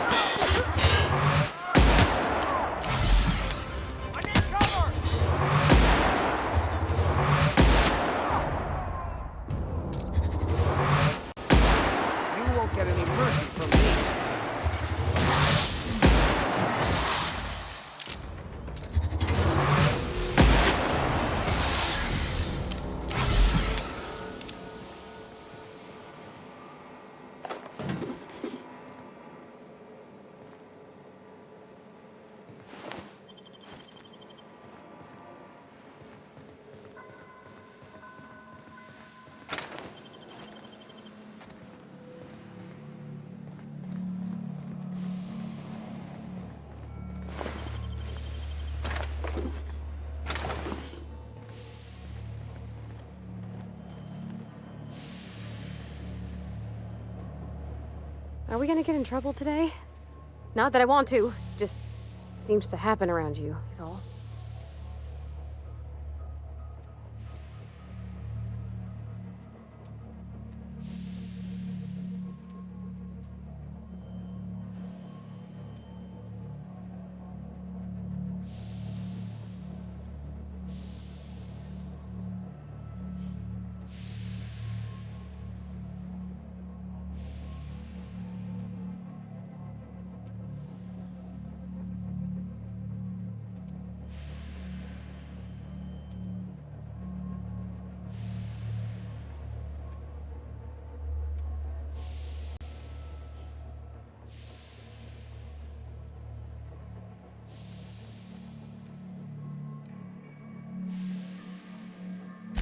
Well, I didn't expect her to be so tall.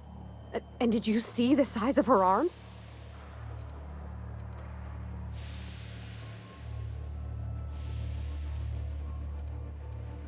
What? No. Maybe? I don't... It's like somebody reached into my head and pulled out what I didn't know I wanted. You know how hard it is to find anybody who likes working with tools in a little town like Edgewater?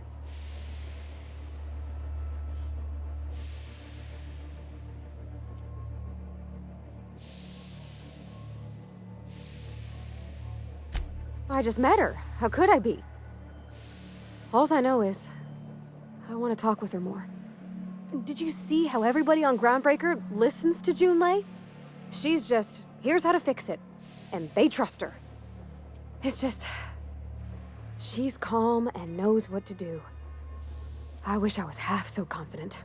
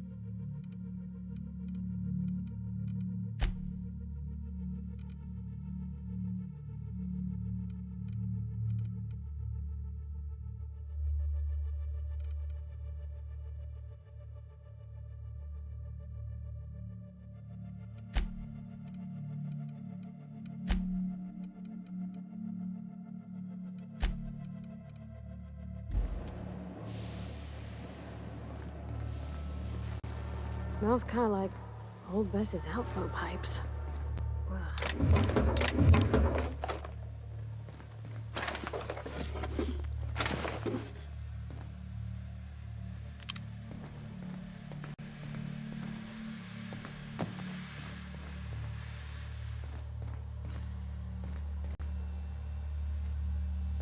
Today's my birthday.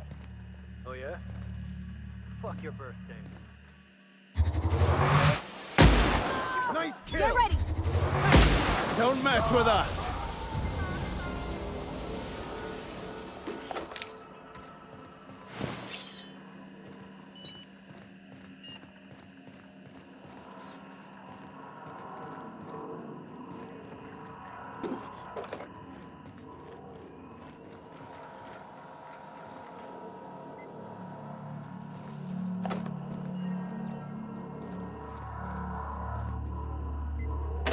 Fantastic, we've got them. Now we can move on to cleaner pastures. I'll keep quiet.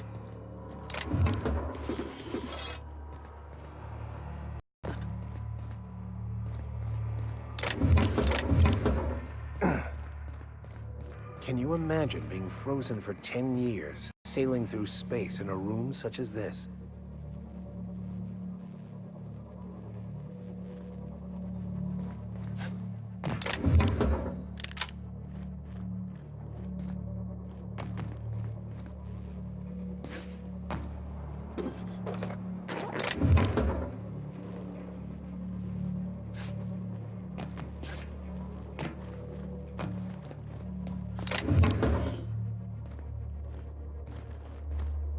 I find myself marveling at the complex simplicity of the Fibonacci spiral. I'm sure you know what that's like. Something vexing you, Captain? Nothing too out of the ordinary. Just your run-of-the-mill vicar with a violently enthusiastic disposition. That's what my parents called it. I grew up in a pit of a town, much like Edgewater. I was destined to be a laborer like my parents, but I was infected early with a need to solve the equation. My passion didn't sit well with them. My parents, ironically. They internalized the precepts of scientism like no one I've ever known. They had a pure faith, a faith that brought joy to them regardless of the situation. I envied that. I wanted that peace. I thought if I became a vicar, I could find it. Or at the very least, find out why I lacked it. They thought I was fighting the plan, should have accepted my lot. Some people pursue the clergy for power, prestige, but that was not me.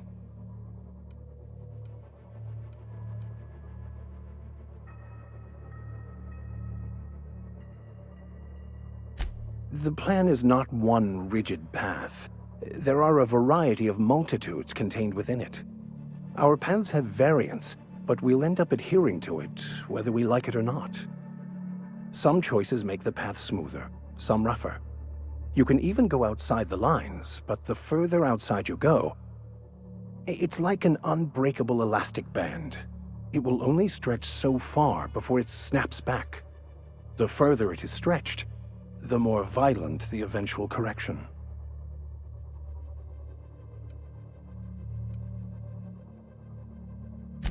I have run headlong into too many walls in my pursuit of the truth. This book is my last hope, and you were my only hope of getting it translated.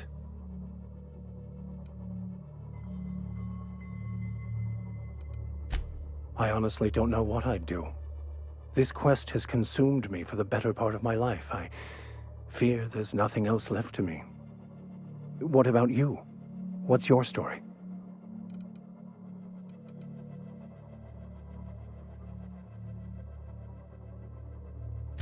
And how did he do that?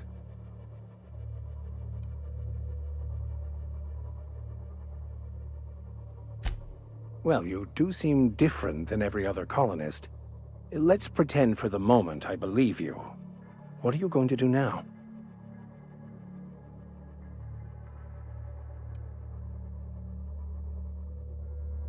That seems a dangerous proposition. Why risk your life now that it's been returned to you?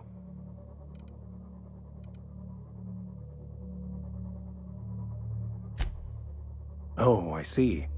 You have my condolences.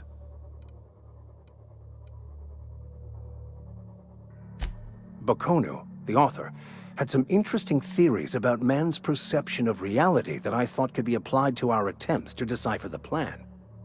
Unfortunately, he was also one of the founders of the Philosophist school of thought, so the book is banned in this colony.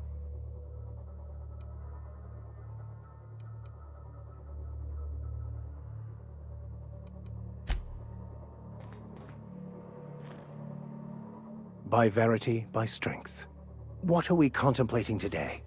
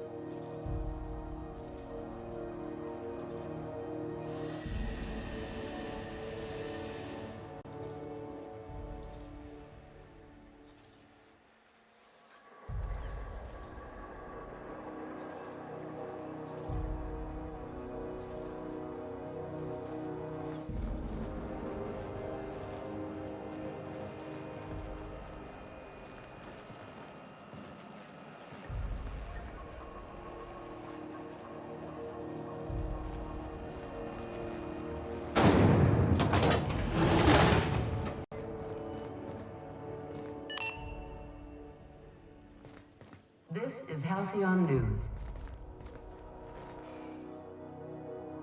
You've returned, and in one piece. Color me impressed. Good work. I'll take those. I need you to head through the large door at the far end of engineering. Take the elevator down into the machinery shaft. There's a terminal in the back. Activate it when I call over the ship's PA. And bring weapons. There's a slight Mantipillar infestation.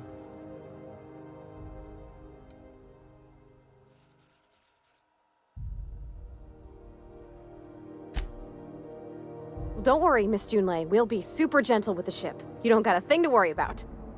I mean, aside from fires and such. I'm genuinely heartened to hear that. Thank you.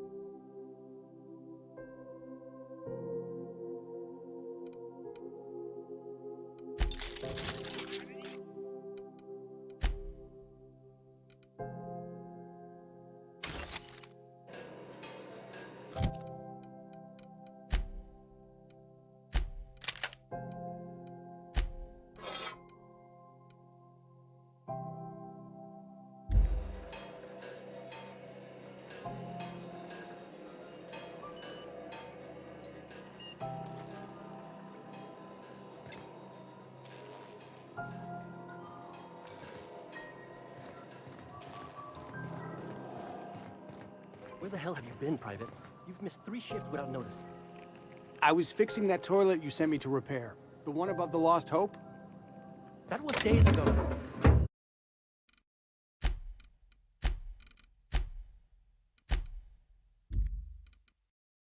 The fucking door! It locked behind me.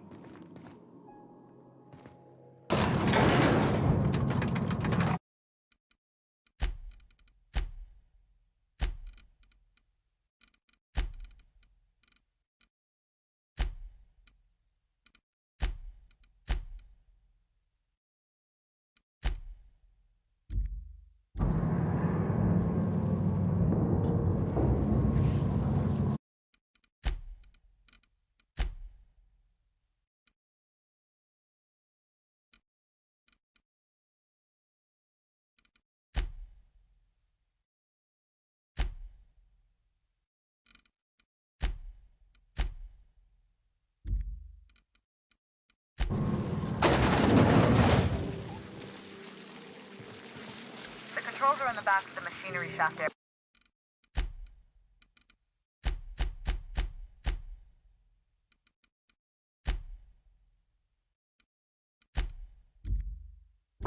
Keep clear of the radiators. You don't need to kill the Mantipillars, but I'm got this figured out right. Nice one!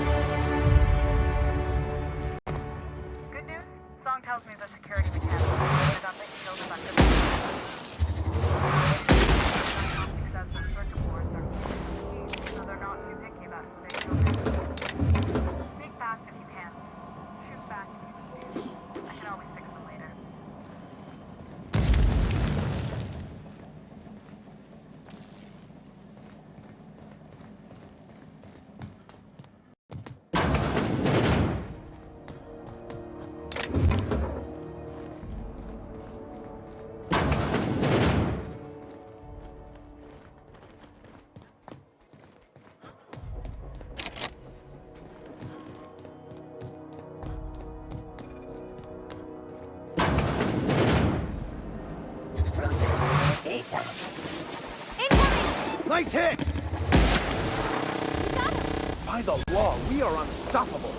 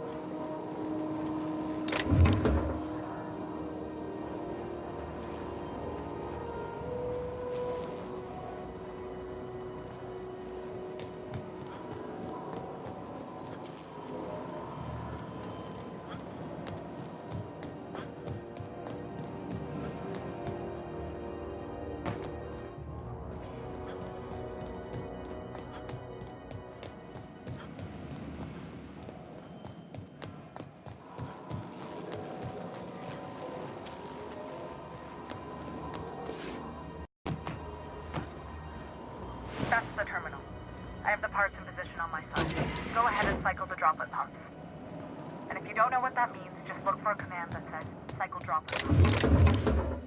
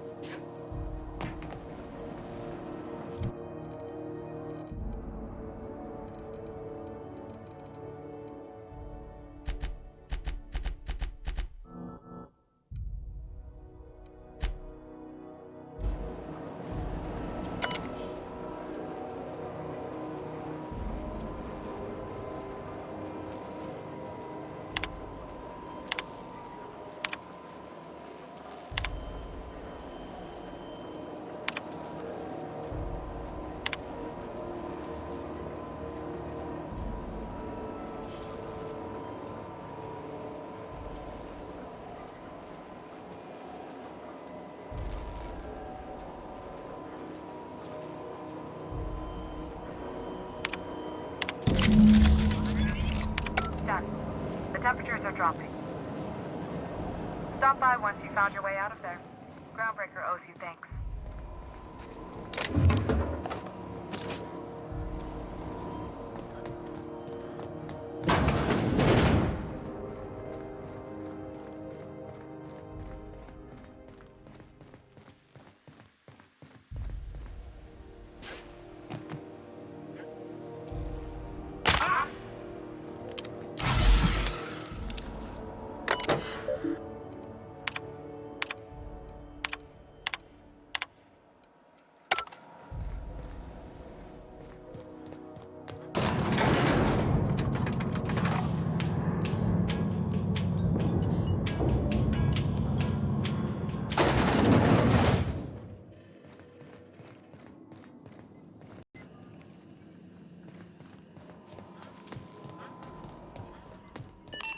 This is Halcyon.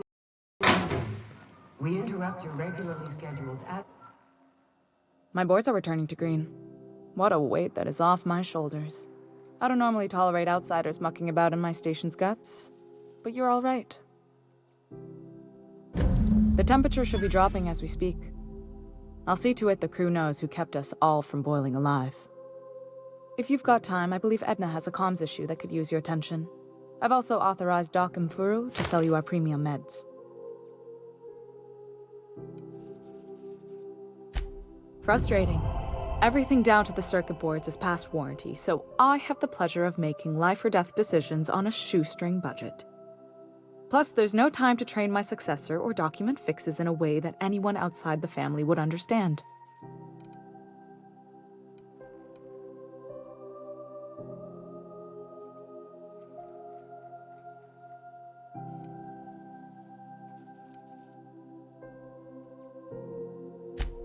Oh, gosh. I don't know. I'm really just a dab hand with a wrench. Nothing special. Not like a chief engineer. Don't sell yourself short. It doesn't take a seasoned pro to tinker on Groundbreaker. Just someone who knows how a ship ought to feel. We're always thirsting for help. If you could find your way around this labyrinth of ducts and panels, we could work something out.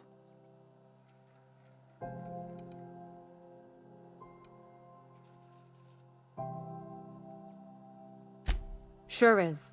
The Tennysons came over on the Groundbreaker. My grandmother, Chief Gaying, kept it together during the crossing and until she died. I was promoted only recently, when my mom died. Then I took the leap from chief engineer to captain.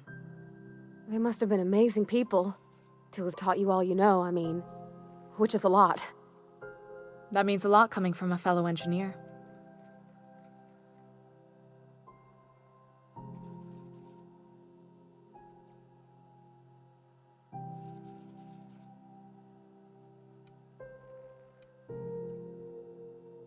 Appreciate it. There wasn't much that took me by surprise about the job, but the little things you never expect or think about, they add up over time. Maybe you can see why I'm protective of Groundbreaker. This ship is family. It's got tinkerings and bypasses that only Tennysons know about.